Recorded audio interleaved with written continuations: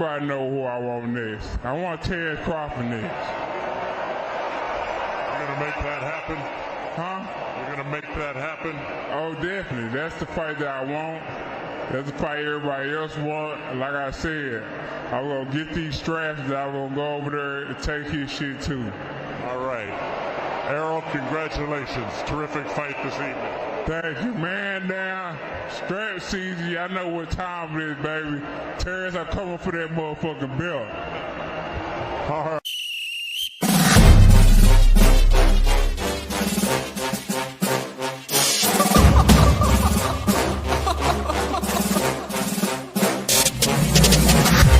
I'm not catching fades anymore. Gotta keep my hands clean when they come for the board. Keep it smooth like a dawn, making moves in the dark. Cause I learned how to swim in the pool full of sharks. Now they coaches, cause they can't read all his motions. How the kid never switch codes, but he code switch focus. Staring down your team with a frozen, ice cold look that could end the summer solstice. Cause I'm more like the top dog. Keep on running game and the gang will accost y'all. I be calling plays from a plane while I'm off court. But we ain't the same, you a lame, I'm a mob star. Actually, I'm a top dog on a stat sheet. Off court, but I call plays for the athletes. When the cop cars try to catch me, cause I rolled off in a taxi. Put my feet up, I'm relaxing. Singing Figaro with no accent. While I pull strings from the streets in. Do it all with a straight face, I'm the kingpin. Top dog, top flow, boss mode, I'm the kingpin. Showstopper, top dog, God vibes, I'm the kingpin. They know I'm a dog and a beast, man. Yeah, I keep the peace with a piece, man. I ain't got no time for a piece, man. Why would I respond to a pawn? I'm the... Hold up. If I let my dogs off the leash, then you might want to get out of Dodge by the evening. Honestly, think it's not the blood and the beat, and they don't leave anything behind at the evening. I can see you soft, ever thought about retreating. If you never have, then they'll give you a reason. Better watch your tone, lose your bass when you speaking. Underneath the mask is the wrath of a... When you learn how to smile in their face, then go cutthroat. Then they want to call you a con when the blood cold. I remember starving while y'all had a truckload. Now I'm with the mob with the call and the gusto. I'm a top dog on a stat sheet. Off court, but I call plays for the athletes. When the cop cars try to catch me, cause I rolled off in a taxi. Put my feet up, I'm relaxing. Singing Figaro with no accent. While I pour strings from the streets in. Do it all with a straight face, I'm the kingpin. Top dog, top flow, boss mode, I'm the kingpin. Showstopper, top dog, God vibes, I'm the kingpin.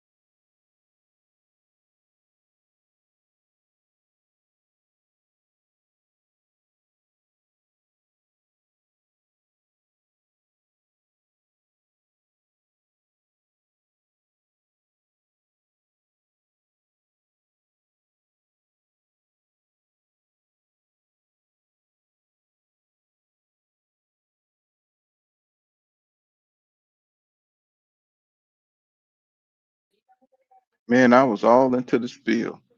I was all into the spiel, bro. I ain't even clicked myself in. Well, basically, what I was saying is that Shakur Stevenson, he has now joined the Jake Paul Clown Show, and I know a lot of people are cool with it. You know what I'm saying? Because $40 million ain't really nothing to ignore. That's nothing to ignore. You know what I'm saying? But if he's going to retire, okay, that's cool. If Tank is going to retire, I understand. That's okay. You know what I'm saying? Because he's going to go out with a bag, right? But then I don't understand Shakur Stevenson, going over there and saying attaching his name to it because I could see the way Jake Paul mind kind of work his troll nature, you know what I'm saying, to get Gervonta Tank Davis rival over there, guy that he said he wouldn't fight. Um, the way Tank looks at it is that he will be giving Stevenson a payday. So, well, since Stevenson, I guess he said, well, shit, if you're going to try to deny me a payday, I'm going to come over there and attach my name to this situation, you know what I'm saying, and get some clout out of it at least, by training Jake Paul. And I don't know what he can really teach Jake Paul. Um, you know what I'm saying? Maybe he can help him with a few things. I don't know. But just to have Stevenson name attached to this, um, it's just kind of a little bit hypocritical. You know what I'm saying? It's just a little hypocritical, man. Um, we're trying to get boxing rebuilt back, and it was Stevenson who was saying to uh, Teofimo Lopez, "Let's make boxing again." So let's make boxing great again. Um, I thought that was funny. You know what I'm saying? Then you go help a fake fight. You know what I'm saying? Become even bigger by attaching your name, another boxing star, going over there to help him promote this fight, right? This fake fight.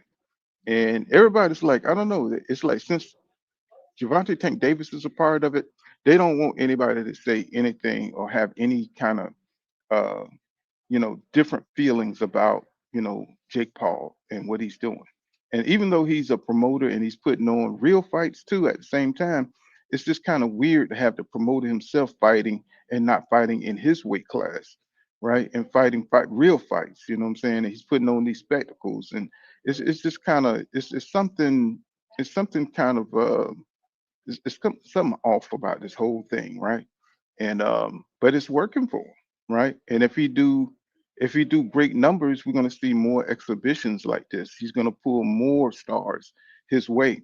I don't know if this is going to lead to, what I'm saying, a big promoter house, you know what I'm saying, where he's grabbing more boxers and putting on more shows with Netflix. But that's the problem. That's what I worry about. Because we don't need boxing to now it could work both ways. Jake Paul could turn out to be a great promoter, and this may be just how he's starting to fund his empire, right? It could happen. I've seen weirder things, in boxing. This could be, what I'm saying, the start of his boxing empire, right? And then he turned it all into, what I'm saying, something good, giving boxers another alternative, what I'm saying, to go work with him. Hopefully he'll be out of the picture and the fighters will be able to fight for some money over there and put on Netflix and he'll be another option, what I'm saying, to go to like a Showtime or like when we had HBO, Showtime, and what I'm saying, boxers could go sign with them and we could see some fights, what I'm saying, if he could get it to work. But right now he's able to pull some of the top names, what I'm saying, because nobody's, all these free agents, what I'm saying, they unless you work with the Turk, it's going to be hard for you to break in, what I'm saying, to fight somebody who has a belt, somebody who has potential, what I'm saying, or they're going to use that as an excuse not to fight you, right?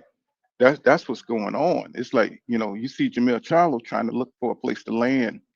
Um, he's the former undisputed champion at 154. So he's looking for a big fight. So you got all these fighters that's loose out there that's looking for fights, right?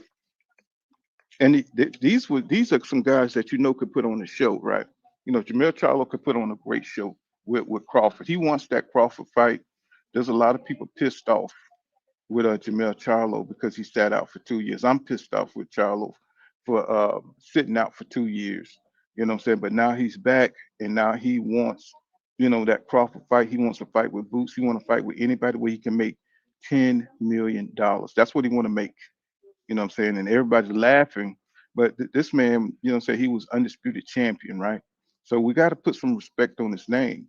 Um, when anybody else like a Canelo drops the belt, Crawford dropped the belt at 147. You know what I'm saying? Many fighters and champions leave to get that Canelo fight, get that Canelo money, and they drop the belt. So why is it so different that, Jamel Charlo did the same thing to go get the big money, right?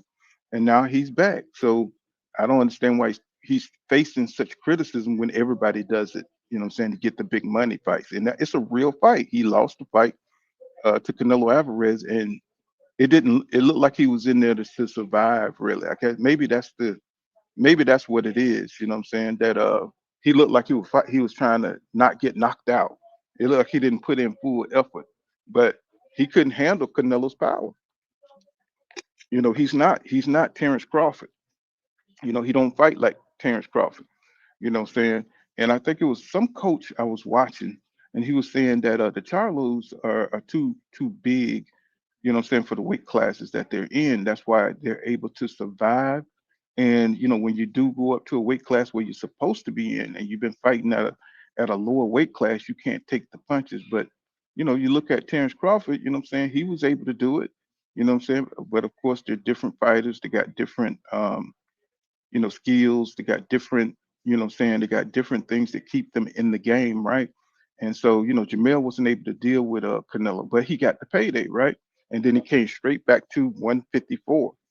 Um, he talked about a lot about how his coaches were arguing, and I don't know. At this point, it's like they should be able to pick a coach and roll with that coach. Ronnie Shields is a damn good coach. It got him to this point.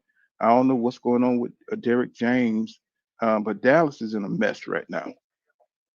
Dallas is in a mess. The coaches want more money. They can't come to agree with what tactic to use when they're over these fighters, and these are the stars, right? So I don't know what they're arguing about. It's like it's crazy, man. It's like I don't even know how many coaches he's working with right now. But Jamel Charlo need to get it together before he gets a big fight, right? He need to have all that intact so he could be working on his craft, right? So right now he still seems like he's kind of confused, and I would hate for him to take a big fight just to take a terrible loss. You know what I'm saying? And it's ugly in Dallas right now. I don't know what Errol Smith Jr. is doing or who he's working with, but I see he's working out with his best friend down there, down here where I'm at. I see they working together again. So I don't know. It's just kind of confusing right now because don't seem like they can get along with the coaches down here. He said, Pooh, what's wrong with Bud being undisputed at 140? What's wrong? He said, what's wrong with Bud being undisputed at 140? Well, to me, it wasn't nobody at 140. I don't think there's nothing wrong with him being undisputed at 140, Doc Kent. My thing is why become undisputed of a weak weight division? It's kind of like the women's boxing, you know what I'm saying? Because, there's not a whole lot of like great women uh competitors, you know what I'm saying, in weight classes. So you can rack up on undisputed, right? I mean, look at what's her name? Gabriera damn Fundora, right? She's racking up. They just racking up undisputed titles. You know why? Because there's nobody in those divisions as good as they are, right? Clarissa Shields, what she's three-time undisputed. Now I'm not trying now Clarissa had some good challenges. That's the difference, is that she had some opponents that could actually beat her, right? That gave her a good competitive fight. To me, when Crawford was at 140, so he didn't have a lot of good opponents at 140. So there's nothing wrong with him, gathering the belt. Well, he didn't gather the belt. See, that's another thing I have a problem with. He didn't go to each champion, even though my boy was unified down there. And I don't like when you just come at the end and you don't go through the division, even though that you could beat the champ. See, that tells you right there how weak that division is. You could just beat the one guy, You know what I'm saying?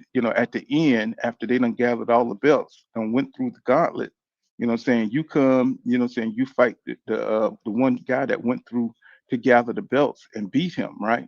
And then now you undisputed, right? So to me, you know what I'm saying? That's kind of like, it's not cheating, but it's cheating the system, right? And so you go up just like he went up there and fought Canelo Alvarez. He didn't fight none of the other 160-pound fighters. You know what I'm saying? Canelo, we knew Canelo wasn't fighting everybody. That's why his skills were so off. You know what I'm saying? Because he wasn't fighting the top guys. You got to fight the top guys to stay sharp. We know this, but he used his political power to hold on to all the belts and to not fight who was dangerous to him, right?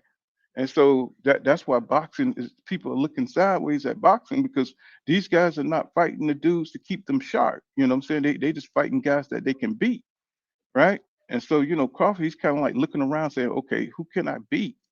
If David Benavidez was at 168, would he have went up there and fought David Benavidez if he was undisputed at 168? Ask yourself that question. You know what I'm saying? If somebody at 140, you know what I'm saying? I can't think of nobody. See, 140 been weak for so long. You know what I'm saying?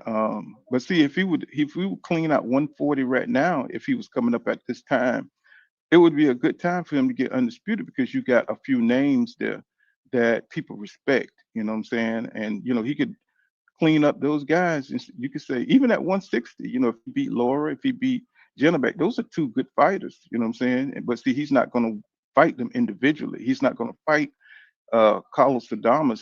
So he's not going to fight all those guys. He's just going to fight one dude and probably beat that guy and get undisputed again. So he didn't go through the division. He's just fighting the one guy, which is smart. I'm not saying it's not a smart move, but what I'm saying is it's not classic boxing, right? You're just fighting one dude for undisputed. You know what I'm saying? Which is a smart way to go, but we want to see you fight all. We want to see that style, that Crawford style against Carlos Adamas. We want to see it against Laura. We want to see it against all the guys in the division. And that's the problem with Crawford. You know what I'm saying? Everybody think it's a personal thing. No, it's traditional, to see fighters go through the division. And, we got people are such fan of Crawford, they just want to see him pick off belts, pick off undisputed titles. It's like, no, I want to see him just like he fought Madronov. You know what I'm saying? He could have fought Virgil Ortiz. He could have fought Sebastian Fedora. Fight three of them, fight two of them. I don't care. You know what I'm saying? Fight a couple of guys in the division, you know what I'm saying, before you get the undisputed. Go fight for undisputed. And that's the problem we see with Crawford. You know what I'm saying? That's how he moves, going from division to the division, just kind of skipping over and not really going through and really preserving himself. While the guys who are going gathering the belts, they're wearing themselves out. You know what I'm saying? Getting beat the hell up. You know what I'm saying? Trying to gather the belts. And that's not fair. He says, Laugh Out Loud Ninja was in an uproar when Boots hit Canelo with some sparring, shaking my head. And I think that was good experience for Boots. You know what I'm saying? Because it helped his confidence. He got to see, he's got to see, you know what I'm saying, something that Canelo, brought to the table, another style, another way of doing things, another way of training. And I think that's what helped David Benavidez. He was in all these different Triple G camps. He was in all these different camps growing up just to see, how to train, how to work on your skills and stuff like that. I think that's going to help Boots dominate at 154 if he can. He said, "Good morning. What's up, Mike Rhythm in the building? What's going on? What's going on, Jubilant? What's going on, bro? Julian, Rumbly, what's going on, bro?" He says, "Good morning, everyone. Thanks for the boxing talk on this Saturday morning. Appreciate it, no doubt." He says, "What's going on? What's going on, Darnell? What's happening?" He says, "I got you pulled." He said he had me dying yesterday on your tape. No, Crawford is a I guess when people you criticize any fighter, you hear when you kind of tied to these fighters that fight ain't no good. No, no, the better you are, the more people expect out of the fighters. We expected a lot out of Errol Spence Jr. We expected a lot out of any fighter. You know what I'm saying? That we expect a lot of the Boots. we expect a lot. So he's going to be criticized, because, if he go, because right now, Boots is over there supporting Jack Catterall, right? And he's over there looking at, he's over there trying to, he's over there looking at that fight with, um, Banks and, I can't talk this morning for some reason. Um, Banks, Chris Banks, and Banks, and Connor Ben. He's over there. I don't know why I can't keep this on. Um, he's over there looking at that fight, and I hope what I'm hoping that they're not doing is trying to set up Boots with Connor Ben, because Connor Ben's talking about coming back down to 147 after he fights Chris Eubanks, right? I said that would be a mistake, because Boots is going to he's really going to go through the mill if he's going to get a lot of criticism if he fights Conor Ben next. So nobody, that's not a fight people want to see. They want to see the Virgil Ortiz Jr. fight, and Oscar De La Hoya now is talking about down the road type shit. You know what I'm saying? So that's kind of looking ugly, because people are already they kind of seen this coming, that they wasn't going to fight each other next. It's just kind of like they uh, just kind of building the fight up and stuff. And if they go and both of them lose or something like that, it's going to be a missed opportunity. You know what I'm saying? So, we got to stop marinating these fights and get these guys in the ring, because if they lose to each other, it's not a bad loss. It's probably going to hurt Boots more than it hurt Virgil Ortiz, because Boots is the one, what I'm saying, who got the neo. He's the new dude. He's the dude that got all the flash, got all the moves, and he's the more dynamic fighter, right? So if they fought, because they're such high level opponents, it wouldn't hurt them, especially them being this young. They could just move on and beat the next guy. You know what I'm saying? So I don't see why it shouldn't happen. I don't see why it shouldn't happen. He says, like Andre kept fighting lesser opponents. When he stepped it up, he said his lack, yeah, because Andre was, when Andre was taking on all challenges, and when he was when he before he got to the zone, what I'm saying, he was dangerous, man. His punching angles was crazy, his speed was crazy, what I'm saying, his timing was crazy. What I'm saying? So you knew that Jamel Charlo had a problem. You know what I'm saying? Talking about fighting him or Jamal, he could have fought both of them. You know what I'm saying? At the time. So Boo Boo never got in because he's so lackadaisical, and it was pure comedy when he went in there to try to assert himself against Canelo. And they just looked at him like, bro, you ain't nobody. See, so we got to get out of that. We got to get out of that. Fighters ain't nobody type stuff. These fighters know that the skill level of these guys. You know what I'm saying? That's why Canelo escaped up to 168. You know what I'm saying? Got the hell on.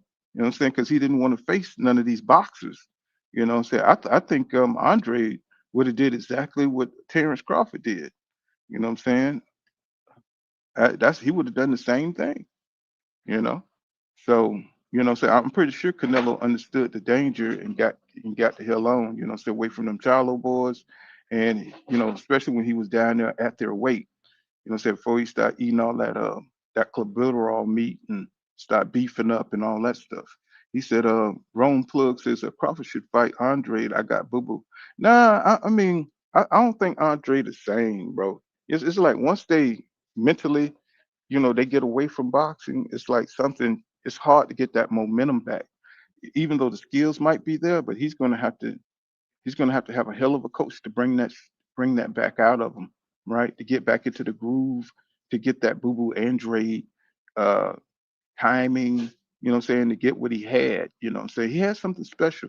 And he could have dealt with a lot of these guys. He probably could have beat Jamel Charlo at the time when he was rocking out, because Castano, Jamal. What I'm saying, that would have been a hell of a fight. That would have been a super fight. Boo Boo Andre and Jamal Charlo, that would have been a hell of a fight, man. You know what I'm saying? Because both of them guys were, at the time, they were rocking out with skills and everything before the Charlos, what I'm saying, hit those family problems. And I don't know what was going on back then, but they were knocking them up out of there. What I'm saying, even though Jamal started kind of fading, a little bit at the end. I haven't even heard anything from him. So, the PBC got a lot of stuff going on, man. It's like, you know, with their fighters and all that. He says, Charlo versus Boo Boo is another fight I still want to see. Either one. He said Canelo ducked Boo Boo for a reason. Yeah. And Jamel Jamal, they ducked Boo Boo for because they seen his skill, man. Boo Boo had man, Boo Boo people. I hate calling him Boo Boo. Andre had exceptional skills, bro. And that length, he had the length, he had the jab, he had every punch in the arsenal. So they knew what they were looking at. So they definitely ducked him. You know what I'm saying? They definitely ducked him. But he didn't do himself no favors by signing on to the zone. And he should have stayed a free agent and made his own fights. You know what I'm saying? A lot of these young fighters, they showing these older fighters the way to go. He says, because I could see that. I don't know why the Turk should grab Boo Boo and make a big fight. You know what I'm saying? Boo Boo should go to the Turk, and I think he would make a great fight. You know what I'm saying? With Boo Boo, because Boo Boo is still good. You know what I'm saying? If he got a big purse to put some money out there for him, I'm pretty sure he'll train himself up. You know what I'm saying? Oh yeah, Myra said Boo Boo is a 6 round fighter. Then he starts to gas out. Yeah, now. You know what I'm saying? But once he get back into the groove, once he get into the groove and he's fighting for something good, let's say 15, 8, $10 million, you know what I'm saying? I'm pretty sure he'll get himself. He was fighting David Benavidez. He was fighting a big ass monster. David Benavidez, he keeps coming. So he's gonna test your conditioning. And that was like a special case when you fight somebody like that. Most fighters ain't like that. He says rewatch him versus. Oh, I saw it. Skills is there. I do believe that, Ron. He never lost his skills, but I think he'll be sharper if he stayed more active. He should have fought Janabek. He should have went ahead and fought Janabek instead of vacating. You know, what I'm saying the WBO. He should have fought Janabek. You know, what I'm saying I don't know. Janabek is skilled, but I think that would have been a good fight for him to reclaim his dominance. You know what I'm saying at 160. He says waiting on fights. Yeah, I know. Isn't that crazy? You know what I'm saying? We always waiting on fights. But one thing we ain't waiting on is exhibitions. You know what I'm saying? One thing we're not waiting on is the Jake Paul fight.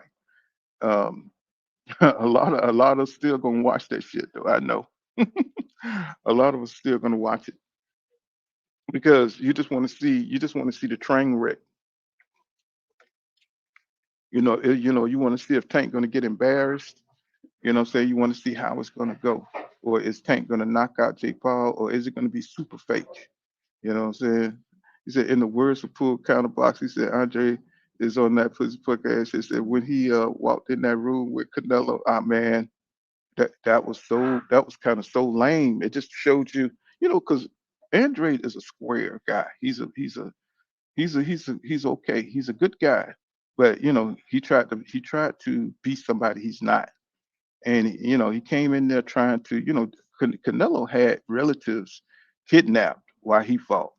So this dude here is on some other shit. He comes from he comes from the Spanish hood. So them Spanish hoods, like where Shakur Stevenson come from, Rio, what you call it, Rio de Janeiro, the city of God type motherfucking shit. You know what I'm saying? Like where you say they playing with rats in the streets, and you know what I'm saying, they playing baseball with dead rats and all this kind of stuff. You know what I'm saying? It's like these boys here, it ain't nothing gonna shake them.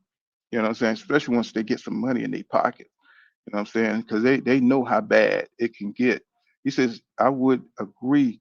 He lost. He got one loss. Yeah. I mean, what's the problem? I mean, what's the problem? But see, in boxing today, they use anything, to suppress fighters that have skill that can upset the apple cart. They put, the zone put Andrade, um, Dimitri Andrade on the shelf because he was a danger to Canelo Alvarez. Canelo Alvarez never wanted to fight him. Any boxer, if you notice, any boxer that's good, you know what I'm saying? You can see it with the Terrence Crawford fight. You know what I'm saying? Terrence Crawford is an excellent boxer. So, he didn't want to face nobody like that. Laura was an excellent boxer. Trout was an excellent boxer. He had problems with all those guys that could move their feet. You know what I'm saying? And counterpunch. You know what I'm saying? So he just got exposed once again. We've been waiting for this for years, but it's not a surprise to us. You know what I'm saying? That no Canelo Alvarez and what he been choosing. So you know what I'm saying? I'm surprised he even took that fight. I'm surprised. I guess it was either Crawford or David Benavidez, and I guess he said shit. You know what I'm saying? I'd rather get beat by Bud Crawford than David Benavidez. So you know what I'm saying? It was the lesser of two evils. He says even his power, he has no knockouts after the sixth round. Say, yeah, yeah, Boo Boo. Yeah, but Boo Boo can box, bro. Boo Boo can move. Boo Boo got all the tricks, man. He could survive. He could make you look bad. He could hit you from the outside. You know what I'm saying? I mean, Boo Boo is a complete fighter. You know, I know y'all saying, I think after he left the zone, I think he was a little bit less than he was before, because after he started getting jammed up and he couldn't get the fights, he needed the Charlo fights to get sharper. He needed the Charlo fights to get himself together. And he kept fighting all this weak opposition over at the zone. And it just dulled his blades, you know what I'm saying? He didn't have the drive to get better, you know what I'm saying? And I think the skills are still there, but it's just hard to kind of regain your momentum after you done went to such a dull network that puts you on the shelf. He says Benavidez was just too big. Yeah, yeah. I mean, Benavidez he was just too strong, too big. You know what I'm saying? He just couldn't. And then he wasn't the same, man. You can see Boo Boo wasn't the same. He didn't have the confidence to go in there and do what he usually does. And but Boo Boo is a very dangerous fighter when he's on top of his game, right? When he got everything clicking, and I think he lost his willpower being over there at the zone, you know what I'm saying? And he just couldn't get the momentum back. He couldn't get that eye of the tiger that he needed to you know what I'm saying, to get those fights that was gonna make him great. Um, you know what I'm saying? Jamel had Castano, you know what I'm saying, that he fought two times. He had Tony Harrison. These fights like that, fighters need those kind of fights for their legacy, you know what I'm saying? And they need it for their skills, you know what I'm saying, to stay sharp. You know what I'm saying? So with Jamel being out of boxing for 2 years, man, so that's gonna hurt him. That's gonna hurt him in the next fights that he takes. So that I think the Errol Spence Jr. fight for Jamel Charlo would be perfect because they've both been out for a while and they're both trying to get back. And I think that would be the perfect fight for him. Even though he's calling out everybody, but these active fighters. When you fight somebody, I don't know if you've ever been on the basketball court and you haven't played in 6 months, but somebody who play every day, they're gonna destroy you when you go out there. You know what I'm saying? Because you're just getting back. Now you might be competitive. You know what I'm saying? You get a couple of games in, but that guy who's been loose and been working every day, got his win up, he's going to be running rings around you for that first three games, right? So you've been out for 2 years. Oh my God, you know what I'm saying? It's going to take a while. You're going to have to build up, reaction time. You're going to have to build up muscle memory. You're going to have to build up a lot of things, you know what I'm saying, that your body has forgotten, even though it's still there, but it's going to take you a few fights, right? Because these guys are active. They're fighting, you know what I'm saying, on a regular basis. So what's going on, Gabe? What's happening, bro? I hope everything going good with you, bro. He says, Eric says, I want to see Jake get stopped. He said would have rather it been Andre Ward versus Paul, but the guy doesn't take himself seriously to fight a 175 retired fighter. Come on, man. Come on. You know Jake Paul ain't trying to get nobody in there that can really deal with him. You know what I'm saying? I mean, he fought a 60-something-year-old Mike Tyson. He fought a 60-something-year-old Mike Tyson. Come on. What are we talking about? You know what I'm saying? He's not going to get somebody in there that could probably shut him down anytime they want to. And Ward is one of those boxing masters that he don't believe in losing. Even if it's scripted, he don't believe in losing, right? The man has never lost, a fight in his life. So, Jake Paul understands psychology behind it. He knows he can't get nobody in there that's going to be too proud to go with the script. And if I'm getting paid $40 million, you know what I'm saying, I'm gonna make sure I get somebody in there that's gonna do what I want them to do. You know what I'm saying? So I'm not gonna put myself out there. I'm not gonna put myself out there to get embarrassed. And that's what would happen if he put a Ward in there, if he put a Crawford in there, if he put somebody in there that can really fight, you know. So we got some crazy stuff going on. Stevenson helping this fool train. I mean, I'm just like, I'm pretty sure he's just doing it for the marketing. He's just doing it for the promotion. You know what I'm saying? It just kind of sickens me a little bit, because he clowned Gervonta Tank Davis for taking the fight, taking this exhibition, and now he's joining it. You know what I'm saying, as a trainer. It's like, bro, what are we doing? And I understand the nature of Jake Paul to be a troll, to bring in Shakur Stevenson, because that's going to really piss Gervonta Tank Davis off. That's going to piss him off because he don't want Shakur to be making any money with his name attached to it. And I understand, if you don't like somebody, say you don't want to make money with that person. You know what I'm saying? Because they done had words. You saw the words that they had.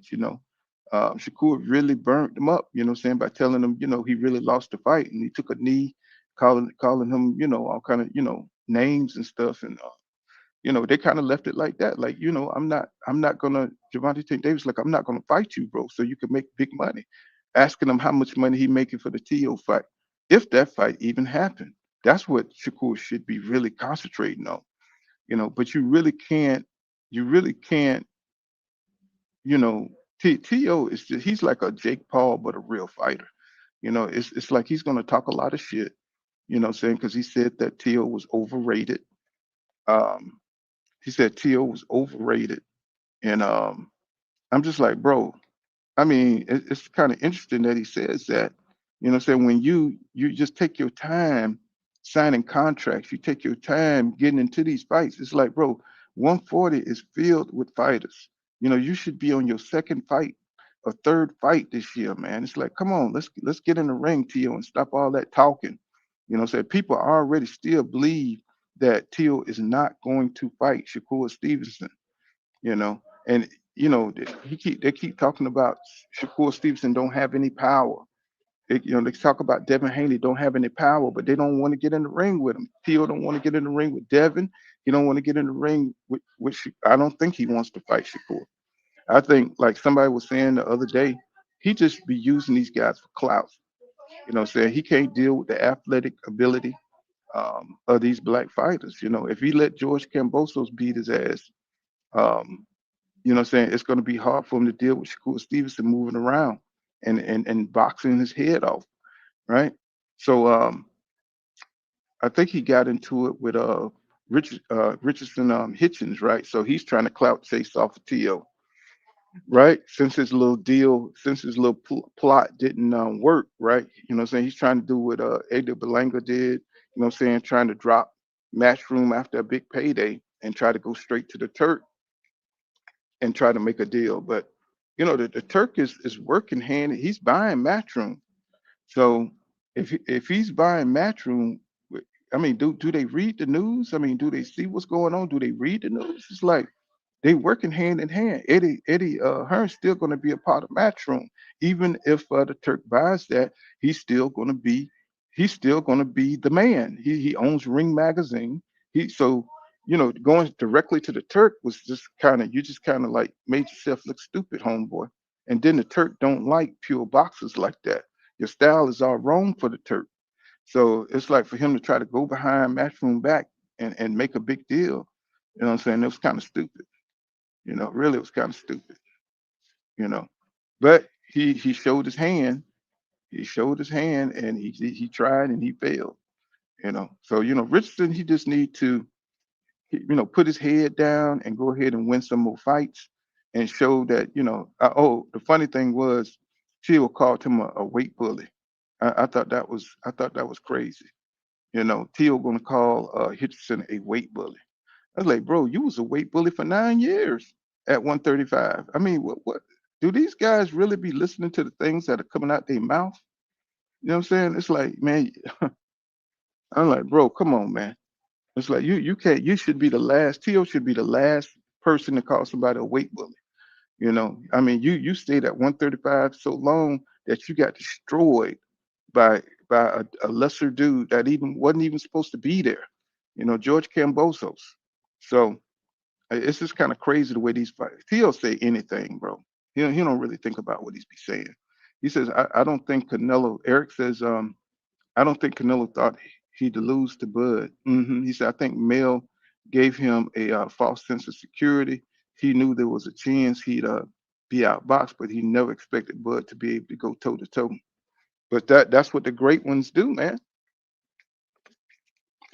That's what the great ones do. You know what I'm saying? They're able to turn their game up to another level. You know, excuse me. They're able to turn up to another level. You know, Canelo never was that kind of fighter.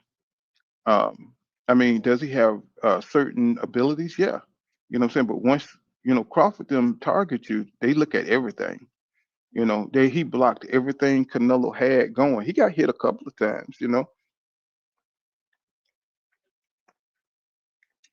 He got hit a couple of times in that fight, and he was able to handle it, you know. Just like when Earl Spence Jr. hit him flush with a left, overhand left, and he ate it. I was like, oh boy, this is gonna be a long night. This is gonna be a long night.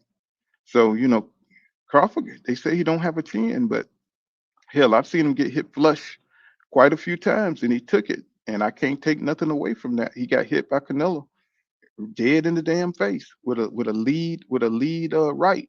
You know what I'm saying? He took it and he went toe to toe with him for a few, what I'm saying, quite on different exchanges. And he was able to win those exchanges.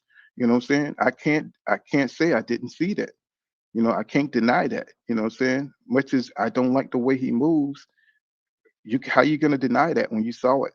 You know what I'm saying? When you saw it with your own eyes. So, you know, like you said, what I'm saying, Bud was able to go toe to toe with him, Eric. That's a good point. He says, nah. Let me see. He says, nah, best fight for Canelo would be Thurman. He said, I don't think Errol is going to be the same. Said he got a lot of hurdle mentally to overcome. I don't think, well, you might be right because if your physical ain't right, then your mental ain't gonna be together, right? So you're right about that, Eric. You know, um, I just think when your body don't respond, and you're not able to do what you used to do. You lose confidence, and we'll see what Errol Spence Jr. look like if he, when he get back in. But as far as money wise, though, Eric, that fight will sell in Texas. It will sell out the AT&T Arena in Dallas. That would be a humongous fight. The fight with Thurman would be big too. I think Thurman would definitely jump on that fight. Everybody wants a piece of Earl Spence Jr. because they think he's damaged goods and everything right now, and that's what fighters be looking for. They be looking for that weak fight, that fight where they have the advantage and all that stuff. So Errol Spence Jr. can make some good money going in there losing a few fights. You know what I'm saying? Trying to get back to where he was, and like you said, if he's not the same fighter, they're gonna find out. Keith Thurman will find out. Jamel Charlo will find out if Errol Spence Jr. don't have that same shark killer mentality. You know what I'm saying? He need to get strap season again if his body will allow it.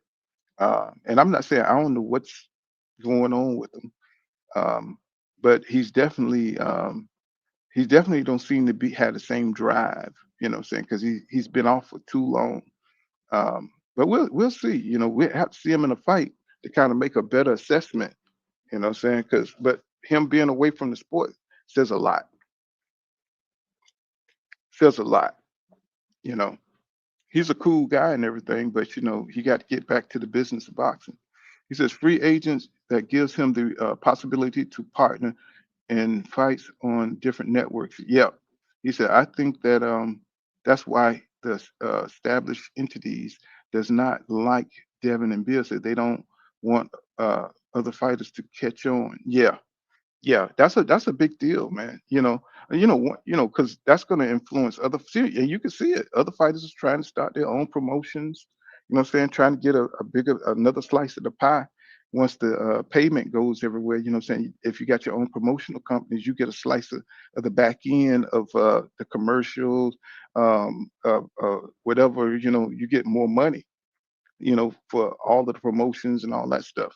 So, if I see a lot of fighters starting to create their own promotional companies and stuff like that. So, it's a smart move, you know what I'm saying? But, of course, the managers don't like that shit because it cuts down on what they can be getting, right?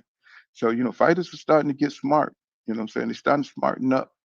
And so it says T.O. Shakur and Keyshawn are examples of the type of fighters who don't need to handle the business side of boxing. Yeah, because Shakur right now, he's been cut loose a little early. He's been cut. See, I'm under the impression that after you fight, like when Floyd fought for Top Rank, he fought some damn good fighters. He fought some good fights. He built his name up, what I'm saying, to get to the point where he could fight Oscar De La Hoya, right? So, once you get up out of your contract, then you done build up your career after fighting you some legacy fights. Your name is buzzing. Everybody wants to see you in big fights. You know what I'm saying? Shakur, he still got he still got to prove himself. The best opponent that he fought was Zepeda, right? And that it's like that those names hearing they don't stand out. Oscar Valdez don't stand out. And then you can't even think about the other fighters, you know what I'm saying? Nakatilia and these dudes don't stand out. You know what I'm saying? The names that stand out is Gervonta Tank Davis. Those are the names, that's the name that stand out. You know what I'm saying? Once he have those fights, once Tank have Shakur Stevenson on his resume, then you can start looking at the Hall of Fame. Fight your rivals, bro. You know what I'm saying? Fight somebody, fight. I think if Shakur fought Andy Cruz, I think that'd be his legacy fight. That'd be his signature fight. You know what I'm saying? If he fight Andy Cruz, or if Abdullah Mason get the WBO belt, man, it's some good fighters coming up at 135. That's going to be a problem. If he fight what's his name, Ratulu, whatever that guy name is, if he fought him, that's a legacy fight because that guy is good. You know what I'm saying? That guy will give him some problems. I think he'll beat him. Shakur beat. I think he'll beat any of them dudes. I don't know about Andy Cruz though. I don't know. That would be Andy Cruz is one of them ones. Andy Cruz one of them ones, bro. He's one of them ones. I mean, Shakur, that's who he should really be trying to face, somebody he can actually fight. I don't think Tio, I think Tio is just messing around. Tio is just too chicken. So he's just messing around. He says, Bud ate that punch. He says Canelo learned from Triple G. He said the same punch Mel stopped fighting on. Yeah, yeah. You know what I'm saying? But but who knew that Crawford was actually a bigger dude, right? That he actually, I've heard that he walked around at 170 or 180. But I didn't actually think that, what I'm saying, that he was actually that size. Maybe he was that size at one point in time. I didn't think that was his walk around weight. You know what I'm saying? It's kind of hard to believe when you seen the man fighting at 135 and 140 most of his career. And then he comes up to 147. But see, the secret is that Crawford is actually a big dude. You know what I'm saying? He's not a small guy. That's the secret. And I don't believe in weight bullying and all that stuff, but because if you can make the weight and you can train yourself to make the weight, but then you depleting yourself, so it could work against you. Sucking down in size. It just depends on what your genetics can handle, right? Because I've seen Crawford, how skinny he was. Man, he looked like a skeleton. You know what I'm saying? So some of them 135 fights, and I think that's why Gamboa almost knocked him out because he was so small. He was so depleted. You know what I'm saying? And I don't even think it's what Gamboa, because you see Crawford now at the heavier weights, he's able to take punches. But see, when you deplete yourself like that, your punch resistance is low. You know what I'm saying? And I think he killed himself to get down to 135, and he almost got defeated. You know what I'm saying? Because he was depleted. You know what I'm saying? He's a bigger guy shrinking down to 135. So I think that's what happened with Gamboa. You know what I'm saying? So this is Julian says free agent that give him. Yeah, I've read that. Eric says, Tio Shakur, I read that. I read that. What's going on, I Breeze? What's happening, bro? He says, salute Full County. He says, you normally live on Saturdays. Well, usually I got days off. Usually I'm out in the field where the internet is bad. And so it's be hard for me to, because I'd be driving 10 hours and stuff like that. And at the end of those 10 hours, I'd be so drained, I can't really have no energy for the internet. What I'm saying? Lives, I don't have a lot of energy because I done drove, what I'm saying, 600, 700 miles and stuff like that. So, and then it usually put me in a place where I don't have no good internet and stuff. So I'm trying to solve the problem by just, going to a good, parking at a good pilot or whatever, what I'm saying? And, what I'm saying, so I could get my shows in or whatever, or when I got layovers and things like that, I could go to a good hotel, just get me a good hotel. My company pay for all that crap and then do my shows. So it'd be hard for me, what I'm saying, to schedule things. But when I'm off, I try to come on every day. Like, I have like 4 days off. I try to come on every day. He says, Shakur, biggest mistake was not calling Devin's bluff. I say the same thing, Eric. When that was going on, um, that's why I say I don't understand when people look at Dev the way they do, because Dev, he will fight anybody, even if he get his butt kicked, even if he gets beat, or he will take the challenge. I think that alone sets him apart from Tank. It sets him apart from Shakur. For me, Shakur should have took that opportunity.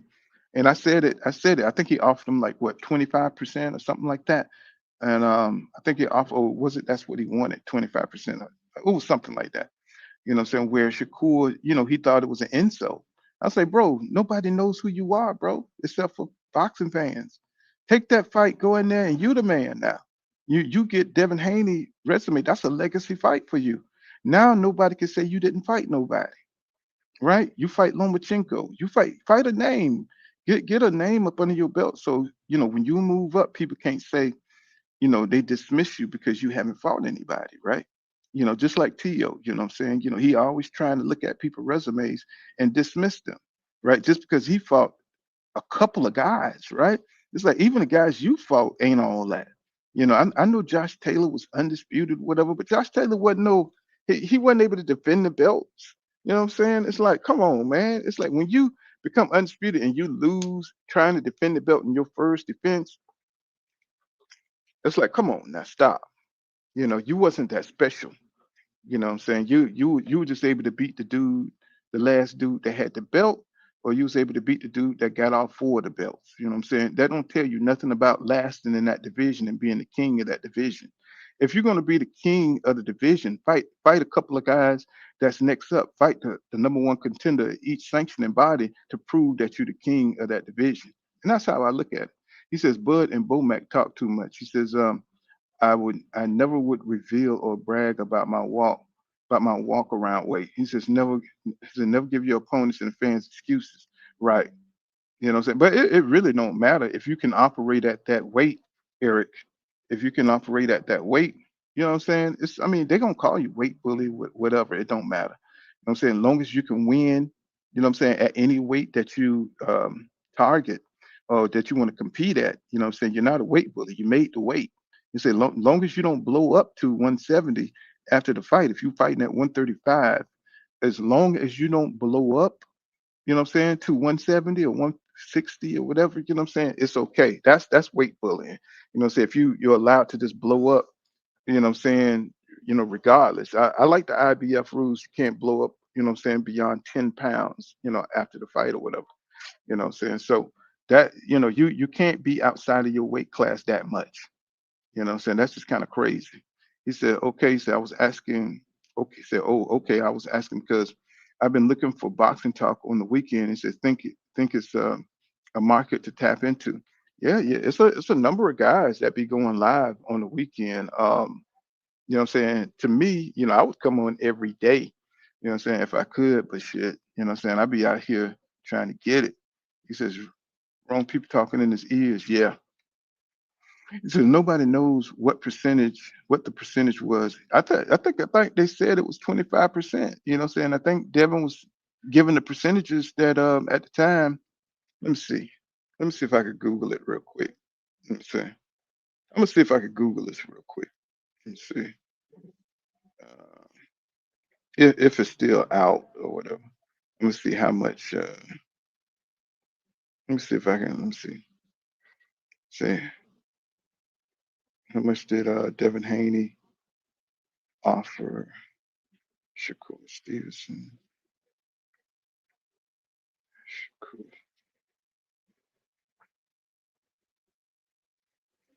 Stevenson to fight. Let's see what it say. He said it says exact fight purse for Devin Haney and Shakur Stevenson was not agreed upon, but Stevenson reportedly turned down an initial offer of 75-25 split, which would have been around guaranteed $8 million for him, because he felt it was too low. He stated his belief that he would earn close to 16 to 20 million in a future matchup with Haney, and that's this that 75-25 split would be too low ball of an offer. You know what I'm saying? So that's what it says. You know what I'm saying? So $8 million shit. You know what I'm saying? Especially if you think you're gonna win. That's nothing. That's a good. That's hey, to get into the big leagues. You know what I'm saying? To get a name on your resume, I would have took it. You know. He says Tio and Ryan, the two biggest bluffs in boxing. You know. He says, Eric said, I feel you, Pull. He says, I just hate to see a fighter work so hard to win, and then water the accomplishments down with the mouth. He says Bud did that with Canelo and EJ, his biggest win. Yeah, yeah. You know what I'm saying? I think he beat Canelo soundly. You know what I'm saying? I thought Canelo has been sitting in that power bubble, being protected, and finally I don't know, for some reason he let Terrence Crawford in. Like I said on my channel all the time, I didn't doubt that Terrence Crawford could beat him, right? So while everybody was saying Canelo is just going to go in there and what I'm saying, his power, him being at a bigger weight, he was never that kind of boxer. You see what he went life and death with Triple G. Triple G ain't even all that. You know what I'm saying? We're living in times where these guys are not the best fighters, right? If you go back in time and you see James Toney, you see Bernard Hopkins, you saw Roy Jones. These guys wouldn't be able to stick with those dudes in that era, right? He would Triple G wouldn't have never been heard of. You know what I'm saying? You know what I'm saying? Them dudes are straight up and down, no special effects. Nobody would have ducked them. Even Journeyman back there would have been fighting the shit out of Triple G and Canelo. They wouldn't have been able to last in those eras, right? Andre Ward. Now you saw Triple G did not want to fight. I don't, they always come out with some kind of weird counter propaganda that Andre Ward was in disputes with his management and stuff. They asked for that fight. HBO did not want to. At the time, HBO was going through this East European thing where they wanted to get all these Rockistan type fighters, you know what I'm saying? And the NBA went through the same thing where they wanted to kind of put some white meat up into the league. You know what I'm saying? They wanted to get these foreign fighters in there, and they didn't want see all these black guys dominating everything. So they do that in boxing too. That's why Triple G, and they protected Triple G for a long time. You know what I'm saying? Triple G was going life and death with a lot of average motherfuckers. So, and then he stayed away from the top fights for a long time. He only wanted to fight Canelo. That's the only guy that he wanted to really fight. You know what I'm saying? Because they were so good, close in skills. They were so close in skills.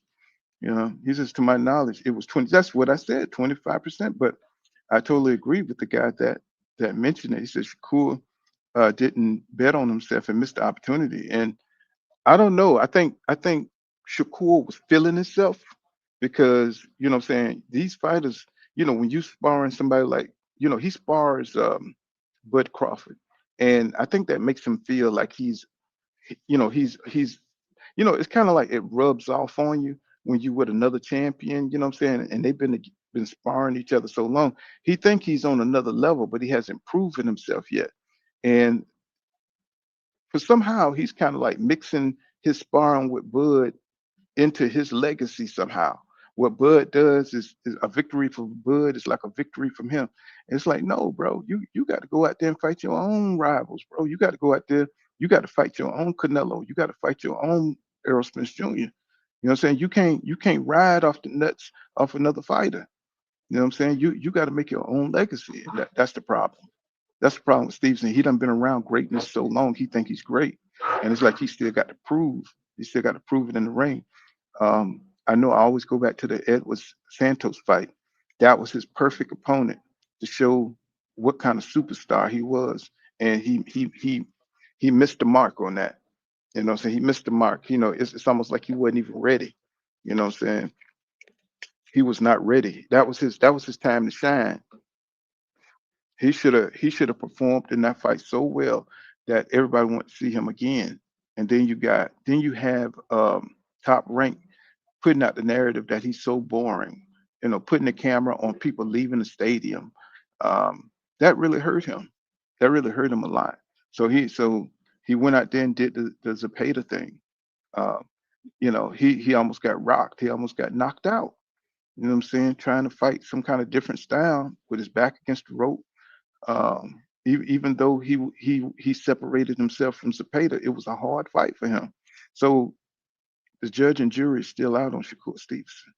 If it depends. I think if this fight with Teal plays out and Teal goes in there and rock his world, it's gonna hurt him. It's gonna hurt his reputation. He's not gonna be able to intimidate nobody. He can't walk around with your chest puffed out if you get knocked out by Teal's Fimo Lopez.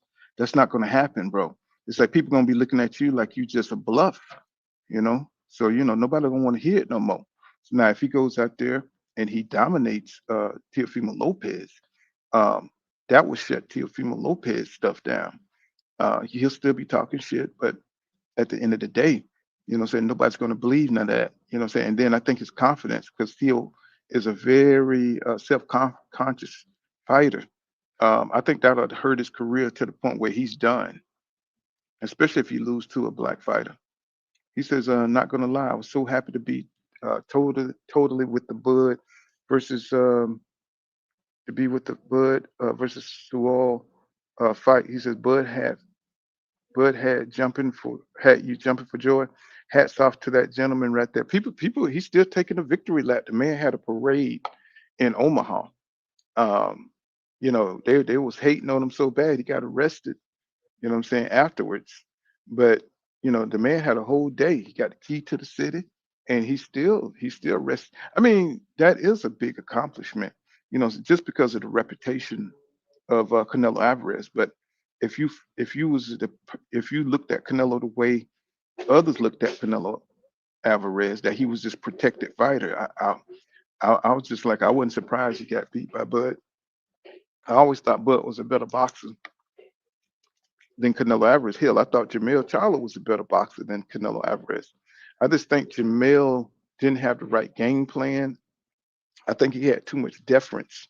He had way too much deference for Canelo. Sometimes the reputation of fighters will beat you. You know what I'm saying? I think Jamel Charlo just kind of caved into all the majestic, stuff that was going on around, his reputation, his majesty, he just kind of bowed down to all that, right? He didn't go in there like to really take this man title, like this dude is not better than me, but I thought he would because he was the Charlo, he was the lion, he was the one who put the lion inside of the lions only. And for some reason, you know, he caved in. I guess that power Canelo had changed his mind. He didn't want to get knocked out. He didn't want to go out on the shield, and he gave it his best shot. But he just didn't have the mentality to withstand those punches, right? Um, and I was surprised as anybody. I was just, my heart sunk, man, when I saw that. I was like, wow. I said, man, Jamel, bro. And that's when Dallas was just falling apart. Everything was going good, you know what I'm saying? It's like until you start seeing the cracks. He says, I was so upset when Shakur turned that down. He said Shakur is my fighter, but he's doing stupid stuff with his career. But he's my guy still. You know, so I think he's a top dude. He just need to get that mentality back to he need to get the mentality back to where he would take the fight to make it happen. Instead of trying to be the A side or anything like that. You know what I'm saying? He haven't done enough to be the A side. I mean, yeah, he's a champion at one, WBC champion, but these things are gonna go to purse bids. You'll be the A side. You know what I'm saying? You fight an Andy Cruz, you know what I'm saying? You'll be the A side. He just need to get back to business, get back to the basics and stop trying to chase guys who really don't want to fight him in the ring. Uh, I don't think T.O. wants anything to do with Shakur Stevenson because the skill gap is just too far. I think Shakur's skill level is as far as the way he boxes, his tactics. You know what I'm saying? I don't think T.O.'s he's quick, but he don't have the IQ. He don't have the boxing IQ that Shakur Stevenson has. And I think Breadman said something to this too. You know what I'm saying? That Shakur would easily beat T.O. And I know a lot of people don't believe that, but the way Shakur move, power don't really mean a whole lot. When you can move the way Shakur can move, his reflexes are still top notch.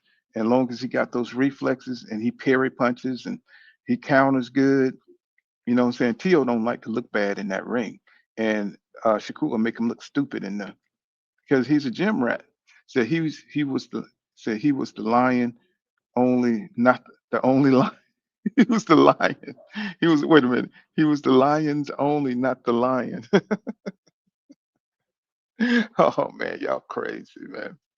But let me see. But yeah, it's a whole mess that's starting to gear up around this fight with Tio and Shakur. I don't know what what saying. Um, I don't know what Tio is waiting on because I don't think he's still signed. I don't think he signed the contract yet. I don't know what he's waiting on unless he's just trying to, secure other fights or something like that.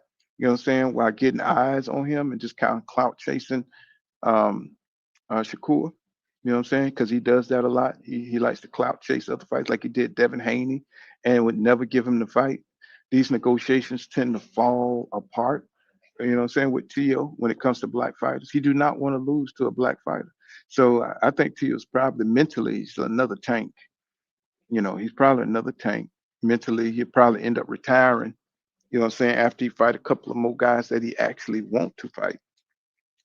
I could see Tio beating Matias because Matias is a little bit too slow. He's still a little bit too upright. He's just a little bit too he'll pressure fighter. But I think Tio could beat somebody that's gonna come to him like that. And Tio got good power, so he could beat I think he'll beat Hitchens. I think he'll beat Hitchens. You know what I'm saying? But that'll be a good fight because Hitchens can box. That'll be a good fight. Um, Antoine Russell, he would never fight Gary Anton Russell. He's too aggressive for him. Anton Russell, I don't think he'll ever face Gary Antoine Russell. You know, he don't like that soul shit that he got. Anton Russell got the magic of the soul going on. So I don't think he would ever entertain that fight. You know what I'm saying? Because Antoine Russell is about that business, right? Hopefully, he looks good against this Japanese dude that he's about to fight. He says Shakur needs to either try uh, to dominate 135 or look to campaign for. Yeah, that's what I was just saying. You know, that's what I'm just saying. Go ahead and fight Andy Cruz. I think he would.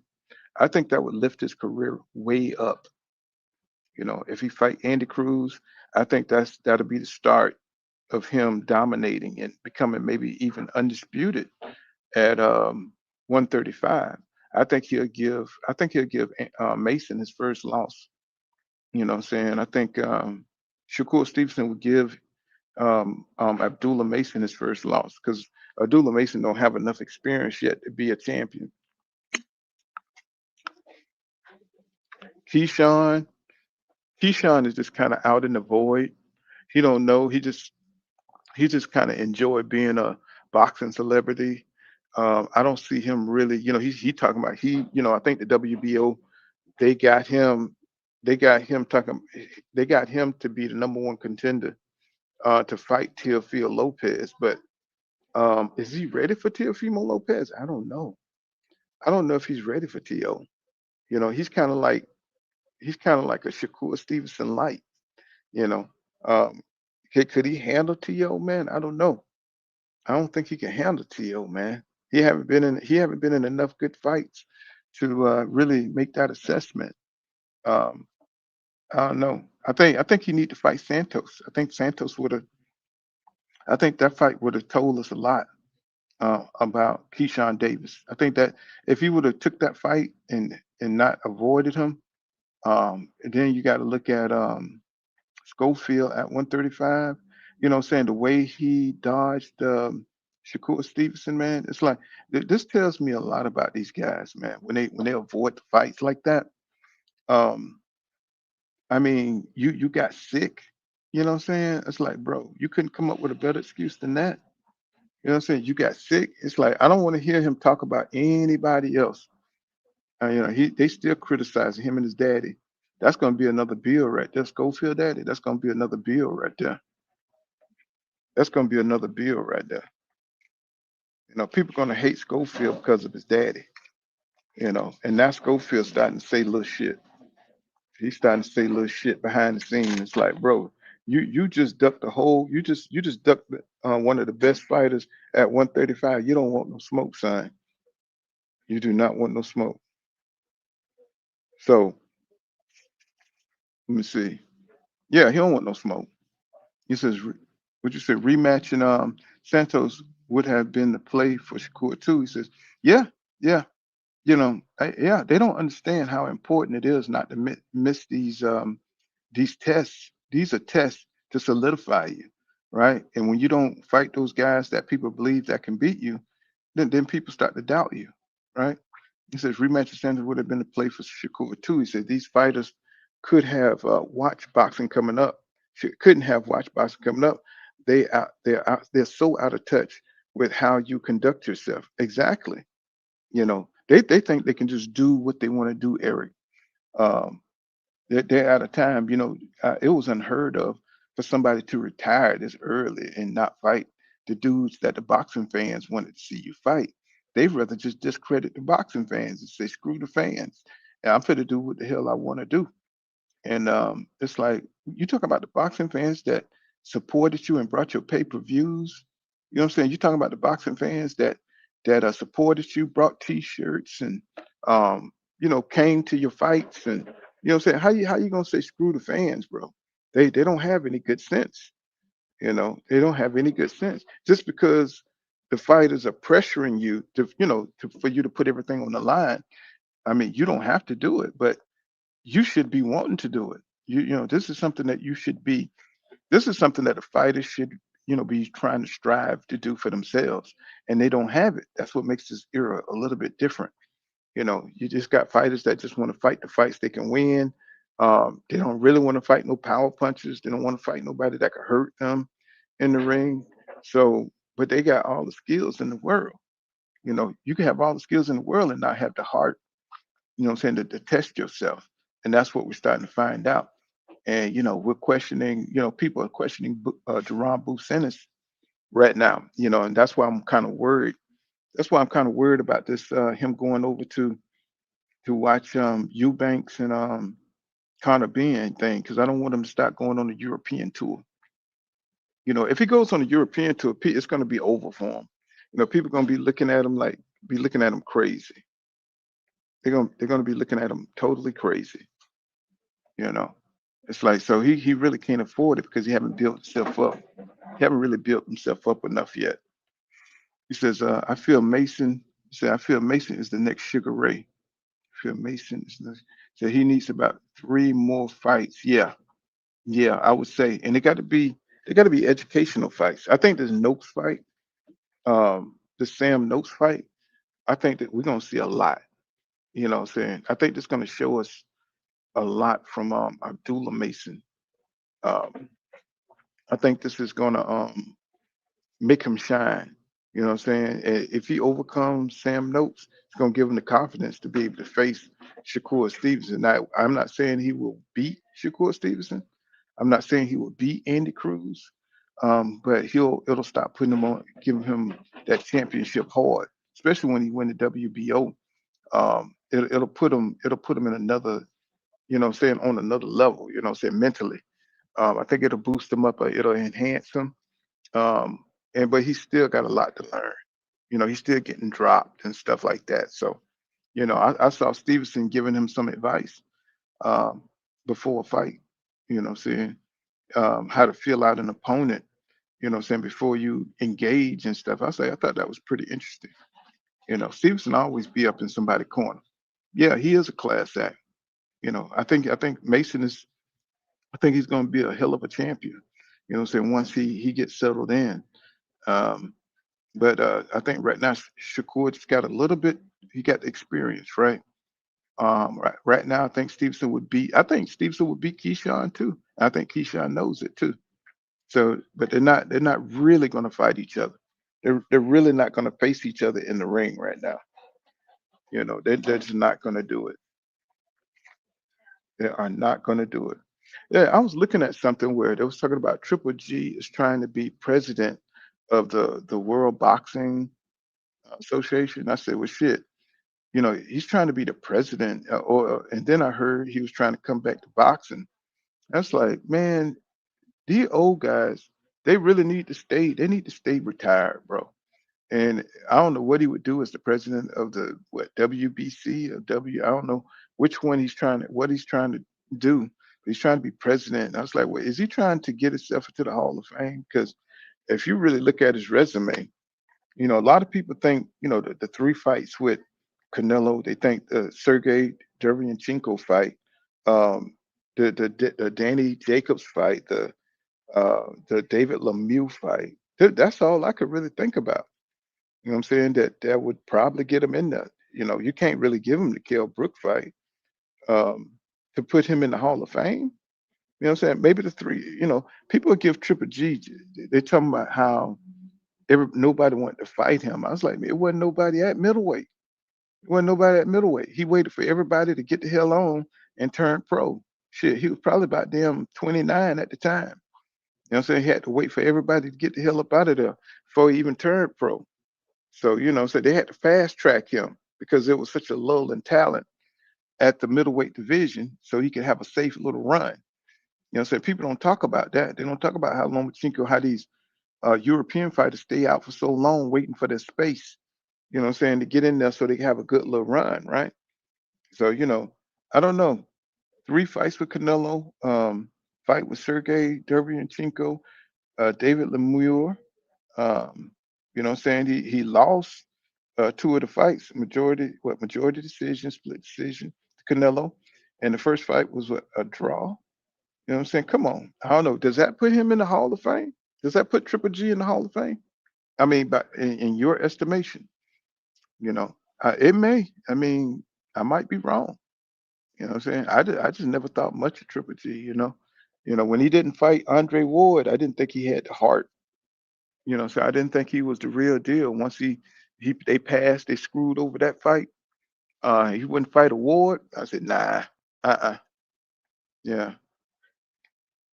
He says concerning Triple G, he said, what happened to I would fight anybody at 154, 168.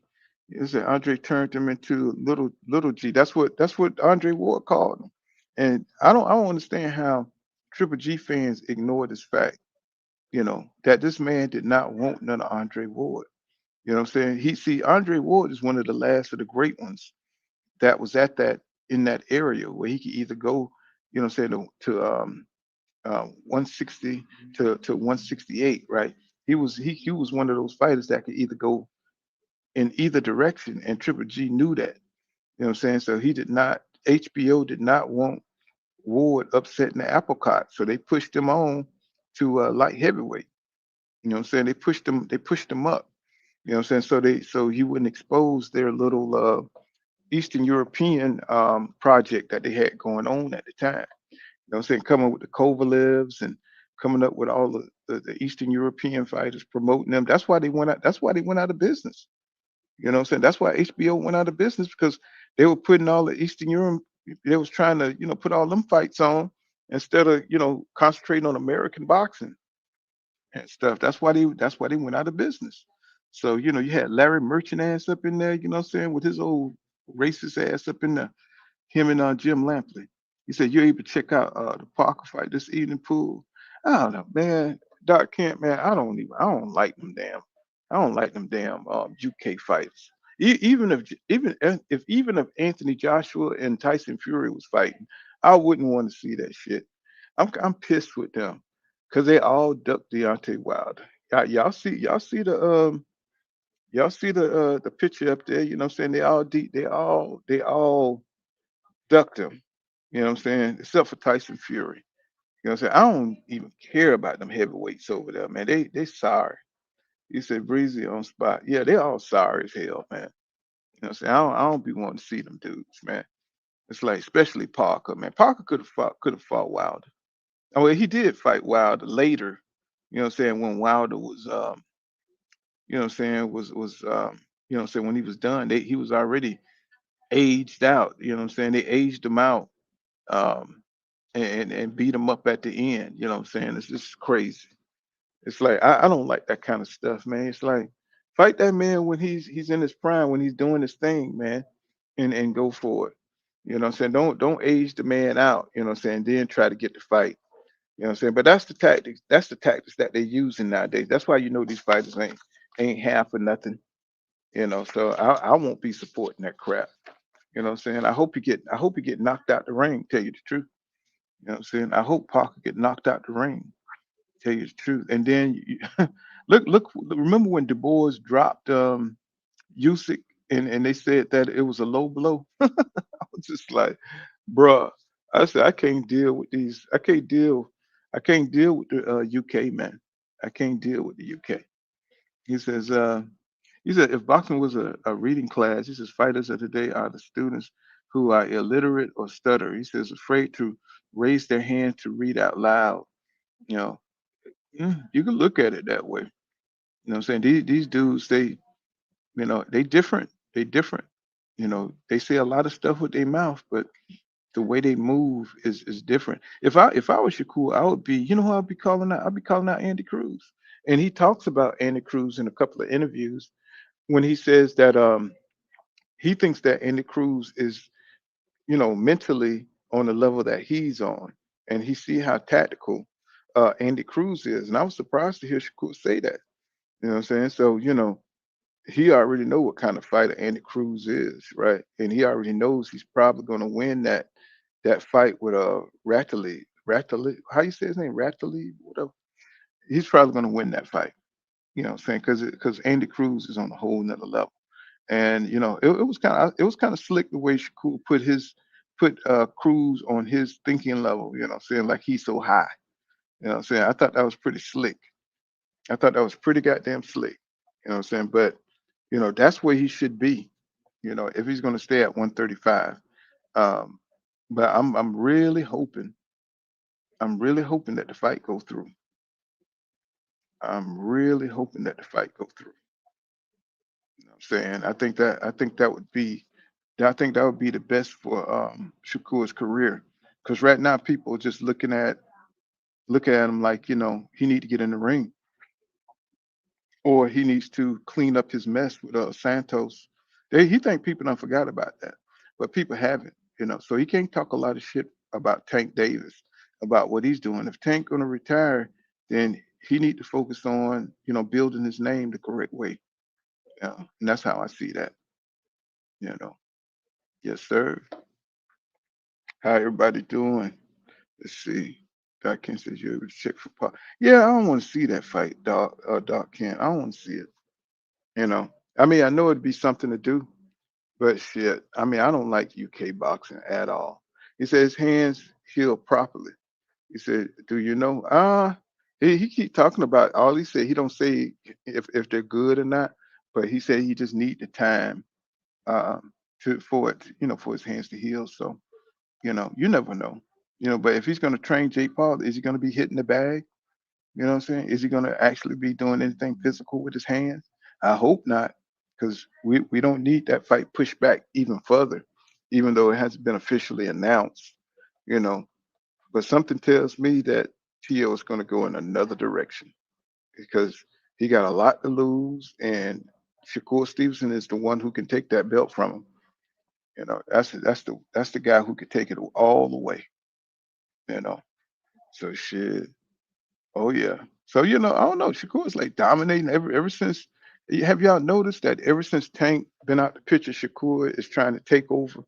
You know what I'm saying? He's trying to take over, trying to pop up and be the center of attention. But these guys so close in skill, it's like no matter how much he props his name up there until he fights somebody, nobody's gonna believe that shit. You know what I'm saying? Nobody's gonna believe it. You know what I'm saying? So he could go on all these interviews on YouTube. He could do what he want to do, but until he get in that ring and he go and fight Santos and dominates him, or he fights somebody that beats somebody that's a good opponent, a great challenge, you know, he's not going to go anywhere. So, but I do like the information we get from Shakur. I do. And I think he knows a lot about boxing, but at the same time, knowing boxing and going in there and actually beating opponents we want to see you fight is different. It's totally different, you know. So that's that's my take on Shakur. He's doing a lot of selling right now. You know, he is doing a lot of selling. Let's see what else they got going on. Let's see. Yeah, and I covered Triple G.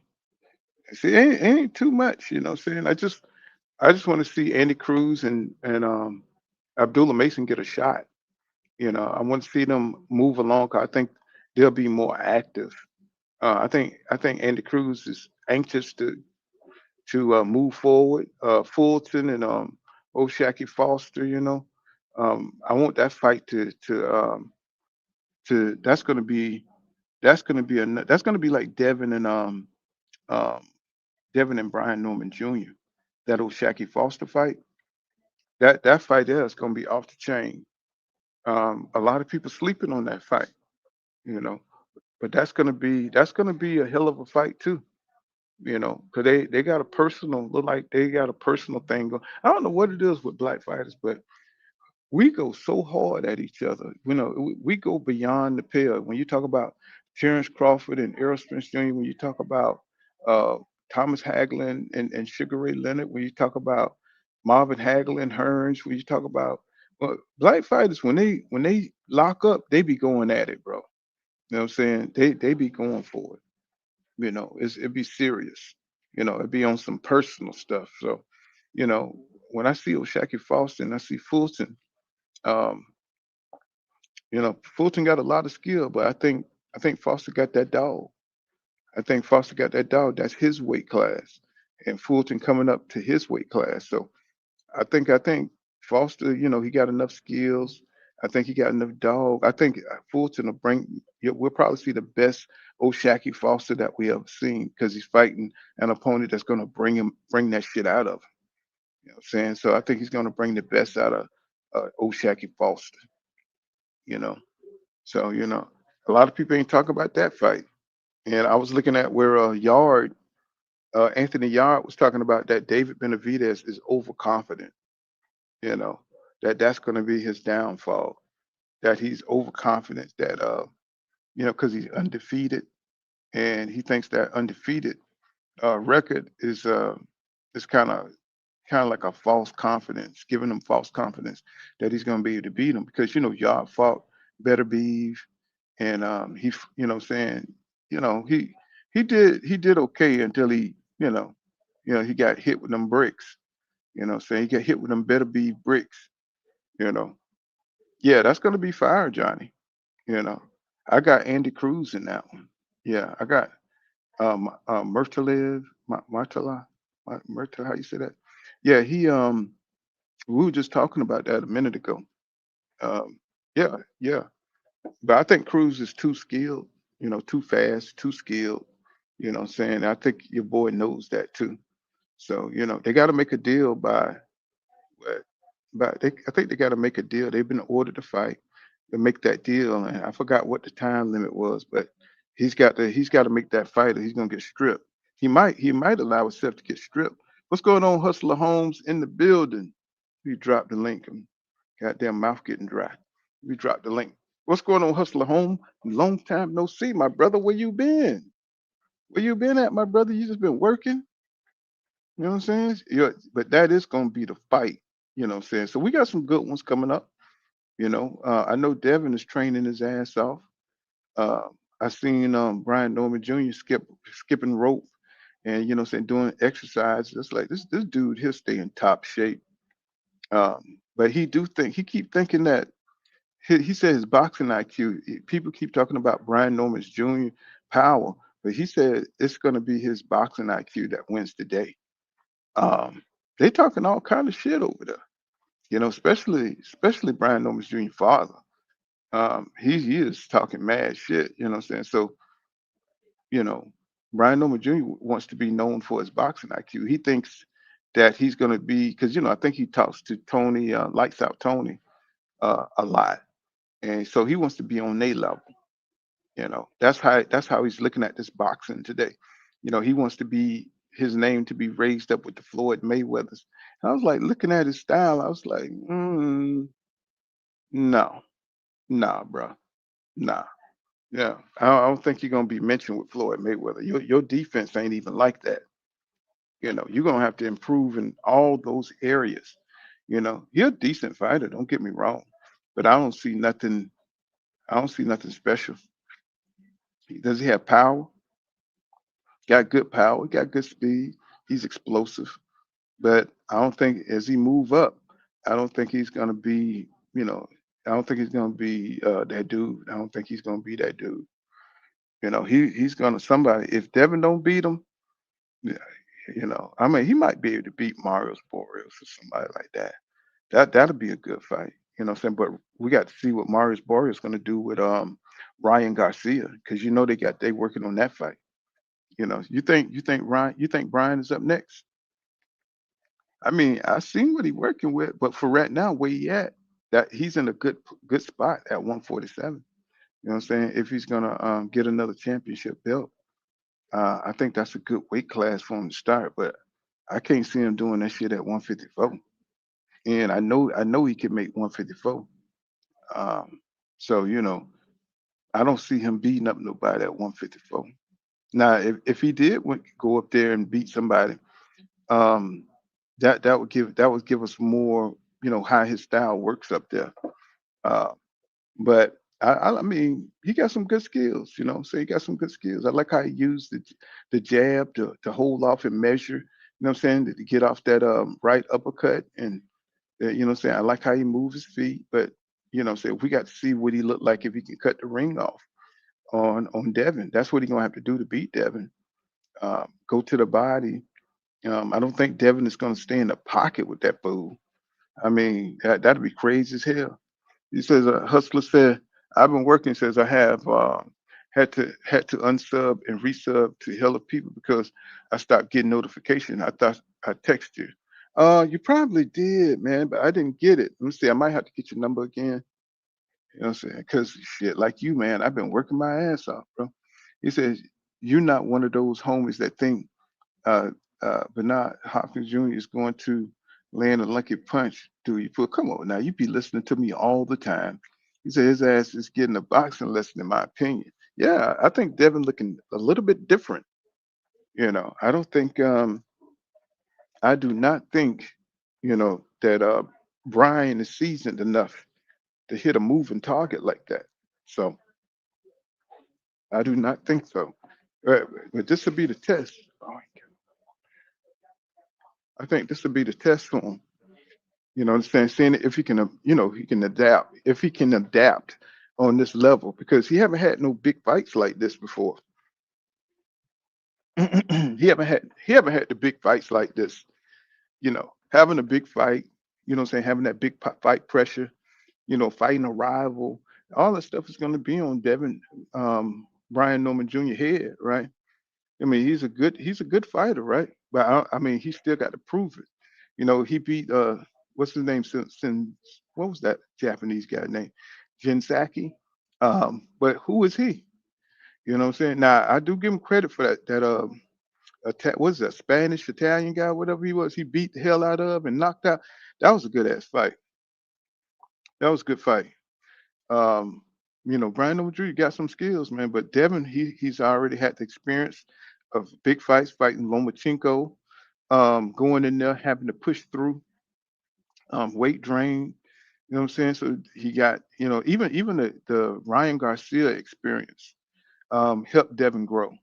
You know what I'm saying? Even though he got beat up, you know what I'm saying? But we know Devin got heart.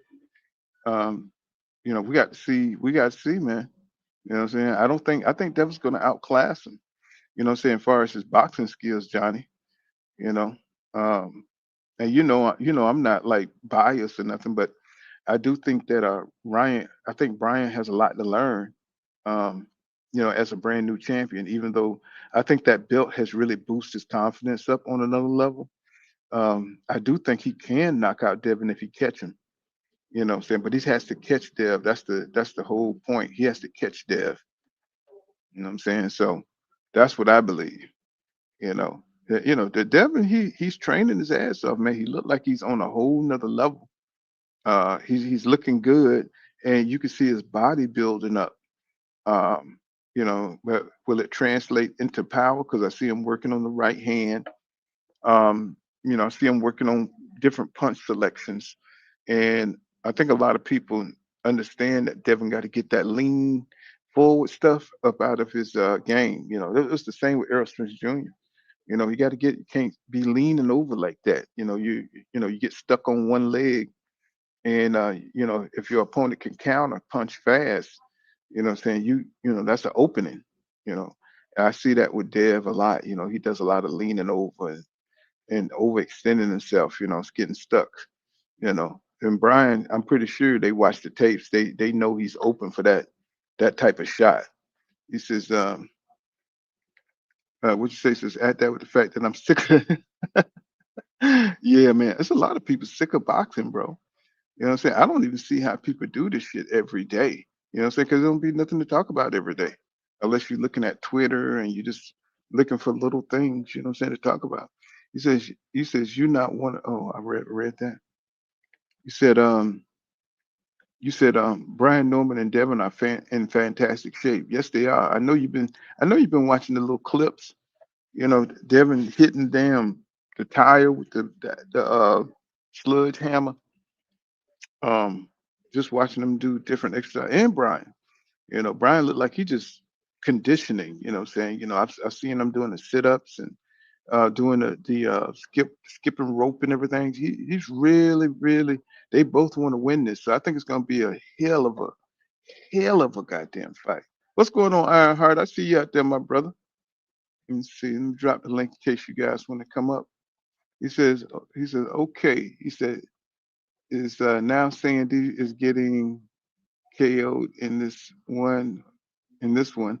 I just can't believe it. He said he jumped off the Devin Haney wagon. Well, I mean, like I said, what I'm saying, I think Devin is going to outclass him. But I'm not delusional. Because Brian can punch, man.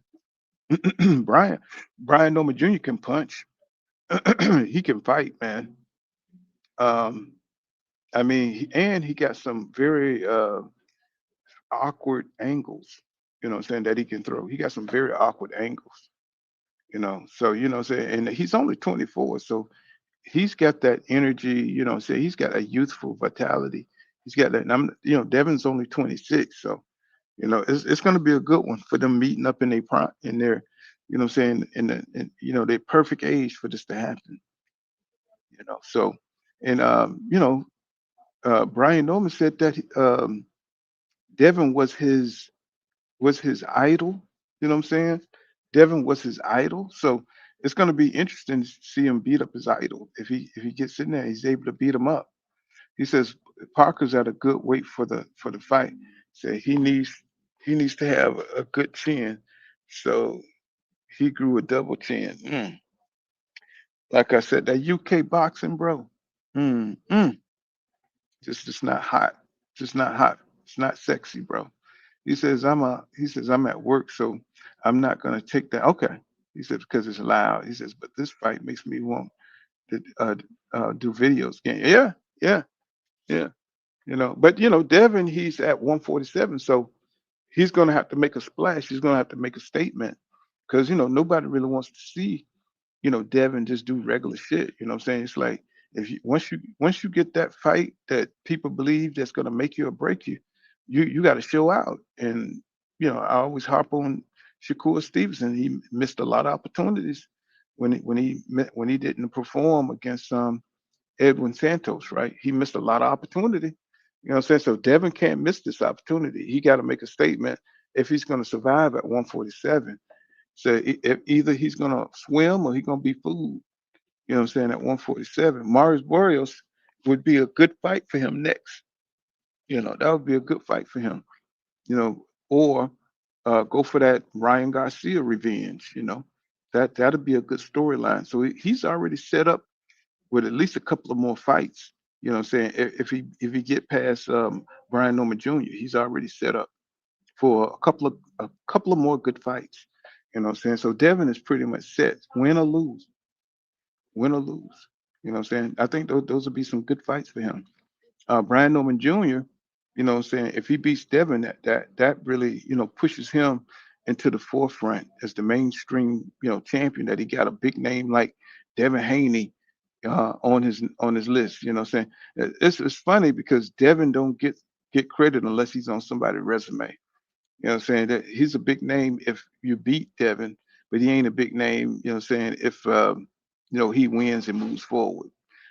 But everybody knows Devin is a big name, you know what I'm saying, at 147. So to get his name on your resume, I think Brian to be ready. I think he'll fight maybe one or two more fights at 147, then he'll move up to 154. And then that'll be a real problem.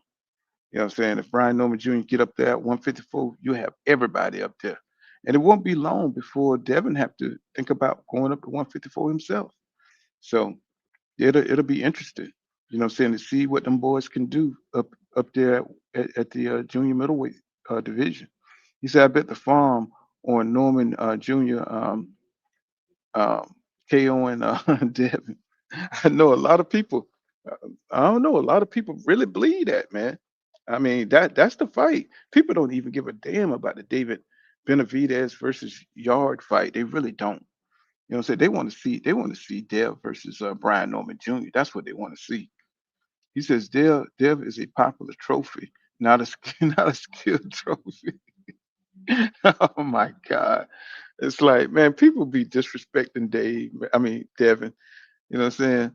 Is that yeah? I think it's the perfect. Well, I think he keeps saying. I dream of this opponent. I'm like, damn, you dream this kind of opponent? Like, bro, it's like I'm like, bro, you somebody too. I've heard of Brian Norman Jr. 2, 3, 4 years ago. I've heard of Brian Norman Jr. He said it would definitely be a boost be Norm's name to give Devin his first official L. Yeah, and it'll be talked about for a long time. His daddy have to go sit his ass down and shut the hell up. Mm-mm. He'll have to he'll have to go in the hide. You know what I'm saying? 'Cause all that shit he be talking. Brian Norman Jr. daddy too. What's going on, Rich? What's happening, Hey, bro? what's going on, Paul? I just listen to you chop it up, man. Man, yeah, man, it's gonna be a great fight, man. Great fight. It's a 50-50 fight. I know that everybody think Norman just gonna blow him out the water. I really don't see that. I do not see that.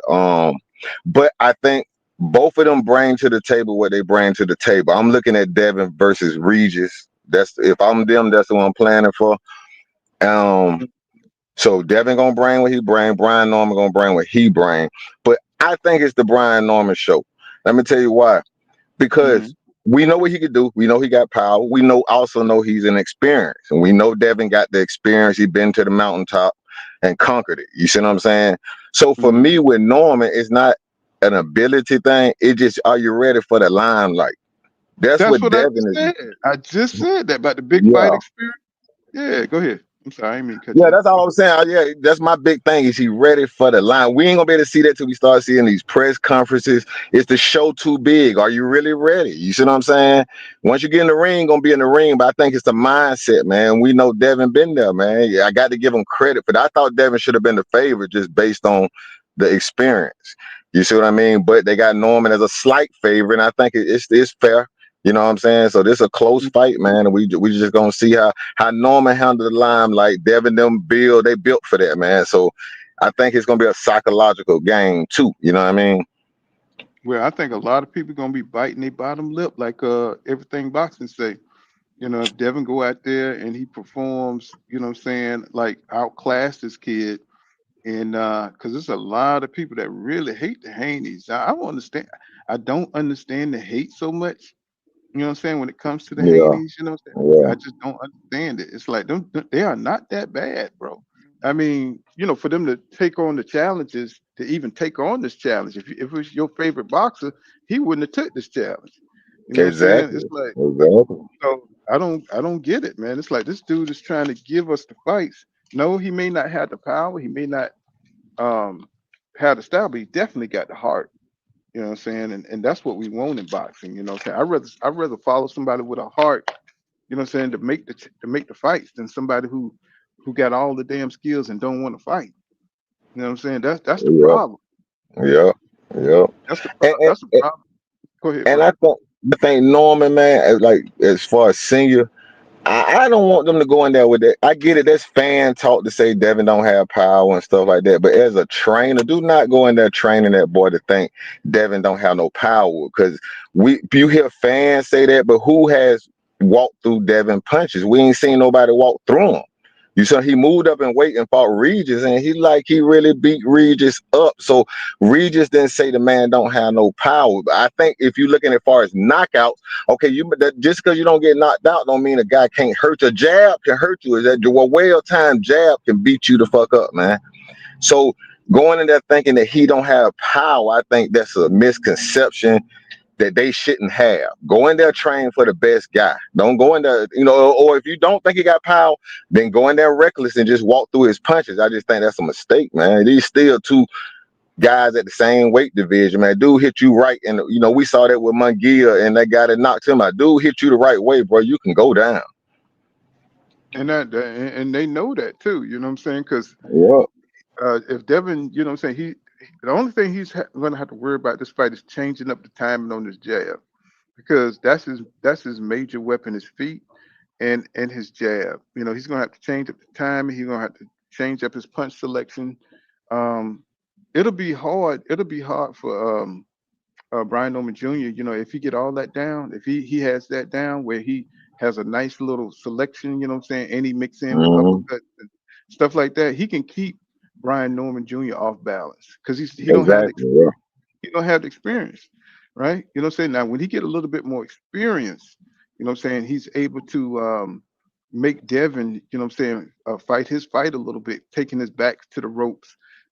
If we see Devin back touch them ropes 6 times, I think he's gonna get hurt.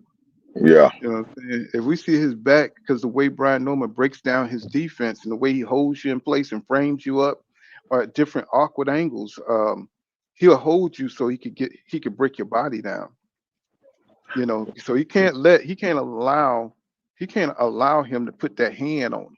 That starts off everything for Brian Norman Jr. Putting that hand on you, holding you in place just a little bit so he can get off that uppercut to the body, or turn it over into a hard power jab. You know what I'm saying? It's little things he does that are really, really slick and really great, but he's a little slow when it comes to moving with it. You know what I'm saying? And hmm, he does that lateral foot movement where he falls back and he's gonna come forward like Roy Jones Jr. used to do with the hook. You know what I'm hmm, saying? And he shoots off to the side and ducks over to the left hand side. hmm. See, so he got a couple of tricks, but I know we haven't seen everything. But how he's gonna get Devin to come to him. But Devin, I'm saying that they're not gonna run. So I don't know if they're just saying that to throw them off. Devin saying he's not going to run. I was like, bro, do not make this another Ryan Garcia type of situation. You know what I'm No, saying? hey, Yeah, what he he got said, to do? What Devin got to do, man? He got to really take a page out of Crawford Canelo, man. Don't want to do too much running, but all he got to do is do a elliptical circle, man. Move back away, circle back around close to him. Just keep making him reset his feet. Cause power punches get power, got to set them feet. You just want to keep, but you don't want to move too far away from him. Then they lunge at you. So that what happened when they fight Tank. They start moving away from Tank, and he lunged and able actually to land a good power shot. Devin just gonna have a circle, but you got to come back to him. After you circle a couple times, then stand and fight. You just want to lure him into thinking you're moving, and when he ain't ready, you fight. When he ready to fight, you move. That's what he got to do, man. But it's gonna be times in that fight, Devin gonna have to plant his feet and let him go. But he need to do it when Brian Norman least expecting him to do it. So you kind of setting him up, luring him into I'm gonna move. Oh, now I'm sticking to move. I'm sticking and fighting rather, and shoot that right straight down the middle. Shoot that right hand straight down the middle. You see what I mean? But he gonna have to keep it up for 12 rounds, man. I tell you that though. That's the only thing that you know. But if he gets up on the points, my fear for Brian Norman, you let Devin run away with the points, and now it's the 5th round, and you down 4 rounds to 1, and now you pressing for a knockout. That's the mm, position you don't want Norman to be in. And I told Norman Senior that when I talked to him on the panel, I said that myself. Norman Jr. need to keep the fight close. Devin get 1 or 2 jabs out, get 1 or 2 of them jabs back. Keep the points close. You don't have to be ahead, but keep them close so he can be comfortable. You know what I mean? So mm. Norman can stay comfortable. So to me, you could argue both ways on this fight. That's what make it a good fight, man. I wouldn't be surprised who win this fight, man. If Devin do it, I'm not gonna be shocked. He made for it. He made for the limelight. You see what I mean? So it'll be a beautiful story if Devin win that fight. If Brian Norman wins it and wins it in dramatic fashion, you got a new star. You got a star. You see what I mean? So either way, as fans, we win on this one. Yeah, he's a rugged guy, man. I was looking at some of the punches he was taking. So he's definitely not going to get hurt by Devin. I mean, I'm looking at how Devin is working on his power punching. I'm looking at how fast he is. Did you see him do the hurdles when he was Yeah. jumping up? I was like, damn. I said, I remember when I could do that, man. When I had to be about 21, Yeah, you could he jump them in hurdles. tremendous shape, man. Yeah, he in tremendous shape, man. I said, so you already know what's going on, PGH Big Dog in the building. Yeah, man. I said he is gonna be moving in this fight, bro. I mean, he is gonna be exceptionally fast. 26, man. This is gonna be such a damn good fight. You know what I'm saying? The boxer versus the boxer puncher type of situation. And I'm just like, man, I can't wait to see what kind of game plan Devin going to come out with. Of course he's going to be boxing, but how is he going to box is going to be the interesting part. Like you mentioned, Terrence Crawford style. You know what I'm saying? It's hard to do with Mhm. Crawford because Crawford kind of got the IQ. He could see certain things, and he kind of wore Canelo down. You know what I'm saying? First, before he started Yeah, going toe to toe with him, he kind of wore him down.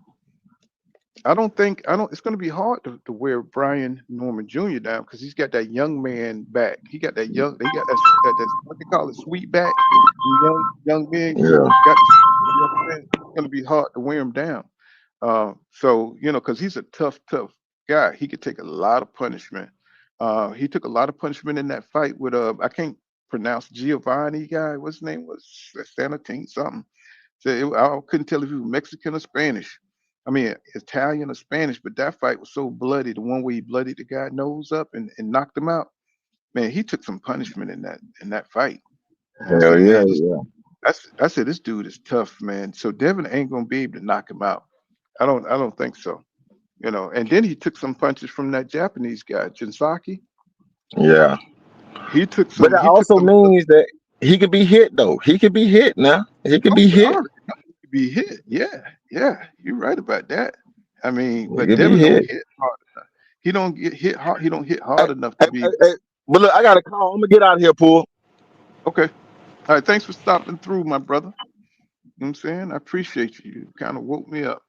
He says, uh, Dark Kid says, I like this fight. because B. Norman and Dev are equally the same size, young in their prime. He says Devin has a little bit more experience. It's probably why some are giving Dev the edge, but I got Norman sleeping him. Jesus. Damn, boy, it's a lot of people think Norman gonna go in there and just sleep there, bro. But I think Dev is a notch above Brian Norman Jr. I really do. And that's just not being on some Dev train or nothing. I mean, I think I give Dev his credit, man. You know, say I saw his fights, man. Dev is a son of a bitch in there, man. You know, when he fought Jorge Linares and almost got knocked out, he got heart. But you saw how he was beating the shit out of Linares, right? The boy likes to fight. You know what I'm saying? He likes to fight. Oh, no doubt, bro. No doubt. He says, the boy likes to fight. Um, you know, I mean, I think it's going to be close as long as it lasts. Maybe probably competitive for maybe 5, 6 rounds. You know what I'm saying? You know what I'm saying? Until I think Ryan Norman Jr. is going to get frustrated with Devin's movement. You know, because I don't think he has the experience to cut the ring off on him. I really don't. I don't think he's going to be able to cut the ring off on Dev. And Dev ain't is well, he can be antsy as Shakur Stevenson, but Dev like to fight, y'all. He like to fight. And I think he's trying to work on enough power just to have enough to keep Brian busy, to keep him off him. So, you know, he's going to be in and out, and Brian is going to be trying to catch him. You know, I think it's going to get to the point where he's going to get so frustrated that he's just looking for the knockout, you know, the one punch knockout. You know, I don't know. I don't know if he's fast enough to get jabs off, power jabs off, to get that little uppercut to the body off. And I don't know if Devin's going to be even in range for that kind of thing. But if Devin is say he's not going to run, if he's actually going to try to fight, be normed, then Dark Kent, I see what you're saying. You know what I'm saying? I could see a knockout if he's going to try to trade with Brian Norman Jr. If he can't trade with Brian Norman Jr. But I think at some point in the fight he might try to trade with Brian Norman Jr. Because Devin really do like to sit down and fight guys. And I know a lot of people don't believe that, but he really does. You know, but he just don't have the power to be able to make those exchanges with this kind of fighter. And the further he's move up, that's going to be a big problem for him. So he's going to have to stay on the move with this guy. And the way I see him training, man, he's going to be able to move like that for 12 rounds. You know what I'm saying? The way I see him training, he's training like mad crazy, man. I mean, he's on. Hope he don't overtrain. Hope he don't overtrain now and go over in there and get stopped. You know what I'm saying? Because he's working hard. Brian's working hard. Man, this is good. I think this gonna upset the David Benavidez Yard fight. You know, 'cause I think David's gonna do his thing. You know, and then the Abdullah Mason Sam Noakes fight is going to be another one where people are going to look at, you know, Abdullah Mason. This is the fight to say, is he going to be like a Shakur Stevenson? Is he going to be like a Devin Haney type fight? Even though I think his style is more fan friendly than both of those guys, um, this is his statement fight. That's what make this card so damn good, because Abdullah Mason is one of them ones that we see the special um, skills. You know what I'm saying? We see the special potential. And Sam Noakes is known to knock motherfuckers out. He's known to, even he's a white guy, but them white boys can hit. Mm. You seen Aegis Kavalauskas? We didn't know who the hell he was, but he went in there and knocked Bud ass down. He went in there and he knocked Bud rat on his ass. We didn't know who the hell Aegis Kavalauskas was. We know who he is now, don't we? Uh-huh. Boca Chuck. You know what I'm saying? So, Sam Noakes, you know what I'm saying? We're gonna know who he is after this fight. What's going on, 2 Cents? What's happening? What up, Paul? I just hopped on YouTube, seeing you was on. What y'all talking about? Everything. You know what I'm saying? Going on. It ain't nothing going on right now. So, well, we were talking about Shakur Stevenson going over to the Jake Paul thing, and Ain't that egregious? man, just to be an asshole. I mean, but I think it just show how fake he is, Paul. All of them, actually. Everybody that been acting like they've been so in an uproar about this fight, and it's bad for boxing and it's ruining the sport. So is Shakur Stevenson helped to ruin the sport because he threw That's what I himself in the said. circus? Yeah, and you know what? He just did it all just to keep his name relevant. And Jake Paul just doing it to be a troll, to troll Gervonta Tank Davis.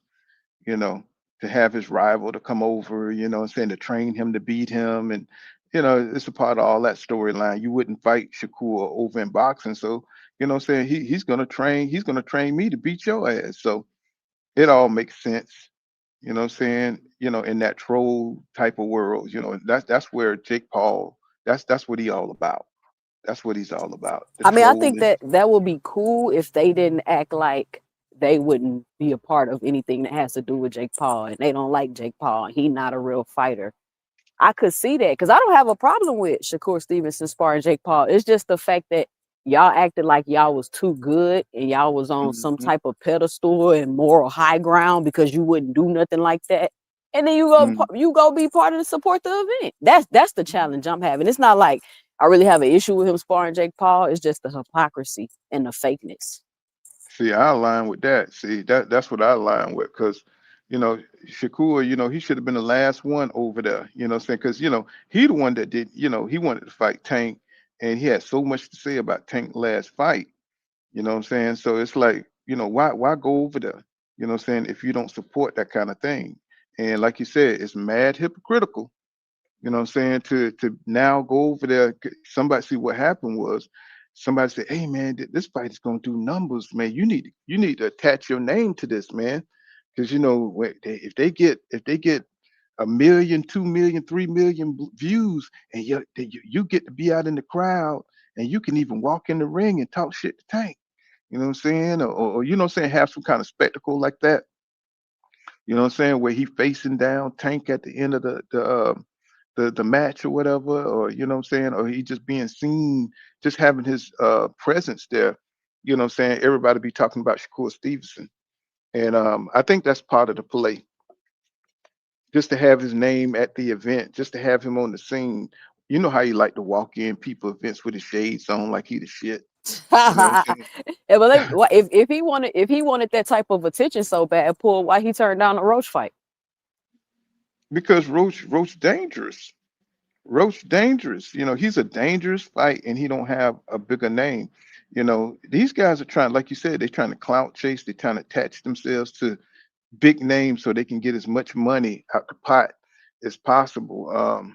They don't want to fight those educational fights like a Santos, somebody who's dangerous, but they don't have a name. If they're gonna take the risk, they want to fight somebody they like a Tank Davis. They want to fight the stars that's gonna push their careers forward, not knowing that those are the fights that really keeps you relevant in the sport of boxing. Fighting the Santoses, fighting the Andy Cruz, is coming up. You know what I'm saying? That's going to be a fight that he's going to have to pay attention to, unless he's going to lead a division. Andy Cruz is going to grab him a belt. Dula Mason is about to grab the WBO, the vacant WBO. He's about to grab that. So he's got a lot of competition coming into his wheelhouse. I hope you don't do like Keyshawn and abandon 135 when the competition finally gets to 135. What you Uh, mean? You see, he already trying to go to 40? but it's a lot of motherfuckers at 40 he need to fight then. Man, I You don't know know what what I'm he saying? finna do. I can't wait to see it because he kind of Yeah. backing himself into a corner because if Tank say I ain't gonna fight you, what is Shakur's identity? Like, who is Shakur Stevenson without him being attached to Tank? Well, like in itself, because his fighting style, him, Haney, they have that problem. People really, because Tank, one thing he always says, you boring. Said nobody wants to see you fight. What can he say? What I'm saying? People really don't like to watch Shakur Stevenson fight like that, I think unless you. Haney is no, I think Haney is way better off than Shakur Stevenson. I think Devin Haney has, he's created his own path in his own lane. And if we honest, Ryan Garcia is Haney's legacy fight, not Tank. You said Ryan Garcia. Oh, nah. I mean, Devin is already, to me, to me, Devin is solidified with Lomachenko. Right, right. Jorge Linares, he's already Yeah, solidified. I'm he's talking already about solidified. Shakur. I think Shakur still needs to be solidified. If he would have fought Santos, I think that would have gave us that would have been a good legacy fight for him because we know Santos is athletic, we know he's got power, and he's a real name that could beat Shakur. See, But though even if that he was a fought Roach, yeah, that would have even been Roach. perfect. That would have been perfect. That's why he didn't fight Roach because people say they be dogging out Roach about like Roach ain't nothing. Roach is a dog, man. Did you see that Jamil Herring fight? Did you see that fight? Yeah, but that was a close fight though. That's That what fight I'm could have went saying. either way. Did you see how they were fighting in that thing? I Yeah. mean, Yeah. they were getting it in, bro. Roach wasn't playing no games, bro. Yep. If I would have saw that fight before I saw Tank, I would have been like, yeah, this gonna be a good ass fight. You know what I'm saying? But Roach ain't no joke, and But Shakur knows yeah, and it. Mhm. Tank told y'all that's gonna be one of his toughest fights. He said that out of his mouth. Yeah, but the problem is Roach ain't had no promotion. He's coming out the dark, and a lot of boxing aficionados didn't really know who Roach was. And of course, people want Tank to fight Shakur, so they don't want to see any other name get in between them two. So when they brought up Roach, they were just like, we want to see you fight Shakur, man. Who is this dude? Not knowing that this dude is serious. Just like Pitbull. Pitbull is a beast. He's coming to fight. And that's why this fight with Pitbull and Roach is gonna be so damn good. People sleeping on that fight, but that fight is gonna be so damn good, y'all. I'm trying to tell And you. people don't even acknowledge that Tank fought Pitbull on the replacement. But see, this is the problem. Tank, see, we put Tank on another level. That's why I keep telling folks when we criticize the best fighters. You know what I'm saying? We criticize the dudes that we think is above everybody else. You know what I'm saying? No matter what critique that you hear about him, it's because we expect way more out of Tank than anybody else because of his unique skill set. His boxing mind, his precision, his power. You know what I'm saying? So we expect a lot more from them. And that's the pressure that Tank don't like. You know what I'm saying? And he thinks that the boxing fans has overstepped. But no, we think of him as the best. You know what I'm saying? That should flatter him. That should let him know that he is the face of boxing. We call him the face of boxing for a reason. So, heavy is the head that wear the crown. You know what I'm saying? He wears the crown right now, even without fighting a rival. He still wears the crown. So that's big to be able to do that at a lighter weight. At 135, that is insane. People don't give a shit about the 135 division until Tank came around. You know what I'm saying? That only person that did something like that was Mayweather, Sugar Shane Mosley. Even when Crawford was at 135, nobody gave a shit. You know what I'm saying? So for Tank to be able to do that at a lighter weight class, most people only care about the glamour weight, 147 and up. They really don't care about 135 like that until Tank came around and he made that division what it was. He made that division what it was. So he just didn't like the limelight once it landed on him. And he just had a couple of more rounds, a couple of more fights to go before people put him in that legendary status. And that I think that's why people are so upset with Tank because he still may make the Hall of Fame. I mean, you think he's going to be in the Hall of Fame? Yeah, he gonna be in the Hall of Fame. People just not honest about his resume and the people he fought, in my opinion, because they want to be able to control him and have him do what they want him to do. And he's just not about to get himself in a situation where he's being extorted. Well, I think he look at Shakur to where he really don't like him on a personal level. Like you said, I think he see him as fake, and he really don't want to help his pockets out. I think a part of that is that because he said it in his tweets, like I'm not helping that side. And I thought that was like a personal thing with like EJ didn't want to fight Thurman because he didn't Hold want him on, to get a Paul. payday.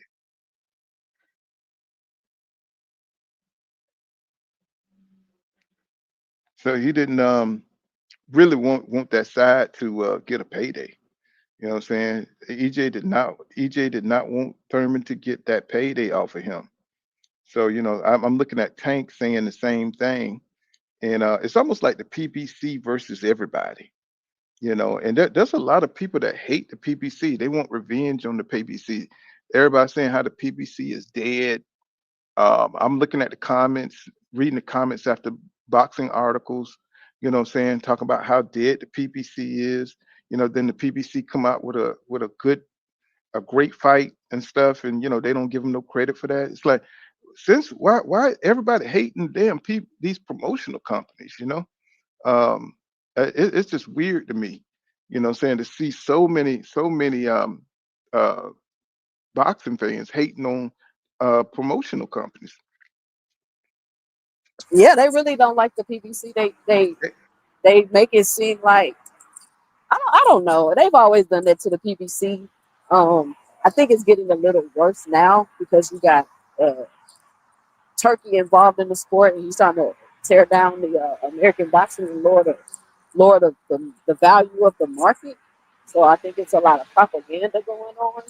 But I Mm. mean, all of these promotional companies are going through things because sports are transitioning. It's not just boxing; it's all sports. They're Well, I going mean, even from cable to streaming. even when they go back on their word, like, you had the Zone talking about their pay-per-view is dead. Remember when Eddie Hearn used to talk about pay-per-view is dead, and now they got a pay-per-view model. You know what I'm saying? You see a lot of these promotional companies that had to go back to pay-per-view models. You know what I'm saying? And just because the PBC was using a pay-per-view model, what I'm saying? So they had to try to use that as some kind of marketing tool to down the PBC. And you even see the Turk going to the pay-per-view model. Ain't Um, that crazy how they could say? I'm not to cut you off, but ain't that crazy how they could say uh, P- PBC ruined boxing with all the pay-per-views, and how mhm. Turkey can come out and keep telling you pay-per-view dead, no more pay-per-views, we gonna do what the fans want, but he's still steady selling you pay-per-views, but nobody Right. cares or say anything. Hey, And hey, then as long. Go ahead. Go ahead. I'm sorry. and Go ahead. then they still complain about the PBC pay-per-views. Like all of this is Right. weird to me, Paul. But that's how propaganda works, because it's all emotional. It don't work on facts. You can say all the facts in the world, what I'm saying, as long as you hate what I hate, what I'm saying, that's all that matters. They're gonna block out the it's what they call it, cognitive dissonance. You know what I'm saying? It's cognitive dissonance. What you say might have facts that, yeah, I said pay-per-view is dead, but coming by my pay-per-view. What I'm saying? We hate the PBC. We different than them because we put on the good fights over here. So you could pay our pay-per-view. What I'm saying? Even though you just said that they ruining boxing with all the pay-per-views. So people don't care because they hate the PBC. And I was like reading the comment, he said hating the PBC is more of a feeling than a fact. I said that tells you everything you need to know right there. That's You know what great. I'm And saying? what happened to pay-per-views being $24.99? Mm-mm. Well, they see the bottom line. Turkey been putting out a lot of money. What I'm saying? I'm pretty sure his money isn't endless. I mean, he started coming with the stipulations. He don't want to see no boxing. He don't want to see no Tom and Jerry boxing. Now he's starting to come with the stipulations. What I'm saying? He want Mm-hmm. he want to see Rock'em Sock'em. Yep. Not nobody can ever survive. Nobody, you got to fight your style. You Yep. seen Shakur almost get his ass knocked out by a feather fisted, a feather fisted Gatling gun. You know what I'm saying? He And almost Zepeda. knocked you out. Man, I was surprised by that. I was like, damn, Shakur, Shakur ain't got no chin, Paul. I've been saying it. I don't think Shakur got a chin. That's why he don't want to be hit. well, he definitely got hit by that one. I was like, damn, boy. I said, I know you ain't fit to fall on that shit. I was like, you can't do that, bro. And but see that's why a lot of these fighters moved the way they moved, 2 Cent. Like Mm-hmm. you said, he didn't want to fight Roach. Roach ain't got power like that, but he could definitely hit you with that shot like he hit Tank with that counter punch where he wasn't expecting. You know what I'm Mm-hmm. saying? That's why it had such effect. Not that he had power, he just got just like Crawford. That boy counter punch like Crawford. He hit you sudden and he hit you quick with the counters. Mm-hmm. And if you're not expecting it, what I'm saying, you get rocked a little bit. And I think Tank was getting countered, and I think Shakur saw that shit. He's just like, mm-mm, nah, hell to the no. I don't think so. You know what I'm saying? I gotta prepare a little bit better because that boy could counterpunch. You know what I'm So saying? It's like, go so ahead. how you see the pit bull roach fight going? I can't even really picture it in my head. Well, I think Roach got more skills, overall skills than Pitbull. I think But Pitbull but is but he don't box and move like that. who that Roach. Yeah, roach, because that's the way you got to beat pit bull. You got to box him, keep him on the outside at the end of your jab, and keep spinning him. Or I think Roach moves well. I think his problem is he likes to fight. You know what I'm saying? And he don't have the power. You know what I'm saying? To keep exchanging like that. I think he has good inside skills. I think he got good boxing exchange skills. He got fast hands, but he gets caught. He's like a American a little bit where he gets but that's caught what's up in gonna the get him knocked exchange. out fighting pit bull like that. Yeah, but Pitbull throw wide punches. And one thing about Roach is he has good defense when he's concentrating. He's a catch and shooter. See what I'm saying? He's a catch and Hmm. shooter. So that's his thing. You know what I'm saying? He wants you to open up and throw those punches so he can get you on the inside. That's what Tank wasn't ready for. You know what I'm saying? Because he's reading you to see how you throw your shit, and then so he could catch and shoot on the inside. But once you catch on to his catch and shoot, you know what I'm saying? Then he's gonna have to make another adjustment. And I don't think Pitbull is that cerebral. I don't think he's more of a brawler. And I think that's perfect for Roach. I don't think Roach is gonna I don't think he's gonna get frazzled by that pressure that Pitbull put on him. You know what I'm saying? I think he's gonna be able to sidestep. I think he's gonna be able to catch and shoot all night. Um, I don't think Pitbull's gonna because Rayo beat Pitbull easy. Yeah, You but know, he by short. boxed him though. Roach can't fight like that. You don't think he can't fight like that? No, I don't think Roach can fight like that. I think once you hit Roach, he wants that lick back. You know what I'm saying? He got an attitude when he fight. You know what I'm He saying? want That's to why I be on think the inside so he can catch and shoot. Because when Tank was fighting Roach and he was moving laterally, the fight was boring. Roach couldn't do shit with him until Tank mm, stood right in front of him and exchanged with him. well, that's after Roach kept walking him down and stuff, man. Roach was walking Tank down, bro. I was like, what the fuck is going on here? Because Tank was You just standing there. mhm. He Well, wasn't he wasn't you I he think stopped Tank, using his lateral movement after like the first 3 rounds. First well, 4 or 5 rounds.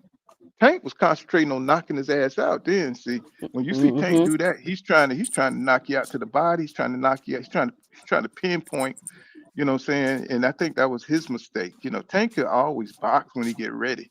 Mm-hmm. Um, but he was trying to knock him out, just like when Crawford was fighting Madrinov. When he was fighting Madrinov, he wanted to knock Madrinov. He got to the point in the fight where he wanted to knock him out, so he didn't care about Mm-hmm. the defense side. That's why he was getting hit so much because he was trying to get to the body. He knew he had enough power to break him down for the second half of the fight, and that's what Crawford was doing. I think Tank, he's got that kind of thinking. These are cerebral fighters. I think Roach has a good boxing IQ, but I think he got certain habits. You know what I'm saying, that's gonna go work against him.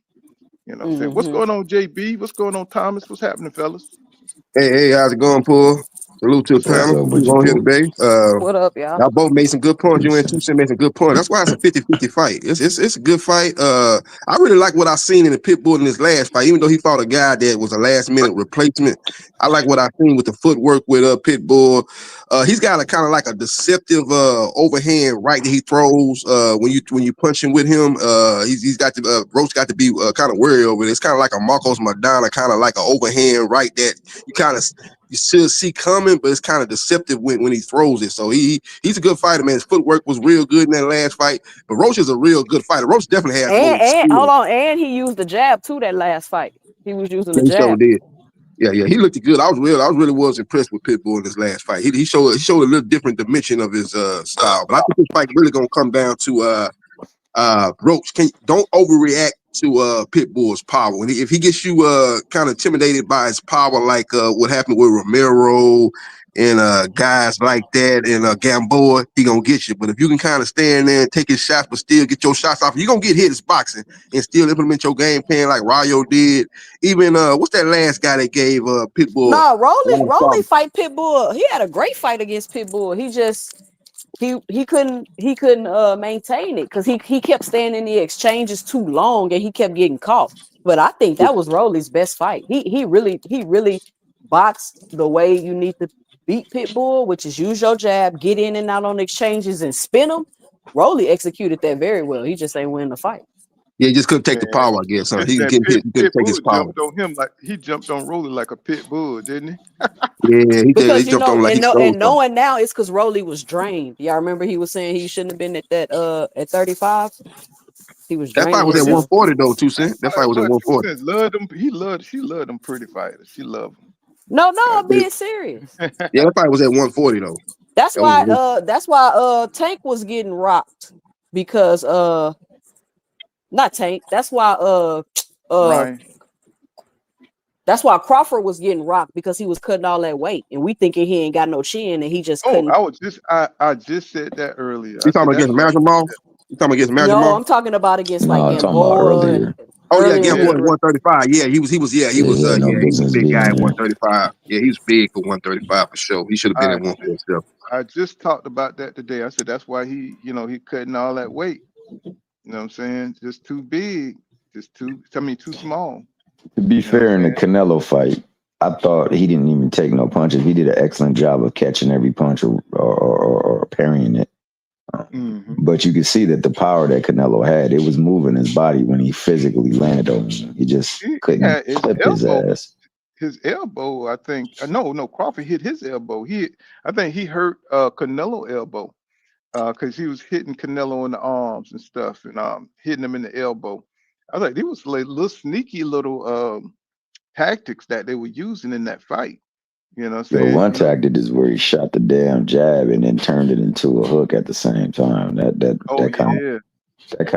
like I say, man, I got a different view of that fight, man. I don't think he was hurt. I think he was mentally fatigued because he thought it was going to be a walk in the park and it turned out to be a long ass stroll.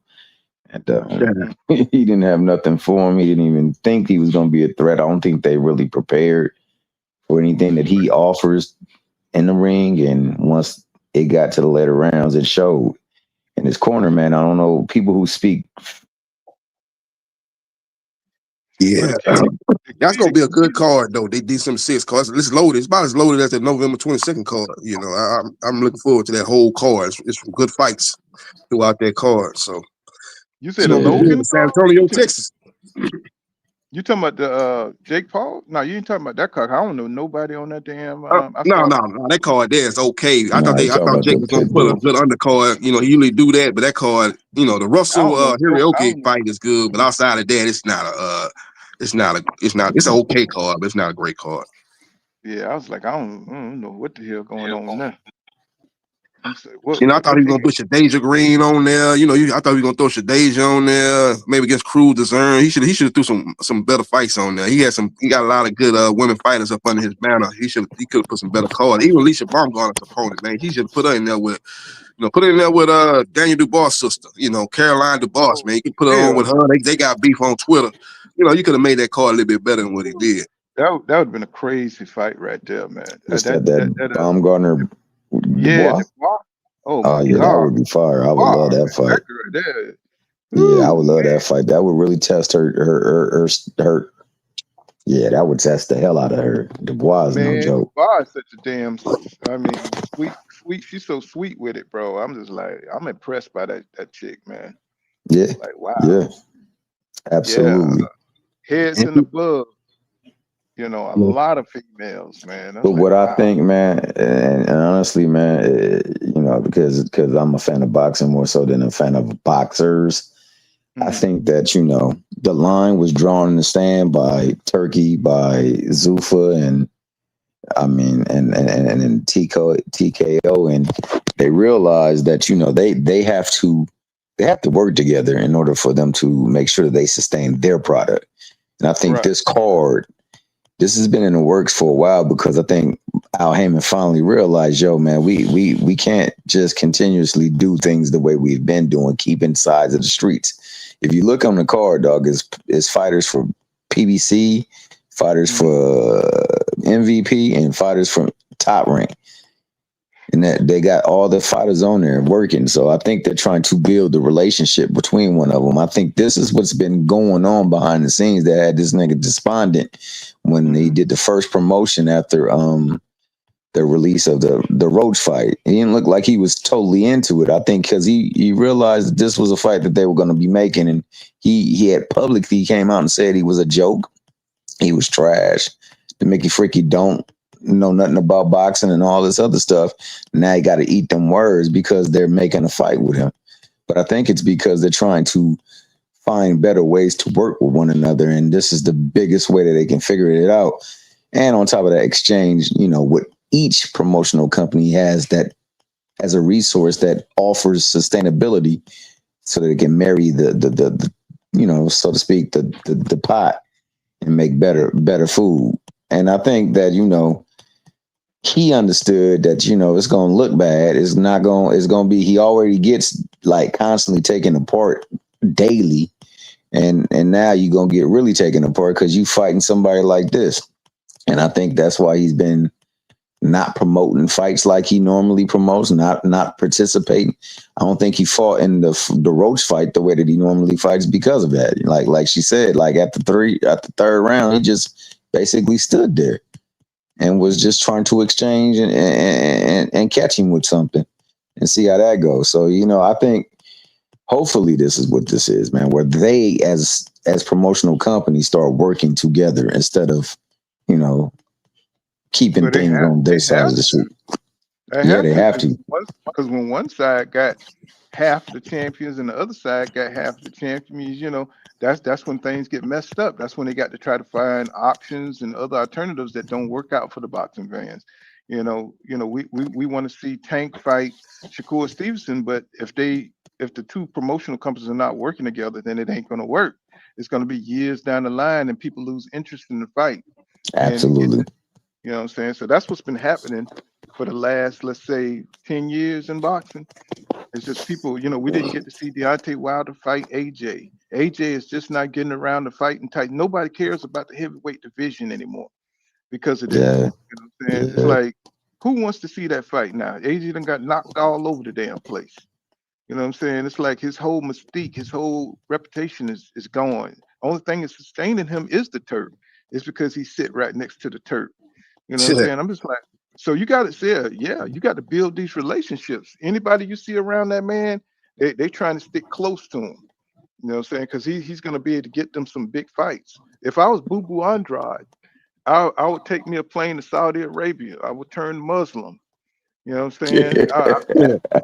I would turn Muslim, boy. I would pray 7 times. You know what I'm saying? I have my Go to the mosque and all that, huh? have my little rug down there and stuff, and say, okay, goddamn, is it Ramadan yet? I be asking, is it Ramadan yet? My nigga, I don't know what I gotta Water do. and bread, that's all you eat.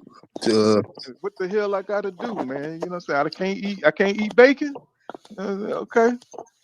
So that's what he needs to do that, My man. bacon smelling fine. But Wine. Pull over here, cutting up. But I feel you though. But think about it. That's what No, I AJ feel you. doing. AJ ain't nothing. He's staying close to the Turk because he got that money, man.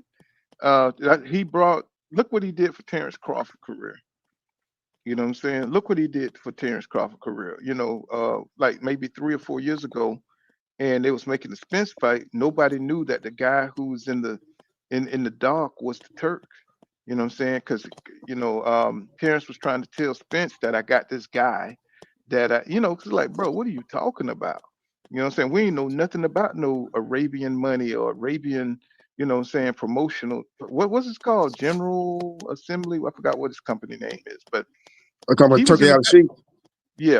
yeah. It was called General Assembly or something. Yeah, it's an official name, like you said. Authority, I can't remember it either. General Authority or something. But we didn't know that was the dude that Terrence Crawford was talking about. You know what I'm saying? And he was in the background trying to get into boxing. And look at him now. You know what I'm saying? Look at what he's doing right now. So I don't know if it's nefarious because he got that TKO thing going on with what is it, Zafir with Dana White. Guthrie and Dana White. Zanfrix, are they trying to turn all boxing like that? You know what I'm saying? Where it be under one banner like that? Or, is that just going to be a separate entity from, what I'm saying, what the sanctioning bodies got going on? Because the Yeah, it's gonna be sanctioning bodies separate. they're gonna cut it out. If they get their hands, I think he's about to buy Matchroom right now. I think the Turk is trying to, because Eddie said it's for sale. If he get his hands on Matchroom, he's definitely gonna have a foothold in the sport. If he take over Matchroom, and if he gets Matchroom, then he's gonna have their stable. He's gonna have Jerron Boots Ennis. Shit, he's gonna have a lot of power. He's gonna have a lot of power, especially if he's able to bring in the fighters with this kind of money that he's offering. I know it's not gonna last. I mean, I know he's not gonna be able to, offer all this money to every fighter. And it's got to start slowing down at some point in time, Yeah, unless that oil money is just long like that. You know what I'm saying? He got a whole oil well on this shit. You know what I'm saying? I'm like, I don't know where he getting all that money from, but he definitely getting a foothold if he gets Matchroom, and yeah, he would definitely have him a star in Jerron Boots Ennis, because I think Boots can definitely dominate the 154 division, Oh, and absolutely, that's enough to set up Matchroom right there as one of the absolutely. premier boxing promoters Division. right there. And Yeah, then all they need is a couple of more people to get on board. You I, got Abdullah Mason coming up.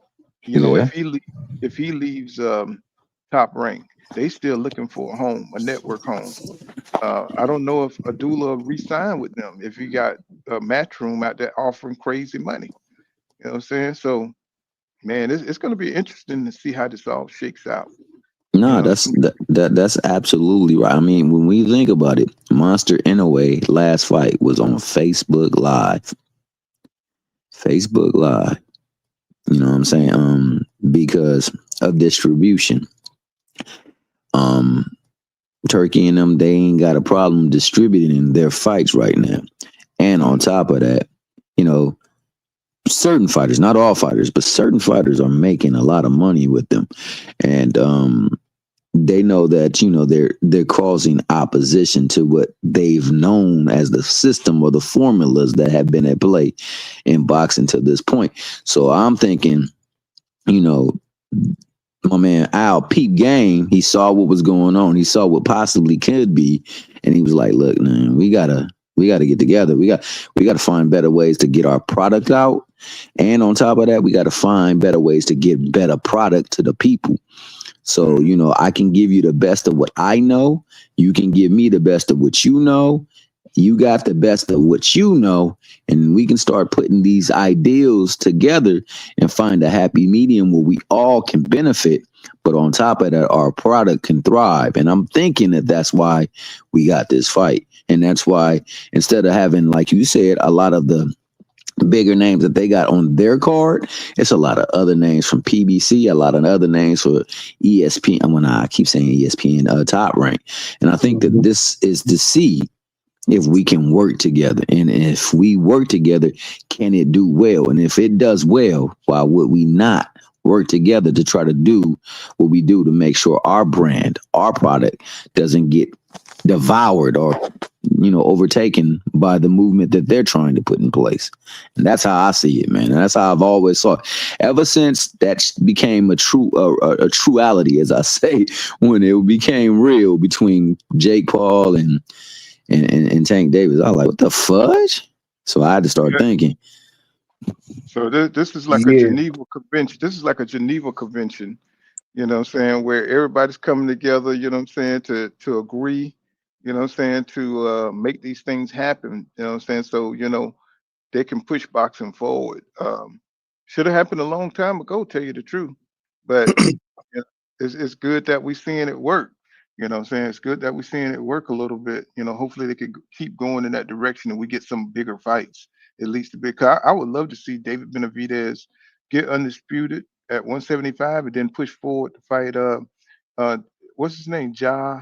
Apataya? yeah, Ja Apataya. You know what I'm saying? That's gonna be a beautiful development right there. You know. He fight yeah. David seemed to want the other guy at cruiserweight. What's the Spanish guy name?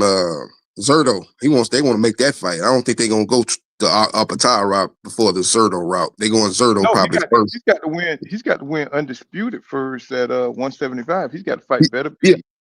He's got to beat them dudes first. You know, that's what Turk was saying. They got plans for him, but y'all thinking that he's overlooking him for those plans, and that's going to be his undoing. Because y'all wants to upset the apple cart. You know what I'm saying? Because people are overlooking him.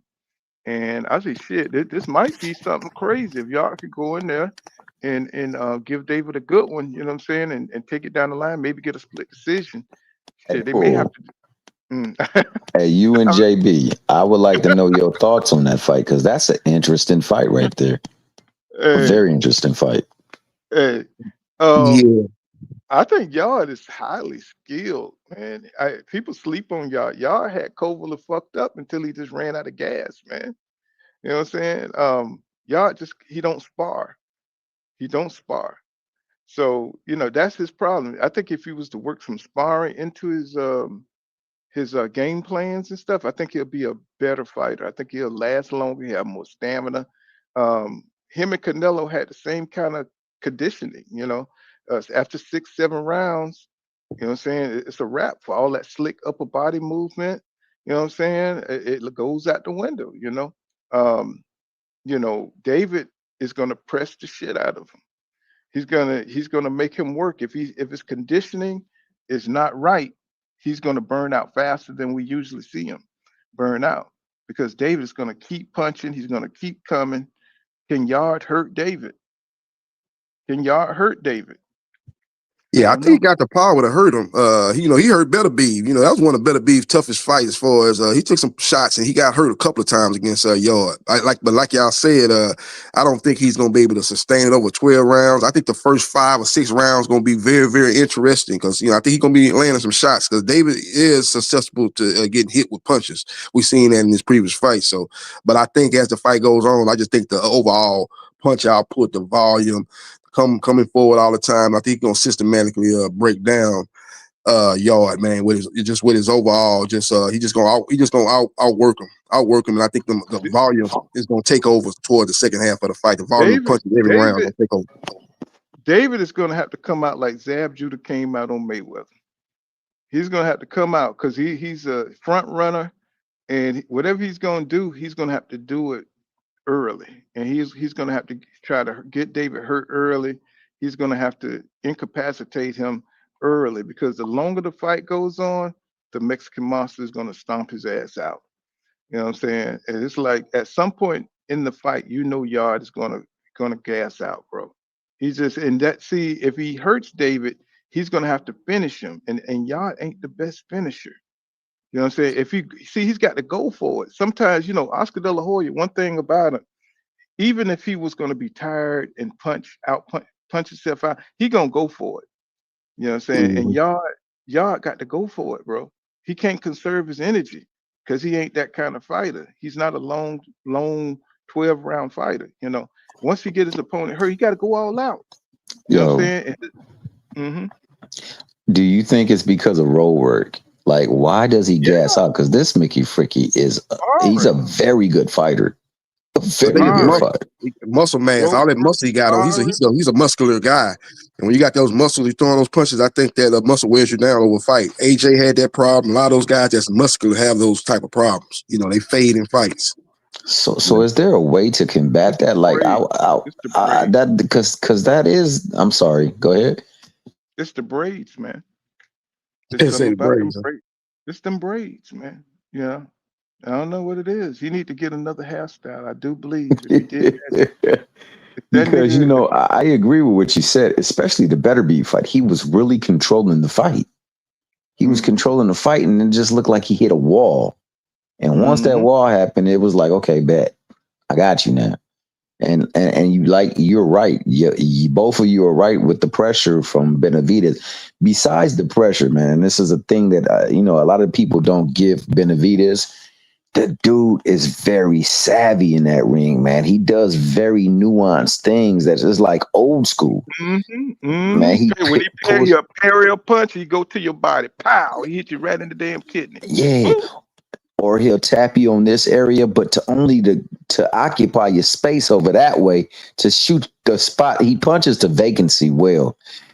And on top of that, man, he manipulates guards. He does a lot of slick stuff, and he's a better defender than many people give him credit for, man. He's not like Frankenstein like many people. It just doesn't look pretty. It doesn't look fluid, but it's very functional.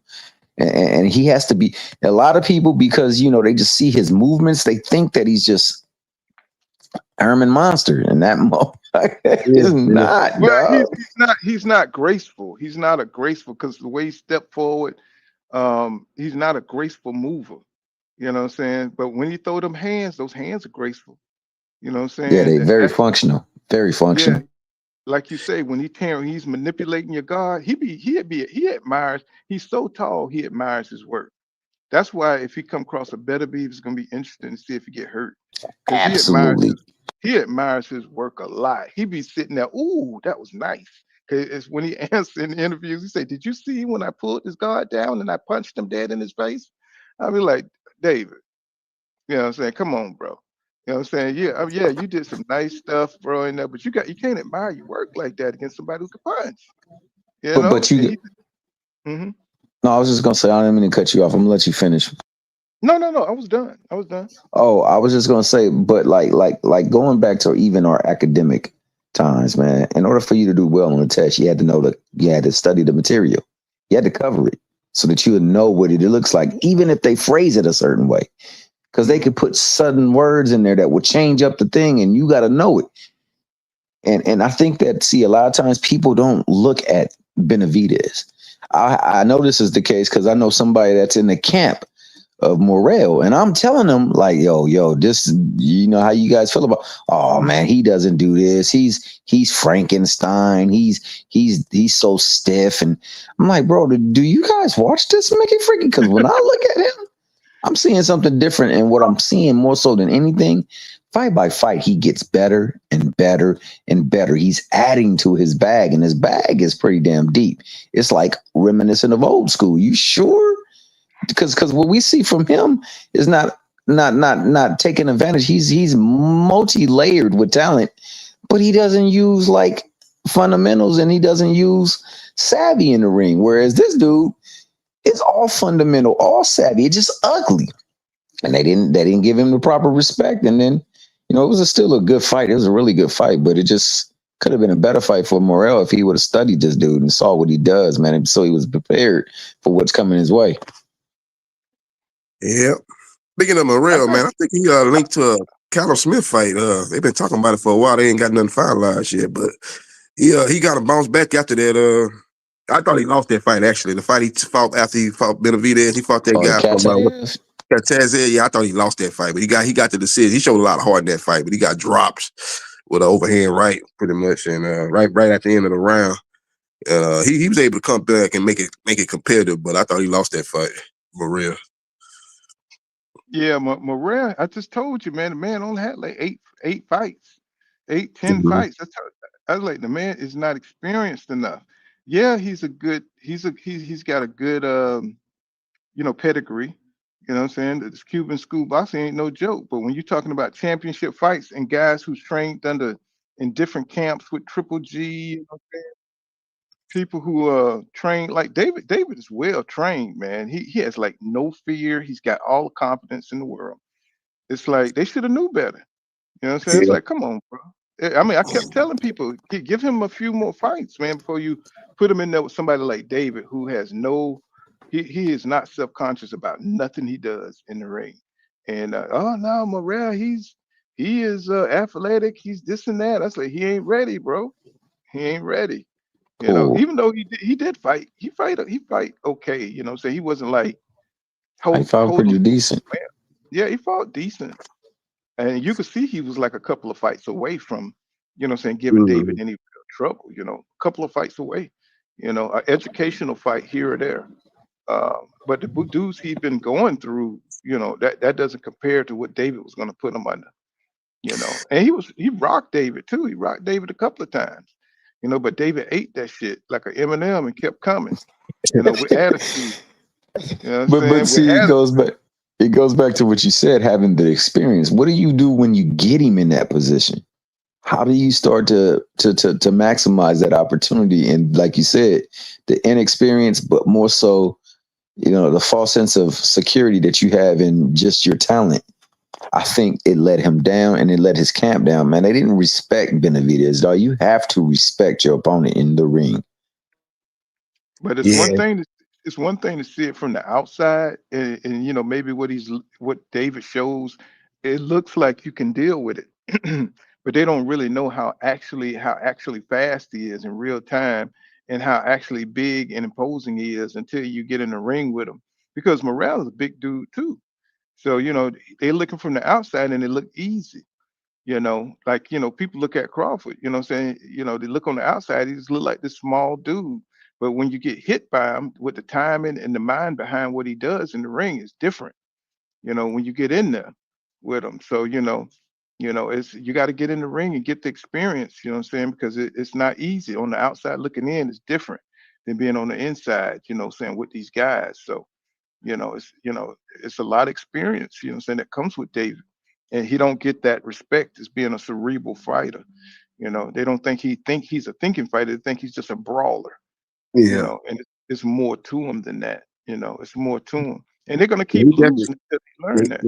He definitely got a high boxing IQ. David Benavidez, that's underrated. He showed that. I kind of seen that when he fought Andrade. I was like, this guy boxing IQ is a little bit better than what I thought, man. When he fought Andrade, because I thought Andrade was a guy that was real good boxer, very slick, very technical, high boxing IQ in his own right, and he was able to match up with him and end up stopping him. So that kind of let me know that his boxing IQ is a little bit better than what I thought. And like I said, I think he's gonna probably end up stopping Yard late. It's kind of interesting they took Beterbiev off that card, but I think that's probably gonna be the fight they're gonna make in February. Maybe they say Beterbiev, you're a little older, you probably not gonna be able to have a quick turnaround, this quick fighting in November and turn around and fighting in February. So we're gonna take you off that card. David can take care of business against Yard. He's a younger fighter. He'll be able to have be able to make that February fight happen. So I think that's part of the reason why they probably took Beterbiev off that card. They're gonna make Benavidez and Beterbiev in February. And if Haney wins, they'll probably try to make Haney maybe in Ryan Garcia or somebody like that, or maybe Ryan Garcia and Mario Barrios in February. That's what Turkey probably looking to do. That's the one they're working on. They're working on that right there. That's a good fight. That's a good fight. I think Ryan. That's a good damn fight for Ryan. Mario Barrios, because that Pacquiao fight was sad. I mean, I don't even want to talk about that. That was some bullshit. It looked like he was starstruck. Man, he just carried Pacquiao throughout that fight. Why Garcia don't stop Barrios? He ain't carry him. That guy just ain't that good. Like I told you, $2 Barrios is just not that good. He's just not that good. Stop it. It was a pro Pacquiao crowd, and Pacquiao was hitting with something early, got his respect. He didn't want to get hit by that. Pacquiao told that man stop hitting him to the body, and he stopped hitting him to the body. Quit making that up. He ain't telling none of them this like that. Man, am I making that up? Yeah, you making that up. Come on now. If Mario would have beat up Pacquiao, his career would have been over, bro. If he would have went in there, talk about it, man. Larry Holmes with Muhammad Ali, and Pacquiao tell him to stop. Larry Holmes beat Muhammad Ali, and they ain't hurt his career. Hold on, y'all didn't see Manny Pacquiao tell Mario Barrios stop hitting him in the stomach? Y'all didn't see that? No, I ain't see that. They said it was in the ring. What you mean? I watched the fight. I ain't seen nothing like that. You talking about during the fight or after the fight? It was during the fight. I ain't see that. I ain't see that. I said that. Yeah, you got to go back and check it out, my man. Jay. I said this before the fight. I said it before the fight. 2 Cent said he was gonna knock out Pacquiao. She said all that before the fight. And I tried to tell her that Barrios is not that good, and Pacquiao was gonna be a competitive fight. Not that Pacquiao is the old Pacquiao. He carried him through the fight. That wasn't no competitive fight. Why would he carry him? Why would he carry him though? What would be the purpose of that? Thomas the just money's told already you. there. Why? What's the benefit for him? Thomas carrying just him, but that make him look bad. They're gonna say it's confirmed what I said earlier. He's just not that good. You couldn't even beat a 46-year-old Pacquiao. Why would he do that? Bro. Come on. Well, I'll tell Quit you making what, if excuses. I know you Ryan hate goes into Pacquiao that too, fight said. like I know he's you been, hate Pacquiao, but you got to be objective. Why Call you it think like it I is. hate Barrios just not Pacquiao? that nobody good. hate Pacquiao, Why you think JB. I hate Pacquiao? I Yeah, have no yeah, yeah. problem I with can tell you what you Pacquiao. were saying. You get knocked out and this, that, and the third. I tried to tell you Barrios ain't that good. So I What's hate Barrios' Pacquiao because best I win? thought he What is was his about best to win? get knocked out because he fighting a fighter in their prime and he 46 years old. No, But, bro. but Barrios is not that good though. That's the point I was trying to tell you Bro, before he the fight carried started. him He's through not the that fight. good. He He ain't carried him. carrying nobody. He ain't good enough to carry nobody. Barrios just ain't Come that on. good. Just believe that Tell us he's how just you not that really good. feel, JB. He's not that good. I tried to tell her that before the fight, and I told her it was gonna be a good fight, and I was right. She was wrong. She tried to say he was gonna get knocked out. I told her He should have got knocked out, but he Pacquiao. carried him. No, see, that's the excuse she gonna try to make make her argument. She tried to make an excuse, try to say, "Oh, he carried. He said you don't hit him in the stomach and all that, all this old conspiracy type of talk. It's boxing. Paul The just man said he just not heard him that good. say it too, bro. What is you talking about? I didn't I make ain't that hear him up. say that. Yeah, okay, whatever. Yeah, I ain't hear him say nothing No, like I'm that. serious. When I saw it, because it stood out. It was like he turned to the ref. He was like, he's pointing to his belt, and I was like, "Come on, Pacquiao, stop playing, man. Just stop playing." Barrios was being too friendly. His trainer was telling him quit dapping him up before the fight. I understand all that, but other fighters have done that before too. But this Barrios just ain't that good. His best win is beating a faded Ugas. He's just not that good. He got pieced up by inactive Keith Thurman. He pieced him up, had him looking like Herman Munster after the fight. Barrios ain't that Man, good. he Got beat knocked Keith out by Thurman. he didn't beat no Keith Thurman. Go check Box Rec. He ain't beat no Oh Keith no, Thurman. He yeah, got Keith pieced Thurman up. beat him, not Keith Thurman. Yeah, he beat Oh, Ugas. He beat when he Ugas. Yeah, hit he Keith beat Thurman to that Ugas. Yeah, a body, faded Ugas. A faded when he Ugas after Errol when Spence he destroyed him. when he hit Keith Thurman to that body, and he started hauling ass, that's like, boy, Keith ain't never gonna get right. He ain't never Yeah, yeah. started Yeah, hauling yeah, ass. Keith. Keith don't like them body shots. Bro, Yeah, you I seen was in like, the Josito Lopez it's, fight. You don't like it's them body almost like shots. What's that banana. guy? Y'all remember banana? Sorry, JB, you remember banana JB? Like when he get hit to the stomach, it's like that dude hit hard as Yeah, I shit. remember Banana. But you remember you poke him to the stomach one time, you hit him in the belly button one time, that nigga fold over, boy. It's like Boy, I almost don't, had instant diarrhea. Yeah, I don't yeah, know what yeah. it is. That's like banana hit hard as shit. He break coconuts, man, with his hands and shit. But I'm just like, what happened, bro? You have like body shots is just your Achilles heel, bro. I'm just like, damn. I think what it was, Jamel hit him with a jab and folded his ass. I was like, damn. Oh, some of Yeah. these guys, they just got. I think over time, cause I was listening to Floyd on one of these shorts, and he was saying, he said after that Mitchell fight, he said his body was destroyed. That's why he had to change into Money Mayweather. He said he just couldn't take body shots like that no more. He had a And hand issues too, hand problems too, changed him up. He couldn't. yeah, That took his power away. He had them hand problems. but I did not know Yeah, that his body was just wrecked. He said his body was wrecked. And I was like, damn, I did That's not know that. crazy. You know what I'm saying? I did not know that. And he said that's why he changed. He used to tell every fighter, he told Earl, you can't fight like that, bro. He yeah. Yeah. told him, Hey, you can't fight the way you fight. speaking of Mayweather, that Mayweather Tyson fight that got announced. That fight ain't nobody picked that fight up. That's why you ain't really heard too much about that fight. Don't Ain't no nobody want to see platform that has picked shit. that fight up yet. So they still trying to get somebody to pick that fight up. Netflix. They trying to get a platform to put it up. I guess PBC don't even want to put it up with Amazon Prime, but that fight is in limbo right now because ain't nobody Yo, picked that fight up JB. yet. PBC been done with Mayweather in them exhibition fights. Yeah, Yeah, you want to know how they can get Mayweather a fight if it's against Roy Jones, because they know Roy Jones will yeah, come and fight. yeah. The beef. Roy Jones The beef want a they got. piece of Yeah. his. Yeah, you're right. That's the fight they should make. They got beef. They got a backstory to that. So yeah, that'll be Nah, who was the Mayweather first. ducking Roy. He went to go fight Tyson. Yeah, that's what I'm saying. He's Yeah, gonna fight but Mike Tyson Tyson, don't but that like him fight's in either. limbo. Tyson hate Mike Mayweather too. Yeah, He don't because of like how he disrespects Muhammad Ali. Ali. Yo, he's real sensitive with Ali. I mean, hell, he went at another fighter. Was it Larry Holmes? Yeah, he beat Larry Yeah. Holmes. That was a But payback for what Holmes what did to Ali. is it with Tyson and white people? What is it? Why he love white people so much? He love white people. He Who, Mike Mike Tyson. love. Tyson? Yes, sir. He love white people, boy. Yeah, he real cool with Donald Trump, ain't he? He cool with Donald. He was at that fight, the UFC fight that Donald Trump was at. He was there. But Donald But Trump, listen, him and Donald Trump been cool for a minute since he back in the day but when he was boxing. I Yeah, just he don't fought a lot of box fights in with Atlantic him. City, New Jersey. Trump, He a just lot of Trump what hotels he fought at. Probably because of Cuss, man. I think Cuss was something that was special in his life. Yes, and Mayweather too, because he was raised by them folk, right? Took care of him after he come out Folks. the hood. But yeah, They I think took care, that yeah. they'll pick. Mayweather, remember Mayweather packed his bag and they sent him to stay with the the little hat people, and they took care of him. You know what I'm saying? He was able to live large, and go to the Olympics and all that. So that's Yeah, yeah. Magic Johnson, you know what I'm saying, to go to the good school. They packed him up, you know what I'm saying? He had to go live with people Packed that him were up. stable. Mhm. Yeah, yeah. I yeah, like the way yeah. Poole tells stories, bro. We haven't be done.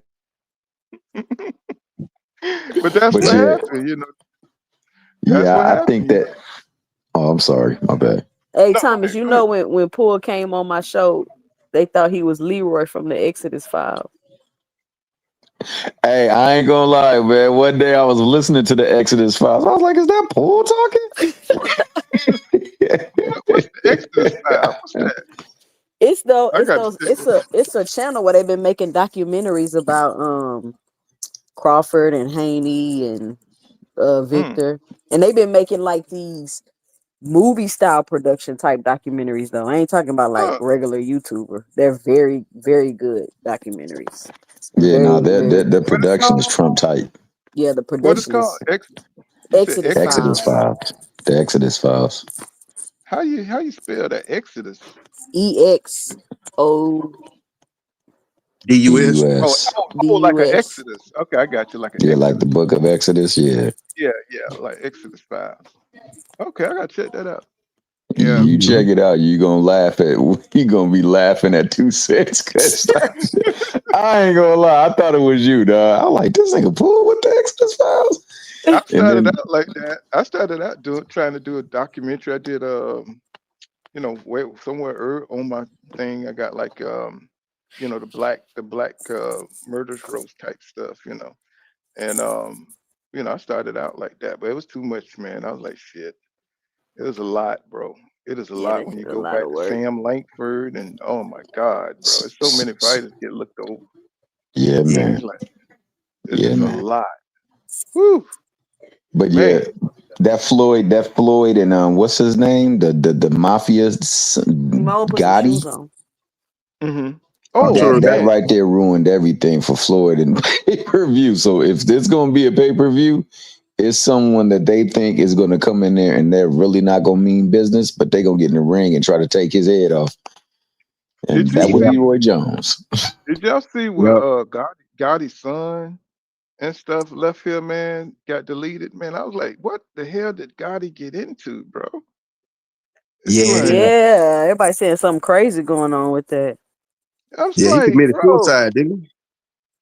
That's what they saying, I guess. Hey, something. Paul, I It's don't like, mean to break I into the I don't think conversation. authority. I think his girlfriend or wife killed Arturo. I don't think he committed no suicide because he was beating her. He was beating, abusing her and stuff like that. And I think it was over there in another country too. But I think she had something to do with his murder. He was hanging from a stairway.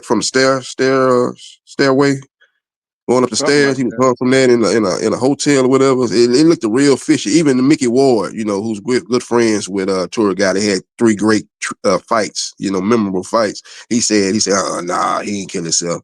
It's fishy. There's some sketchy stuff going on. So a lot of people pointing the finger at I think the wife or the girl. I don't know. He had a kid by her. I don't know if that was his But that wife don't or explain the girlfriend. son. Yeah, Right. yeah, the third is a little bit different, but it's kind of a lot of unknown answers with his death too. They said it's suicide, but it's kind of like they trying to, I guess they putting 2 and 2 together. Say, well, the father looked the kind of fish. We're not just gonna say he committed suicide. Let's kind of look at this. So, but every indication is early that he committed suicide. Wow. What Hey, you were saying? Paul, Mm. hey, can you do me a favor? My man Sin Ironheart. If Yeah, you I could already you did. wrench? I already did it. I did it a while back. Let me see. It Okay, my ain't. bad, my bad. I Let me apologize. see. No, no, no. Let me see if I can, because I just made him a moderator. Let's see. Yeah, it's blue on my phone. He Nah, got a message. I can't really. I'm on my phone, so I'm not on the computer, so I can't see it scroll as it go. I gotta go in between we talking. Yeah, what's going on? All things up in the building. What's happening, Mr. Infinity? I see you guys out there. Yeah, Yeah, he blew on my phone. Nah, I see it now. I see the ring fine. I appreciate that. So nah, he should have been had a wrench. I just be talking so damn much. Um, I don't be paying attention. I be Yeah. like forgetting. I be like, I'm gonna wrench him up and forget about that shit. Um, yeah, but the Gotti thing, that was haunting, man. I was just like, what the hell going on with that? Yes. I was like, what? 17 years old too, young guy. That's sad. Yeah, It looked man. just like They it looked just like him. Look Yeah, just so like. do. Yeah. I think we Mm, finna see more stuff like that with this whole NBA getting busted for gambling and yeah, shit. I think it's that shit stemming from that big U case when they got in trouble and they was mhm. doing illegal gambling shit. I think maybe some name got mentioned from people from the NBA and it kind of spiraled from there. Because Adrian Broner name coming back up. Oh, okay. Yeah. That's Crazy. NBA. They in serious trouble, man. They find out, you start questioning the integrity of your sport, man. It's a danger. That's a dangerous pitfall that they could fall down, man. They need to really investigate that, and be transparent on what they find because it look bad right now. Because Terry Rozier, I think I remember him getting suspended last year, but then they brought him back because he got suspended last year for gambling. This ain't the first thing I heard. First time I heard But this you know about they Terry in trouble Rozier. too for running illegal poker games and dice and rigged dice games. It's not just point Yeah. shaving and shit. Joe, they said They were using the NBA Okay. players to lure in people Yeah. to scam them at the game, and then I guess maybe they were splitting the money or however it may go. So not all of it is like, oh, you was bushing in the game. Some of it has to do with them being connected to those poker games and those dice Yeah. games. That's theft. That's Somebody stealing. That's somebody that's didn't high pay up. tech theft. That's high tech theft, man. That's you stealing people. You stealing money. So yeah, if they get found guilty, they gonna do some serious time in prison, federal prison. Well, it's sad when the sins of the father affect the son. Not that I know if that's the case or not, but it's just kind of weird for your dad to be dispatched like that, then the son ends up getting deleted too, bro. That's crazy. You Yeah, know, I was looking at something interesting. I was looking at Layla Ali's son, and that nigga looked just like Muhammad Ali. don't he? Hmm. Look just like Muhammad. That Look nigga just like looked him. just man look just that like him. nigga, bro. Hmm. That looked like the champ, bro. Look That just looked like like him. the champ. I seen it I last year when she posted that picture. I was like, that dude look just like him. Yeah, oh my man. God. The Uh, genes is strong in that one right there. Yeah. yes, And sir. Layla Ali, she's in tremendous shape. Was she like 47, 48 years old? She is in tremendous shape. 48. I was looking at her video she did Listen, about man. Clarissa. She's in great shape. I'm talking about I, Uh, I, coat I was bottle so shape, glad. slim, step back. I She's was in so great shape. If I, I was so she's glad they when looking at she her didn't age, fight but she Ann probably Wolf. not a regular Mm, 48-year-old. She's probably more of a 38-year-old. She's in tremendous shape. I don't know about her fighting Clarissa, but I was just looking at the video. I bro. said, yeah, she's in shape. I was so nah, glad when man, she didn't she's in fight Ann, phenomenal bro. shape. Hmm. And you could tell by And looking at her face. Yeah. She don't look 48. She don't look 40. Whatever she is, 47. She don't Yeah, her look it. So skin is tight, man, and still right. like, man, she, man, She's a young buddy. she got a 4 pack. And I ain't gonna say she got a 6 pack, but she got a I'm gonna 4 pack, I'm man. It showed her in the bikini, man. She was kind of Hmm. like, damn, I'm Yeah, doing she's a stuff great shape. wrong, dog. Y'all think she gonna take the Clarissa y'all fight? She say she thirsty. gonna answer Y'all in a thirsty. part 2 of a video. Is she gonna take the fight? I don't. She Hell going. no. You don't think so? That's the Hell, biggest fight in women boxing. I hate to say it. I don't know what it that say about is. women boxing, which I like women boxing. They got a lot of great fighters out there. A lot of fighters I like to watch, but that's the biggest fight in women boxing, man, by far. It's not nothing even close to that. It is. And you know, Ain't too, Clarissa, since she she gonna going stay a little heavyweight. quiet on this one Man, because you know that's her She girl, gotta man. go. She love her some now Clarissa. is Layla gonna fight or not, or is she just gonna keep clout chasing? Man, she old, man. It's like Well, hell then why she no. keep acting like she gonna announce a fight? Because she's Muhammad Ali daughter. She's an She, ambassador. I it's was like so she glad said. when she didn't fight Ann Wolf. Boy, Ann Wolf was gonna destroy her ass, bro. Her That's big what she fat really ass. should fight. That's what she really should fight, though. Layla should fight Ann Wolf. No, That Wait. fight should She have happened. gonna bring That's some the fight. information on that one too. She That's gonna the bring fight that some should happen. information on that. Beat her and no, then fight Clarissa. man. Or Did the you winner of that see fight, Ann Clarissa. Wolf lay out that damn tall blonde chick, man? Did you see how she hit her? Could you imagine her hitting Layla Ali like that? She wouldn't look like she look now. Oh my God. Yeah, they I were in wish they would have made negotiations or that something. Or fight, something man. happened. They Poor. couldn't come together with terms. They was in negotiation. Layla Yeah, they Ali was in and Wolf. I negotiation. That's remember. why I said she about to release the facts on that too. She just fact Yeah, dropping. She gonna benefit from it because she's a businesswoman, so that she gonna Yeah. make merchandise out of Clarissa being petty. But at the from what And I same time, she yeah been from out of the what ring and longer than. Go ahead, Yeah, bro. from what I remember, back in the time, I think Layla would have beat her when they was negotiating because Ed Wolf had kind of slipped at that point. I don't think people remember hell that. Ed Wolf was no. still good, but she wasn't dominant like she had been when she knocked out that big tall girl. She was winning fights, but she was getting touched up in a lot of fights from what I remember. And Layla was still at a top of her game. So I think if they would have fought at the time they fought, I think Layla would have whooped her because Ed Wolf had No, bro. slipped You not a lot, underestimate the but she had hate. slipped a little bit at that point. You underestimate the hate, the darkest versus the light skinned boy. She was born pretty.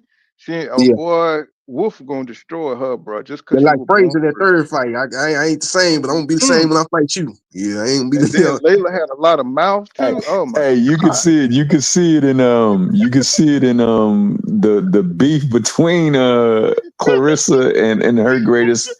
The darkest, She boy. can't I love my stand them light darkest, but skinned bro. I love yeah, my darkest, but that hate keep them going. You saw Frazier versus Ali. The yeah. hate Still in keep Manila. going, Yeah, boy. everybody thought Frazier was shot. Frazier say shit. I ain't not with this dude. Me and him go way back. Frazier This is said he was better, gonna have better. It's to kill me. personal. This is personal. Yeah, he ain't gonna be shot this fight. He said I was willing to die in the ring, bro. I'm trying to tell you, boy. Carissa would be all over Ali trying to mess her up. I'd be like, no, stop the fight, boy. Stop the fight. You know what I'm saying? Y'all not fit to hurt Layla like that. They need to let the OGs retire, man. You know what I'm saying? Like, I don't even see how somebody like Clarissa or anybody of this generation would want to fight anybody that's been retired as long as Layla Ali would or has been. Like, I just don't see how that's a trophy for you, aside from the fact that Mm, her last name is Ali, and that mm, sport is immortalized. Her name is immortalized with the sport due to her father, so, and not to say that, and not to discredit her or nothing, or anything that she's done, but I think that she's also like, she's kind of the face for women's boxing. After Ali, I'm talking about Layla Ali. Mm-hmm. Everybody make her synonymous for women's boxing. So this is why Clarissa, she sees her as such a trophy. But in mm-hmm. reality, based on how long she's been out, we just seen Mario Barrios have this vanilla ass performance with Pacquiao. I feel like that's preservation of legacy. Like, these dudes be having backdoor conversations to try to make their people feel, to try to make their people feel exalted and better than what they are. And have you seen how quick Mark Maxio and all those dudes got behind? Everybody who was halfway beige or orange got behind Pacquiao. Ain't nobody popping it. Now, this is where I could agree with the on code shit, where when it comes down to the OGs, they need to be protected. And somebody should be in Clarissa's ear letting her know that, look, there's motherfuckers out here who you can make a greater statement if you want to really cement your confidence. This shit is not a sound move when you really look at the analytics of how long she's been inactive and what will happen if you do beat the crap out of a 48-year-old woman. Like, how did that look, man? She's supposed to be in there making pies and shit. She already in the kitchen. She's supposed to be doing this shit for her soon-to-be grandchildren or soon-to-come grandchildren and shit like that. Can't nobody be worried about no motherfucking 20-year-old, 30-year-old calling their ass out at the stage of her life where she's at. It's That's like, ain't Yeah, true. nobody gonna be safe. Motherfuckers gonna be trying to pull people out the nursing homes and beat the shit out of them just to try to make a name for themselves today. This Well, shit's gonna be a It slippery slope. ain't Clarissa safe. It problem ain't is she safe. don't It ain't safe. understand that people don't like Clarissa. You know what I'm saying? They hate her brashness, and she's not going to be able to compete with Layla on the likability scale, right? Not just the looks. It's just she's Muhammad Ali daughter. You know, she comes from that legacy line, and Hold she up, she Paul. wants. She said she looked better than her. She said She I shouldn't look be better than lining you up her too. name with her in competition whatsoever. Like, she should be exalted. She's had her time, and now it's Shield's time, and that's how she should be painting it. She should be painting like, now this is my time, this is my era. We're not, know what I'm saying, gonna focus on no competition between me and she's been retired. She didn't. If she wanted to throw a shot, she could say, yeah, she ain't even fight Ann Wolf when she could have fought Ann Wolf, whatever the case may be. But to tie my name to somebody who is closer to, you know, retirement age, or has actually been retired and seriously retired. This ain't like Tank or Floyd retiring in their 30s, coming back and shit. This is somebody who has been retired for quite some time, and we know that the women's boxing isn't a major deep talent pool to really pull from. So why are we going to go damn near to the graveyard to find competition, try to immortalize our names off of people who already made their mark and accomplishment? It's a bogus, that shit is just as bogus as Jake Paul versus Tank. But at least Jake Paul versus Tank is being painted as an exhibition. This shit is actually they actually trying to soup this up as a serious fight. And then when she's 48 and she ends up there, if her reflexes show that she's 40 or 48 or closer to 50 or anything like that, then we're going to have all of these obvious built-in excuses on why Lala Ali looks so bad. And no, we shouldn't do that. Let that woman have her legacy. Let Shields build her legacy. You know what I'm saying? And continue to add on to whatever accomplishments, whether she wants to take on a novelty MMA match or if she want to fight a female Jake Paul, if there is one out there. Go ahead and do that. Fight one of them bitches on Love and Hip Hop. That's big, you know what I'm saying? That all they want to do is fucking, all they want to do is bang straight low like bitches. Fight one of them. Tell Layla to stop acting like she gonna announce a fight. I mean, look, but old girl can't call out. You know that Claressa's attitude and insults is a lot more, you know, it's a lot more like you got to see her. You know what I'm saying? Like Claressa is really pushing the hostility from what I see. And I just feel like, like at some point as a woman with her reputation, she's going to defend herself, you know, to some degree. But that don't mean you got to act like you're going to announce a fight. Yeah, that much is true. That much is true. And we'll see part two. We'll see in part two of the video. We don't know if she's gonna accept it or not. Exactly. Why we gotta wait on the part two of anything? Is you gonna fight or not? Oh, you say you want to now? You want to answer it now? I got you. You don't want to just intrigue. It's like a soap opera. 2 Cents. We waiting on that next episode. What's she gonna say next episode? Hey, 2 Cents. Nah. 2 Cents wanted to say, "Let's get in the ring." That's what 2 Cents was. Hey, but Pooh, I'm gonna say this. I didn't mean to cut you off, but man, she said, "And I'm prettier than you too." Yeah. And I'm prettier than you too. Yeah. That light skin. That light skin, dark skin hate is beast, dog. Been going on for a long time. Hey, she's not prettier than Remy Ma though. Remy Ma get in there with. I want to see that fight. I think that'll be. That's what Sim was talking about.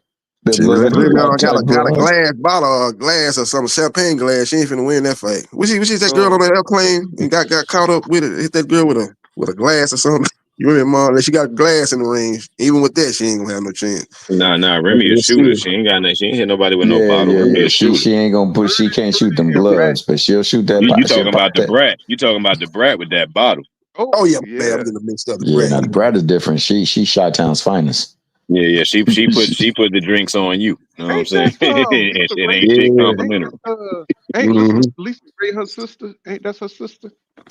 Oh, for sure. Yeah, they're sisters. Yeah, isn't that they sisters? Yeah. I was like, they for sure. Lisa Ray just balked on her ass. I mean, look, not to be on no, you know what I'm saying, not to the brat. You know what I'm saying? Recently, like that shit was like, like I don't know, that shit was a little crazy. You know what I'm saying? Especially to see them at their old age. But yeah, that role that Lisa Ray played in Players Club. What was her name? Diamond. Yeah, classic movie. That shit came out, and the brat was looking like a little kid. I'm talking like the brat ain't say nothing, ain't retort back. I don't know what dirty shit brat did, but she did something to piss Lisa Ray off, and Lisa Ray ain't really fucking with her right now. Lisa Ray, the older sister too. I'm pretty. She probably been having a lifetime of beating on her ass, dog. I don't know. I ain't gonna put it out there. I shouldn't say it like that, but you know they do come from a nefarious family out that way. That's known to get stuff popping. When she was a princess, when she a princess at one time, I was like, man, god damn. Like, they be shooting for the stars, bro. You know. Let Claressa fight one of them. Fuck it.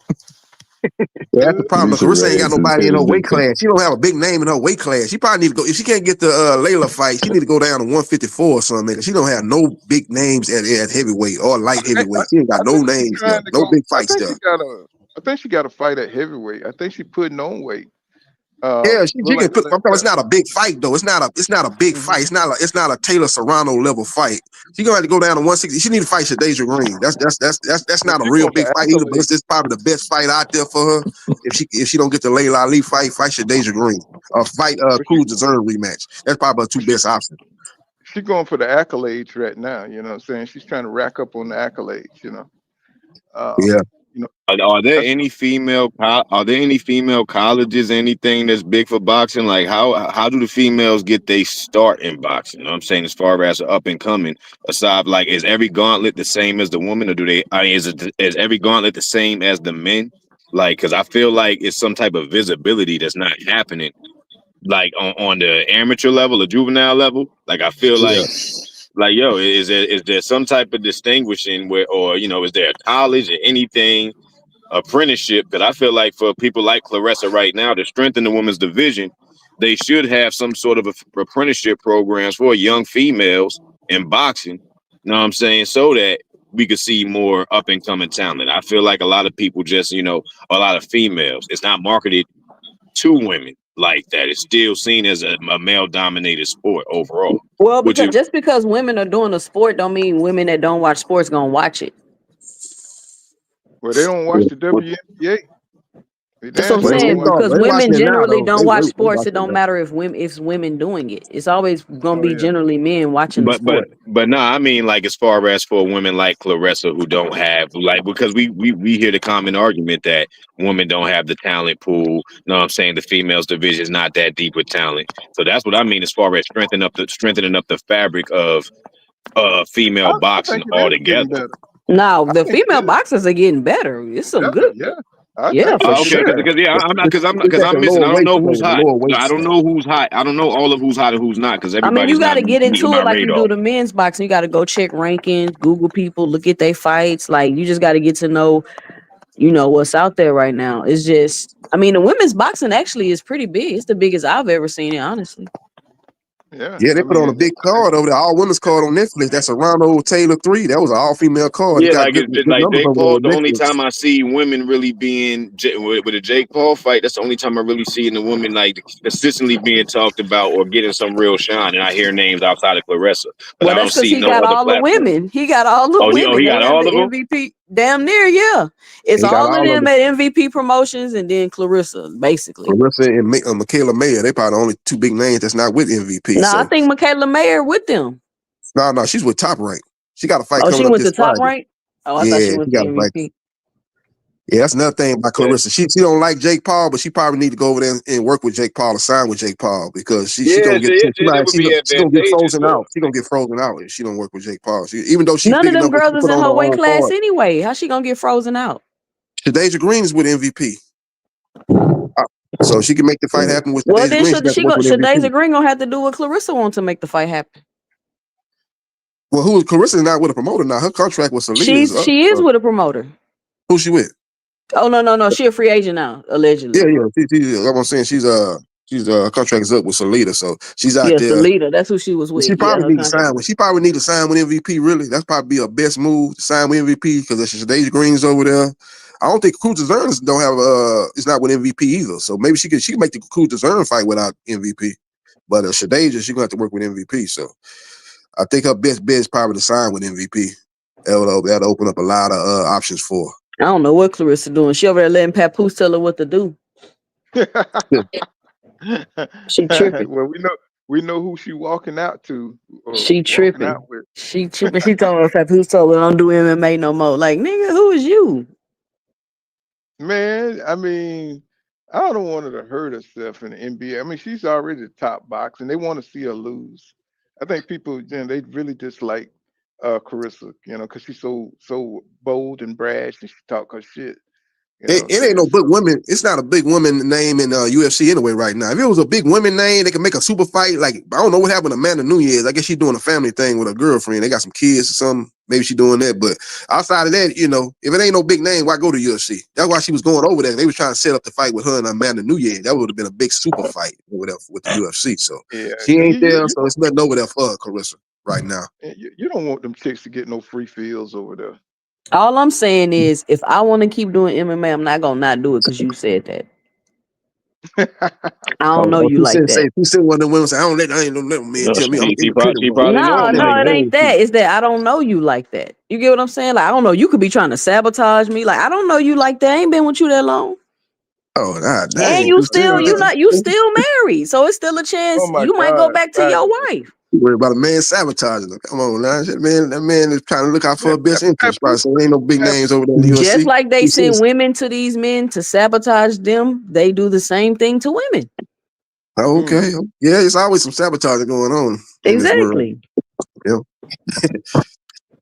Yeah, but but it's Clarissa, all, man, like I said, it's gonna be interesting to see what she do. I but don't it's think she all probably fight the respect. rest of this year. She probably get a fight in the first quarter next year. We'll see what her next move is. If it ain't Layla Ali, I think Shadeja Green should be her next fight. So y'all don't think Yeah, Shadeja Green should have to move up to fight you? Oh, I guess she want her belts though. So that's why she would go down to fight her. Yeah, either way, go down there and get her belt. Like, she had the belts before Clarissa. She just, like, moved on, and Shadeja picked them belts up as Clarissa left. But she go back down there and get them belts back, or tell Shadeja probably naturally bigger than Clarissa anyway. Tell Shadeja to move up to heavyweight, fight Clarissa for her belt.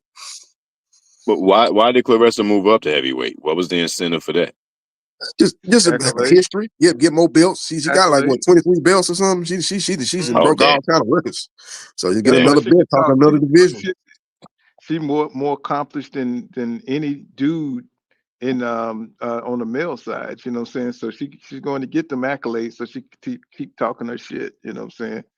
It's Yeah, like she said Okay. it herself. She said this. It says Muhammad Ali, Mayweather, and it's her. That's the three on Mount Rushmore boxing. That's what she said. She was at an interview. hey, I I ain't seen recently. mad I at said, her. "Yo, Clarissa." I said, "I ain't mad. I can't See, argue with. that's crazy. Yeah, that's I can't crazy. I argue with ain't you mad based at her. on what she didn't accomplish. Can't argue with her." Yeah, I like when she say I'm the best in boxing right now. You know, nobody done what I've done. I was like, okay, god damn it. I hear you. You know what I'm saying? Just be careful now. You're gonna run into one of them ones now, god damn it.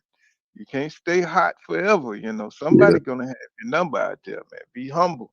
yeah. What Humble about I yourself. forgot about that Man, girl. I just want to What see the about first person. My fault. Go ahead, bro. Yeah, you remember that girl Hannah Gabriel? She dropped Clarissa. I think she had heavyweight, but she been inactive though recently. So, but maybe she can Boy, make did that you fight see at heavyweight. Crystal Hannah Gabriel. reacting when she got dropped? Did you see how I said she could get up and beat this girl ass. She was Carissa was more so embarrassed than surprised. anything. Got dropped like that. You saw Yeah, she was looking. She was embarrassed, that's man, when she why I got dropped. love women's boxing, boy. They just turn into super saiyans when they get hurt. Boy, it's like, oh, I said, man, Carissa's taking this shit personally. Boy, I love women boxing, bro. Ooh, man. Yeah, Hannah hit her with a 1-2. Well, dropped her. A nice 1-2. Hannah Gabriel's Came was out there bouncing on her crispy toes as that hell. she dropped her. Bop, bop, bop, like a bouncing with it. I said, damn. She got up there and took over the fight after that. But that's the fight. Probably she gonna stay at heavyweight, fight Hannah Gabriel's. But outside of that, really ain't got a lot of options at heavyweight as far as big fights. When she fought Savannah Marshall, boy, I felt like she was my daughter. Boy, I was like, beat her ass, baby. Beat her ass. You know what I'm saying? I was like, she did that. She went out there like she heard me, boy. She was beating the hell out of Savannah Marshall. Carissa, she's that one, man. She's real with it. You know what I'm saying? She's a real fighter. You know what Mm-hmm. I'm saying? She is really real with it. Yeah, Yes, went over there, sir. beat Savannah in her backyard in the UK. Went over there. That was the first all-female card there. That was the first one that was real big. They put that on pay-per-view, actually, that card with Alicia Baumgartner and Michaela Mayer. Them two that was going back and forth before that fight. I was almost excited for that fight as I was for the Carissa Savannah. That Baumgartner and Mayer fight. Cause they was kicking each other in the face off, going back and forth, and it was backstage on the fight. It was crazy. Them two there, there wasn't no love lost between them two, and it I, turned out to be a good fight too. I think Baumgartner beat by split decision, and it was a good fight. man, she got his name tatted on her. Yeah, I'm gonna go to my wife and see if I get that done. Yes, poor. She is tripping. I'm This, finna see if this my must be wife her can get my first real name. boyfriend. Oh, Hey, yeah, but okay. what if they end up sticking together though? See, that's the They thing, not. y'all. We They don't not. know They how not. long. Why would you say that? Now, why would we say that? Cause she's the Why would we rebound say that? chick. That, but Papoose ain't got no. But Papoose don't have no reputation for bouncing chick to chick. He the most loyal nigga that we probably had in rap music. Out of It's not everybody. about him bouncing chick to chick. It's just under the circle. Like, you're not gonna leave your wife and then now you just all fall head over heels in love all of a sudden. No, that's not how that works. Well, I mean, I ain't fully invested into what's going on, but I know I just based on the And little you bit that still I not heard in even the story. divorced. And you hadn't even, the only reason why you filed papers is because Remy came out and called you out publicly. You ain't even you didn't even want to do the paperwork. So he Well, obviously I mean, doesn't want to but be you remember, divorced. but you know how the story came out. Know what I'm saying? When he knocked out old boy at the battle. Know what I'm saying? He knocked out her Right. lover. Like Man, they've been I off. don't care about all that. I'm Her just and Remy. saying I'm your just saying her and actions Remy been is off you don't turn. want a divorce. I But mean, can I well, can I, I don't ask know a about question? that. I'm just saying that they may have been off of terms longer than what the fuck we know, and he may have been talking to Clarissa longer than the fuck that we know. Know what I'm saying? So we don't know the true extent of why or how or what motivated the tattoo. It seems soon and premature to us, but we don't know how long motherfuckers may have been off course already. Know what I'm saying? Because I wasn't all in the relationship like that. I didn't know. It was a surprise to me to see him together, but it looks like, Papoose definitely has a type. It looks like he has a type. I'm saying he Yeah, likes bro, It yeah. looks he likes like he bras not that could really He trying to potentially like get knock his ass divorced. out. he I like don't the know. little thick. He like the little thick darkies. Yes, sir. It He like looks the like he dangerous not really shit. trying to get a divorce to me. I I mean, mean, I don't yeah, know, I think but he got to that's be. their situation. Know what I'm saying? I know that He's a Clarissa man got him. now. Know what I'm saying? Like The right man now, is she the one that got his loyalty right now. Remy can't call that nigga that he knocked out and get no type of protection. Know what I'm saying? Like Now she watch, with a soft y'all nigga for saying real. all this right now, and as soon as the relationship don't work, everybody gonna be talking about how dumb Clarissa was. I mean, nah, I just feel like, yo, that's just what love makes a fool out of motherfuckers. Like, I feel like this is good. basic shit. You know what I'm saying? Like, it's just at a higher scale because they dealing with success and other people's eyes on them. They're a spectacle. But in reality, love makes you the fool. Love make me do shit that I ain't gonna do, that I normally wouldn't do for most chicks. And that's gonna make a woman do shit that she wouldn't do, that wouldn't or shouldn't do for most men. Like, Talk that's that just love what it and is. basketball stuff, I'm just son. telling y'all, if the I'm just saying, relationship like, don't work out, it's gonna reflect badly on her. That's all I'm telling y'all. probably so. Or, You know what I'm or saying? I mean, well, will it affect her in the ring? That's gonna be the No, biggest no, no. problem. I'm just talking about public opinion. Somebody gonna be hurt. God it dang might it. affect her in the It got ring more than anything. If this is the first time getting real affection like this, it might affect her more in the ring than what the fuck we know. You know what I'm saying? So, Yeah, I'm just make her saying. more I'm just angry. saying. Shit. That's what I'm I mean, saying. It's like whoever have to get that anger, that breakup anger, bro, gonna get. Ooh, oh it's yeah, gonna be ugly. yeah, that shit get real. That Yes, shit get real. sir. But I mean, to get tagged by a dude, you know what I'm saying? Hey, I think after this, man, I'm gonna go write my name on my wife. You know what I'm saying? I'm gonna go right there. I'm gonna put my name right on her ass and stuff. She's gonna be like, "What you doing?" You know what You I'm gotta put her name. You gotta get her name first, Paul. saying? Huh? You gotta get her name first. I'm No, I saying though, can't. with men, we Can't, already can't have their do that. names.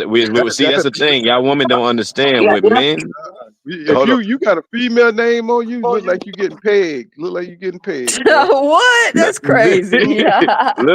Look, but if women don't realize, their names already be etched in our hearts first. Know what I'm saying? So we just want to see y'all match the love that we feel on the inside. Men don't get enough credit for the love that we really feel. So that's why we just got to see that tattoo on you first. You know what I'm saying? Because we already have it etched in our hearts. We know it's there. Sin, Y'all cut it know it's out. there too. Yeah. All right. Look, I try to stand up for niggas. Niggas ain't say nothing. Like I got three Yeah, other because brothers they say, know "Hey, that's some help me out." bullshit you talking. I was trying to milk some bullshit, but damn, I need my brothers to support me. Yeah, Sin, cut that out. Look, That was good what the game right fuck, there. man? Nah, that's Yeah, that, nah. you can tell that nigga got some names, got some female names on their neck. Yeah, yeah, you already know he got I names might on have their some. I heart. might have Them somebody niggas walking around here got claiming names for me. on their skin. Send a mother, Like, dog. Hey, man, mm, That shit I'm just not out here sliding trying over to here, live forever, Sin. brother. Look, mm. I don't make love. I make history. I'm out here trying to live forever. Know what I'm saying? I have never That's what I dated a tell chick them. with a tattoo. So you I tell have him, never yeah. dated. I've Tell my never dated name a on it chick. so I know I'm it's old real. though.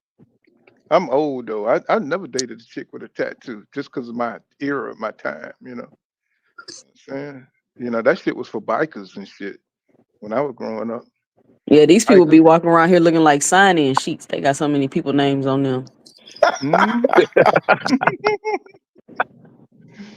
I mean, Yeah. women be having Tuesday's tats a on their piece of work, chest, man. their foreheads. Guys got tattoos on their foreheads now, and on their Or feet, they their knees, face, Mike back. Tyson. Yeah, I don't understand it. I'm scared of this ghetto because I used to be able to walk in the hood and didn't feel uncomfortable, but this hood we got now, man, these people crazy as hell now. Hey, Sin, Rick gave you an A, man. Look at that. See, yeah, I appreciate that, Rick. Somebody had to keep it real up here for us brothers. I'm standing up for the emotions of all brothers up here on my own square. Like, what the hell, man? Nah. Dude saying about to flame me out I here. was rocking what you was spitting, man. It sound like the gospel truth to me, man. Shit, man. It's like, That's how I was listening to what he was saying. Like I say, you see spitting game. I was like, yeah. hey, did That's how y'all I see? It sounds like the rest of y'all you brothers know, just said ain't that. loving y'all woman rights, man. Nah, Hey, did I can tell you told that speech to one of your ladies of yours. I can kind of tell. Yeah, I said, yeah, he convinced her that, huh? He told her that, and she was able. She said, oh, you're right. I'm gonna do that. I'm saying it man, sounded good though. I tried to deliver it well. Right. Did y'all see Juvenile starting to Appreciate spit you. in his car and start coming back and stuff? I was like, listen to Juvenile, man. He's still kicking it, man. I was like, this dude still sound good, man. I can't stand this music today. I don't even listen to rap music today. Every now and then they'll come up with a ditty or something, but I don't even really listen to the music. Man, I've Yeah, been wanting to hear rap. good music so bad. I started listening to Motown. Oh my God, went way back. I done went Nah, way back. Went back to the yeah, old Pooh. Motown, Marvin Gaye. This new rap is wild, bro, and it all sounds alike. Everybody sounds alike. That's because Originality. everybody goes to those little hat motherfuckers. Know what I'm saying? Everybody go to those little hat boys and put their messages up in there. The music ain't coming from the authentic root of rebellion, slave rebellion, like it was originated in. You know what I'm saying? Ain't a lot of real niggas out here no more. Motherfuckers rather use their legs to dance than to march. So that's the frequency that niggas is on. You know what I'm saying? Mm-hmm. But they keep trying to send mixed messages, mixing up the gender stuff and trying to mess up the moral values of the people and stuff. You know what I'm saying? It's like the drug music and trying to take people to places where they know we shouldn't be going. You know what I'm saying? So it's just kind of crazy the way they trying to change the culture through the music. They know how powerful hip hop is. Hell yeah. And It's none the of it most sound. lucrative export in America. The most lucrative export in America is hip hop music. I can't Yeah. stand these little black pop-eyed motherfuckers to be with the drug music and they nappy headed and they all look like they high all the time. It's like Jesus Christ. And they all weigh 90 pounds and they always got guns. It's like I can't They stand all these weigh junk. 90 pounds. So everybody A look lot, like a stray dog up here. A lot of these new gangsters, new rappers, they actually living the life that they rapping about. Back in the day, it was more like studio gangsters, Right, most of them. But these guys right. out here really murdering people out here, really getting killed, really on trial right now for murder. I'm like, damn, Nah, these see, young people, they really living what they saying. They ain't no studio gangsters. They like real life gangsters. Like it's what I'm talking about is that's what I do. Yeah, man, but look, I came That's from an why era. they ass is going to but they jail.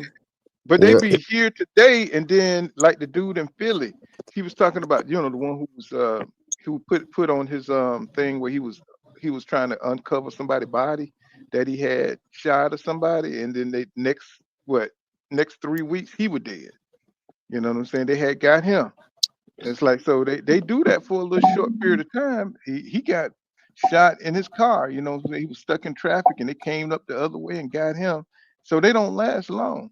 As soon as they start doing that little drill disc stuff, they be gone the next week, bro. It's like uh it's crazy, man. It's like I don't even know why you would want to be a drill rapper. You're not gonna live long. You're not gonna live long enough to enjoy your fruits of your labor, Yep. But unless this you're a government informant. Oh, they got the verses on again tonight. They saying Cash Money versus No Limits versus is on. Okay, I ain't know that. I ain't heard nothing about verses in a I while. I got thought they no might have limit went for out of all business, that. but I got no limit for that all day, man. Saying I don't know what the fuck yes, Cash Money thinking. Look, I'm going straight OG I don't route, know man. if they got my boy Remember my boy, what's my boy? I remember he one of the top rappers, with Cash Money. He started off with Cash Money. Mystical. Lil I mean, Wayne. that's no limit. Lil That's no Wayne. limit. Ain't You shit. talking about Shaka? Yeah, that's what I'm What's talking about. Yeah, Shaka? that's what I'm talking about. Lil Silk the Wayne. Shocker? Silk Lil Oh Shocker? Wayne. hell, no. Now they better leave Silk the Shocker the fuck home. If there's anybody need to stay at home, it's Silk the Shocker ass. You had to be talking about somebody else. Yeah. Yeah. But Cash Lil Money, Wayne. Lil Wayne now, I think they probably got the advantage, Lil Wayne. I mean, you know, they still could only perform set songs. They ain't going against Wayne don't Wayne remember his catalog. They going lyrics against though. Cash Money catalog. But Yeah. Wayne don't remember none of his lyrics. He got to write his shit down. They got to give it to him. You know what I'm saying, on the card, because he don't remember none of his lyrics. Teleprompter. He be That's teleprompting. bullshit. You think he be on stage reading his lyrics off of damn notes and That's shit. a fact. Okay. That's probably the reason why he didn't get through the Super Bowl halftime show. You know, he had Super Bowl in his hometown, New Orleans. They gave it to a dude from the West Coast and Kendrick Lamar. I was like, damn, why ain't Lil Wayne? They should have gave that to Lil Wayne. Jay-Z should have gave that to Lil Wayne, but he gave it to Kendrick. Maybe that was the reason. He can't remember his lyrics. Yeah, have up on a Super Bowl halftime show, getting his up there with a piece of paper. Nah, I thought because on one of his biggest hits, Wayne outshined his ass, so he probably got a little envy on that. You know how they be petty up in the business like that. Yeah. I agree with you though, man. With him being a hometown product, they should have had it. It would have been lit if he was up in there with it. Yeah, I didn't understand. I'm like, they should have gave that to Lil Wayne. They gave that to Kendrick. You know, No, Rick Silk the Shocker was ahead of his time. He damn sure was. He was Blueface Senior. He was the first Blueface. Silk the Shocker was rhyming in 2025 when it was still 1998 and shit. So the beat just I'm came in telling late. you. Like he was already rapping. It's like he would record on Tuesday, but the beat, you know what I'm saying, would make it there on like Saturday. You know what I'm saying? Like he was like that far ahead of time. You know what I'm saying? And that's why the shit always sound off cue. But on some real shit, he's one of the worst though. I really just, you know, and it seemed like that Silk was motherfucker is ahead of his following his time. blueprint. They lowered the bar so low with the talent that now we'll settle for a certain bullshit and say that this is okay. You know what I'm saying? When back then, in reality, like, yo, we grew up off of way better shit than these No, motherfuckers is it really wasn't that putting together. he was just original. It wasn't that he had no talent. Yeah, people don't respect originality no more, or authenticity and stuff like that. You know what I'm saying? I think people still respect it, but it has to amount to something when we listen to the lyrics. Like, you know, like we got to be able to, at some point, we got to be able to cut the beat off and hear something that you said, and it has to be felt. And it's like when you listen to that shit, it just sounds like a run-on sentence. If you just cut a Silk the Shocker beat off and just let him talk, damn, that sound like he talking Spanish. Well, I'm not talking about that particularly. I'm just talking about the music today. Period. Like you hear. It's very rarely that you hear really good lyrics. You know. Yeah, on the radio for sure. That it is very rare on the radio. Even on TikTok or whatever, you hear like a little 15 minutes. You know what I'm saying? What's that little thing that I keep hearing? He's like, come outside. It's a good little ditty. You know what I'm saying? But when you listen to the whole song, when you hear the whole song, that shit don't sound like nothing. You're like, I be hearing quality music, man. I listen to some quality MCs, man. So I just don't. I don't be bombarded with the mass production shit that you see or may hear on the radio. I hear like real good quality shit. I think that with Joey Badass, if anybody was paying attention to that little battle that him and my man Daylight had, that was a way bigger battle and a serious battle than Kendrick and Drake. But most people won't talk about that. Core hip hop fans know that battle had a much more lyrical showcasing. It was East versus West. And like the shit just happened. It happened right after Kendrick and Drake, and it completely overshadowed everything that they was doing. It really put an end to the Kendrick and Drake talk. That's the only reason why motherfuckers are silent about it right now. But that was high level lyricism, and these dudes are still out here doing it, man. It's just overshadowed by the nonsense, man. You know. I mean, that high level lyricism is like Shakur Stevenson, pure boxer. People don't want to see that. No, he doing that. Don't do that, Stevenson. I ain't gonna let you do that. My credit score. Hey, Daylight is my guy. That make you feel he was nice. Yeah, Daylight is nice. Daylight's a Badass wizard is with the tight word. too. Let's go down when I Yeah, listen to man. too much good hip hop. You know what I'm saying? It's like you gotta parse it out, man, and listen to a little bit of classical. You gotta have a little, a little range. That's a You gotta fact. have a That's a range. fact. Nah, absolutely. Yeah, You absolutely. got to have a range, bro. I love it I, though. I agree with What Sin was the said, man. what This was the stuff nowadays original? is What was the go ahead. original rap beef in rap? Was it LL Cool J and Kumo D? Was No, that the original rap beef? no, it was Roxanne, my nigga. Oh, You know what I'm saying? Roxanne. Okay. The real Yeah. Roxanne and Roxanne Shante. And all that. That was like prehistoric rap, nigga. Yeah. Then went to Biggie, Mm. Tupac, and a lot of That legendary was with beef. that. Yeah. That Yeah. was the beat that they would Mhm. go on when Yes, they was getting sir. their beef. Yeah. Yes, sir. Yeah. And then LL just took that shit to a whole nother place and Rakim and well, we forget Run DMC. Um, them X boys, Clan, I remember them. Boy, I used to love that Grand Verbalizer. they What time is that? Was my Yeah. ish. yes, Yeah. sir. I like African, very African. shit. Remember, they probably had the first live rap song. Run DMC was that To the House when they did that at that club. Here we go, and they just flowed out. That's off the top of the dome too. That might have been the first Oh, They had original some they had freestyle some live. they To had the hey, house, some yo, in the Bo house. knows I'm in the this house. and Bo knows that. But Bo don't know Yeah, that. Because Bo can't rap. What do you know? yeah, The dog yeah. is first up the bat. But yeah, yeah. man, music was, man, Man, like 2 Cents said. I listen more to R&B now because of how rap done man, went commercial. your boy, damn, I ain't even listened to the nigga. I can't even remember his name. He turned out to be gay. What's his name? Busta Rhymes and stuff. I was Hmm. just like, bro, I was like, man, Busta Busta Rhymes Rhymes got gay? so much talent. Yeah, Man, Damn, I Busta didn't know that. Rhymes. Busta He gay? Rhymes always been a weird ass That boy's a nigga. fruit cup. That's what them Damn, boys I didn't even know saying. that. they I'm say gonna not just say the only nigga ain't he's never been around no aggressive, woman aside from Rod Digger. they say Yeah, he's yeah, you're right. You ain't aggressive. never seen no with no woman. Damn. They say He never they seen her say with he's no woman. they say he's aggressive with it. You know what I'm saying? He said he always got what they call him in Jamaica. They call him I ain't even gonna Bati say Damn. it boy. on. Yeah, Yeah. Bati boy. Yeah. Hey, look, I seen that boy pressing Jeremiah something crazy. It's wild you said that because like that shit did just pop up on my feed recently. Yeah. Well, I guess he had a little bit too much drink in his cup or his Sprite must have been too purple or something. But that boy Mm, was look, that boy pressed up on Jeremiah something crazy, yo. Like, let me tell you, man. As a man, man get a man get within certain proximity, you gonna swing on him. Know what I'm saying? Especially when it's yeah. shit too aggressive. Like this dude was comfortable feeling like a chicken nugget on that man. Like Busta Rhymes already ain't no small. Busta Rhymes already a big dude. So niggas stand too close. It's like, yo, man, back up. And he up on him talking about smelling his cologne and shit. Yo, it was Hell wild, man. It no, was wild. dog. Yeah, I've been it was waiting for the wild, yo. moment to speak the truth to you.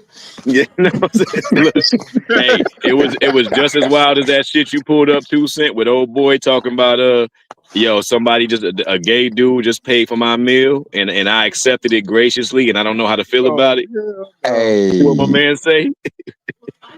hey, Oh, but that's the somebody in the dude that be chat said, sewing. hey, that's free food. That's the Who dude was that be that? sewing Crawford costumes. What's his name? Talking about Mm, Terrence Crawford. Yeah, his partner, Stone Cold Steve Nelson. That wow. Yeah, that was wild, yo. He said a gay man, dude bought him some food And he don't know and how to feel about it. and But it he was ain't a moved couple his man. dudes in the appetite. chat. No, there was a couple dudes in the chat. They say Hey, food one is of them was in food. the chat They right up don't in care who here. pay for it. They accepting it. Yeah, one of Oh, them was in the chat in here.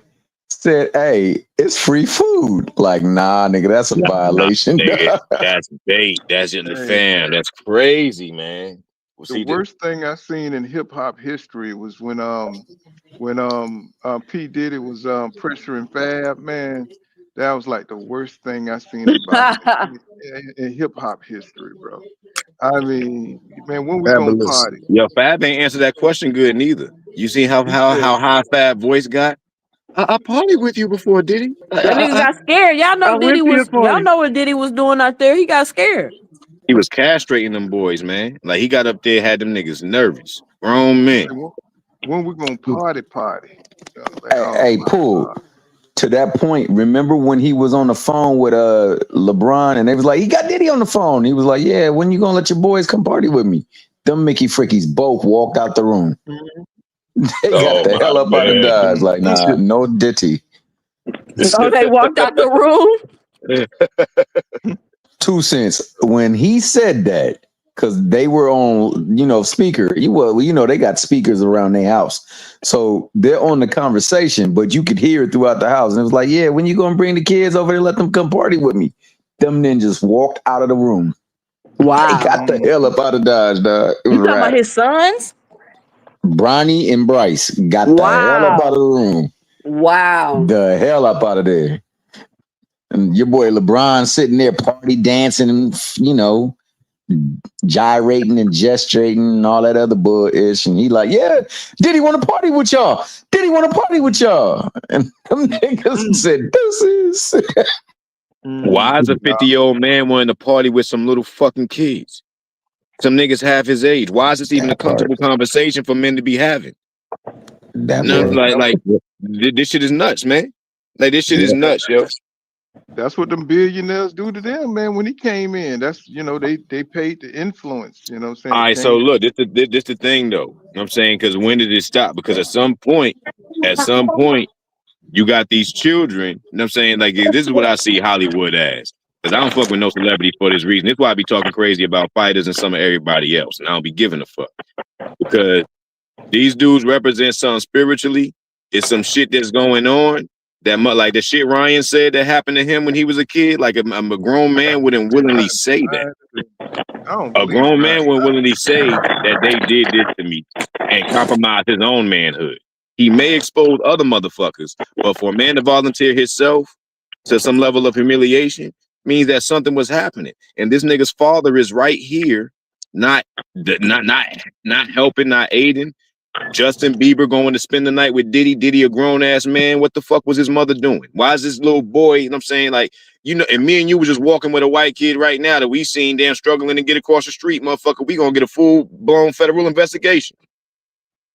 But we see motherfuckers getting to have sleepovers with other motherfuckers' kids. And like, who does this shit? Michael Jackson did it. Yeah, wasn't that what's that what got him in trouble? I don't think he was doing nothing wrong, but it didn't look right. Go ahead. They were doing that with R. Kelly, right? So with the R. Kelly situation, the parents were diabolical in that because they were on contract. They were selling their kids. Yeah, man. Selling their kids. This is done in Hollywood all the time. This is what these this is what these untalented parents was doing at this time. This is how you got Orlando Brown out here acting crazy as fuck. You know what I'm saying? These motherfuckers used to love him. But what was happening to him in there is like, yo, what else with these old motherfuckers? What other use would they have with these children? And then, man, look, I ain't trying to go too deep because y'all be talking about y'all. I know y'all don't like the rabbit holes I go down, but look, I goes down in that rabbit hole. You know what I'm saying? And I pull out mythological shit.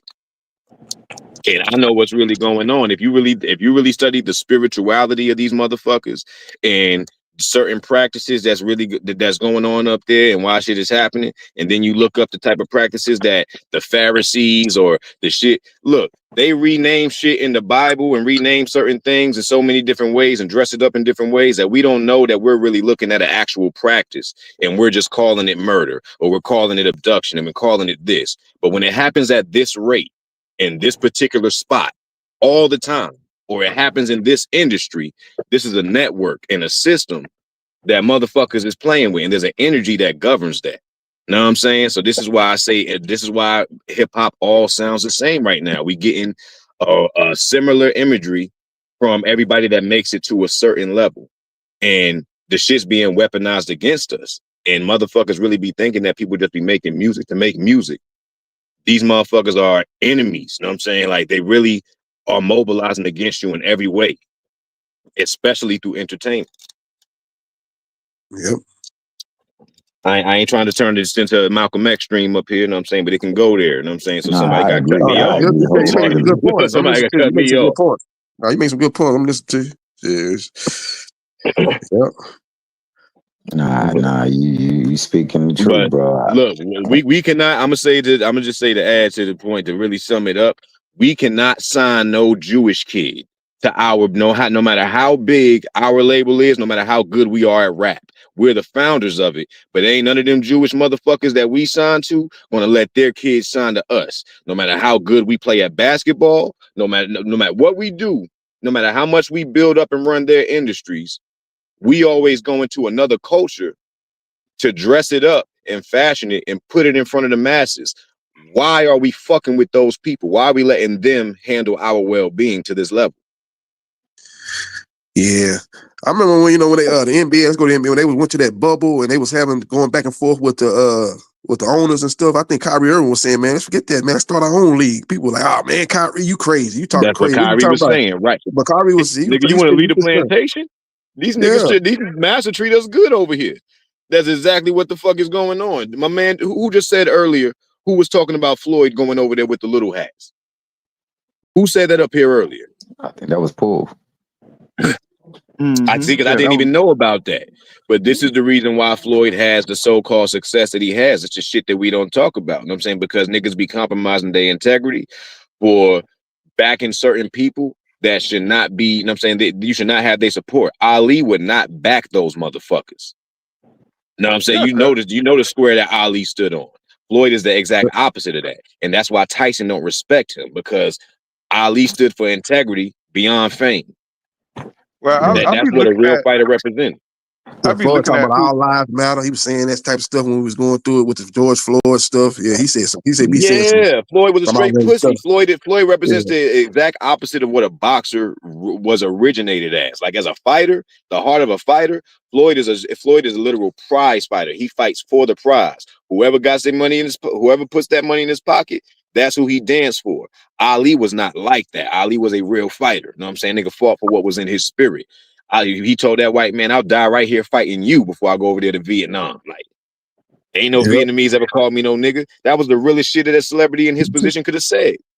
Yep. But and here's that's my scary thing. to them motherfuckers. These dudes now, they famous for doing nothing, bro. I'm like looking at these YouTube influencers, and they don't have no talent, bro. Ain't none of these people got talent.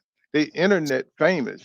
And then you got Kevin Hart. He's not funny, bro. I Talk mean, about it. And why is this grown ass man having Y'all know sleepovers Kevin with Hart was at the Castanet? Diddy parties. Come on now. Yeah, Not only but was he he at the Diddy parties, why he's is a a smoke screen. 50-year-old man wrestling on another grown man bed on a live stream? What Hey, the that's fuck a is going fact. on? That's a fact. what What do the they fuck do? is going on? What is the jokes and stuff? You know, Kevin started out a little funny, but then he don't even, his jokes ain't nothing no more, bro. It's like, what's going on? The comedy's changing, everything's changing. This fat dude Drewski, what he do? What is he? The entertainment. I watched him. I said, this dude is nothing. There's nothing to him that's entertaining, but he got all these, he's got all this fame and stuff. I'm like, it's weird to me. All Drew do is imitation. Yeah, Huh. he ain't never been one of the funniest comedians, but I did like what he did when he hosted the BET Awards. He was doing those skits and stuff like that. He was rapping with Ludacris. He got up there, thought he was when they was freestyling in the studio and stuff like that. He had some good little skits he was putting on, but he's never, to me, he ain't never been one of them. He ain't never been on the level of Eddie Murphy or Martin Lawrence, Richard Pryor. He ain't never been funny like those guys, but he got his hand in a Because lot of he's different not things. original. Nah, he's not original. In fact, he a plant. Like my man, what's his name said, the little dude, pimp down. Cat Williams, yeah, Cat Williams, man. Hey, yo, he a truth teller for sure. He said Drewski a plant? Oh, Drewski, my bad. I think he's a plant too. I think anybody that's made it big on social media is just a means of distracting us. They have no true talent. These ninjas do whatever and people tap into them. Kevin Hart is a clear example of that. I thought we were talking about him, but this Mickey Fricky is nowhere near funny. I've seen one thing from him that was funny, and that was that all right, and that whole show was whack. But that part was the only thing that I found funny on it. It's just the way he said it. But other than that, man, I've never found anything that he's done funny.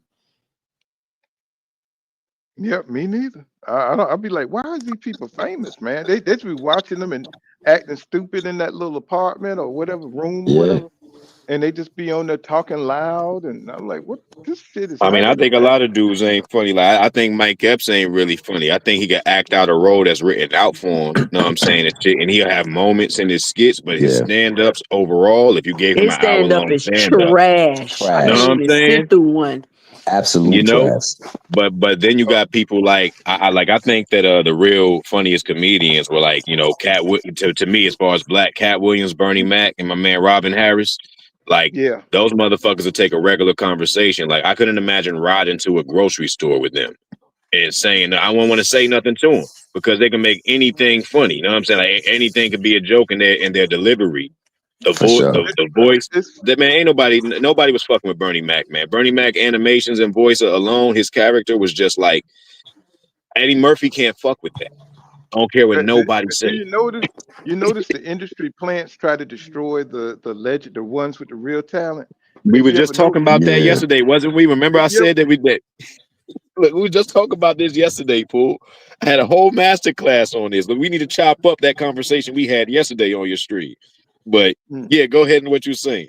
Yeah, because you see Steve Harvey, man. He got outshined by Bernie Mac.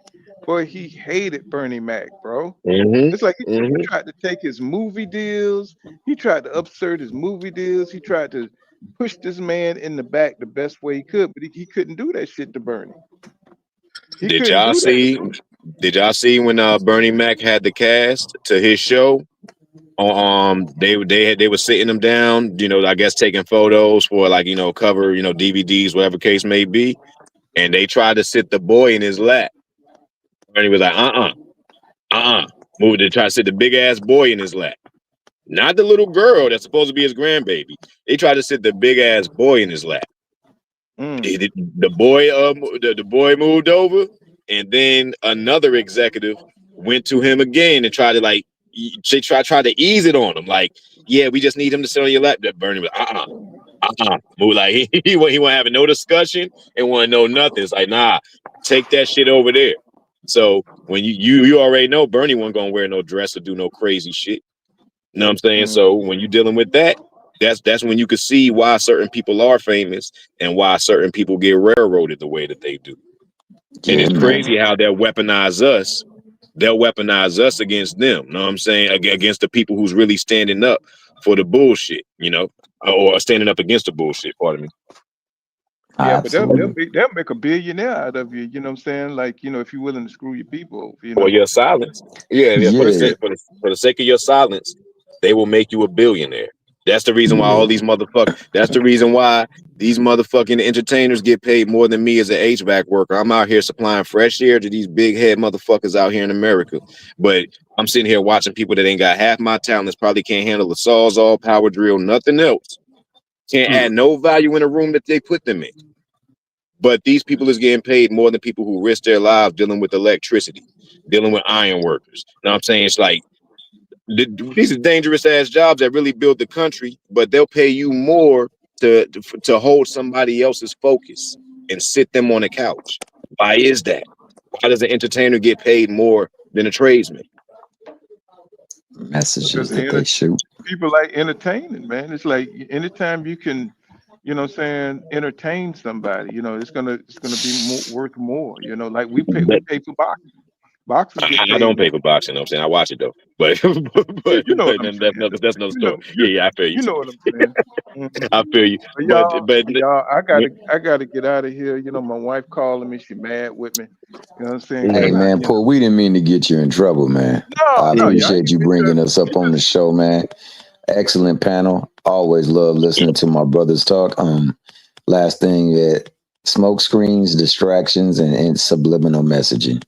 That's why they get paid that much money, man, because they're pushing yeah. their, yes, their sir. their agenda. That's Mhm. right. They keep human potential idle, you know. Yep. But we out of that. We beyond that, man. Hey, I appreciate your time, Pool, man. I'm saying you Oh, already my know For time chance. is This sure. hell. ain't the last. This ain't the last we'll talk like this here. You know how we do. You know what I'm saying? So For we'll be Yeah. sure. back tomorrow. For sure, Hmm. man. Shout out to 2 Cent and JB Sports.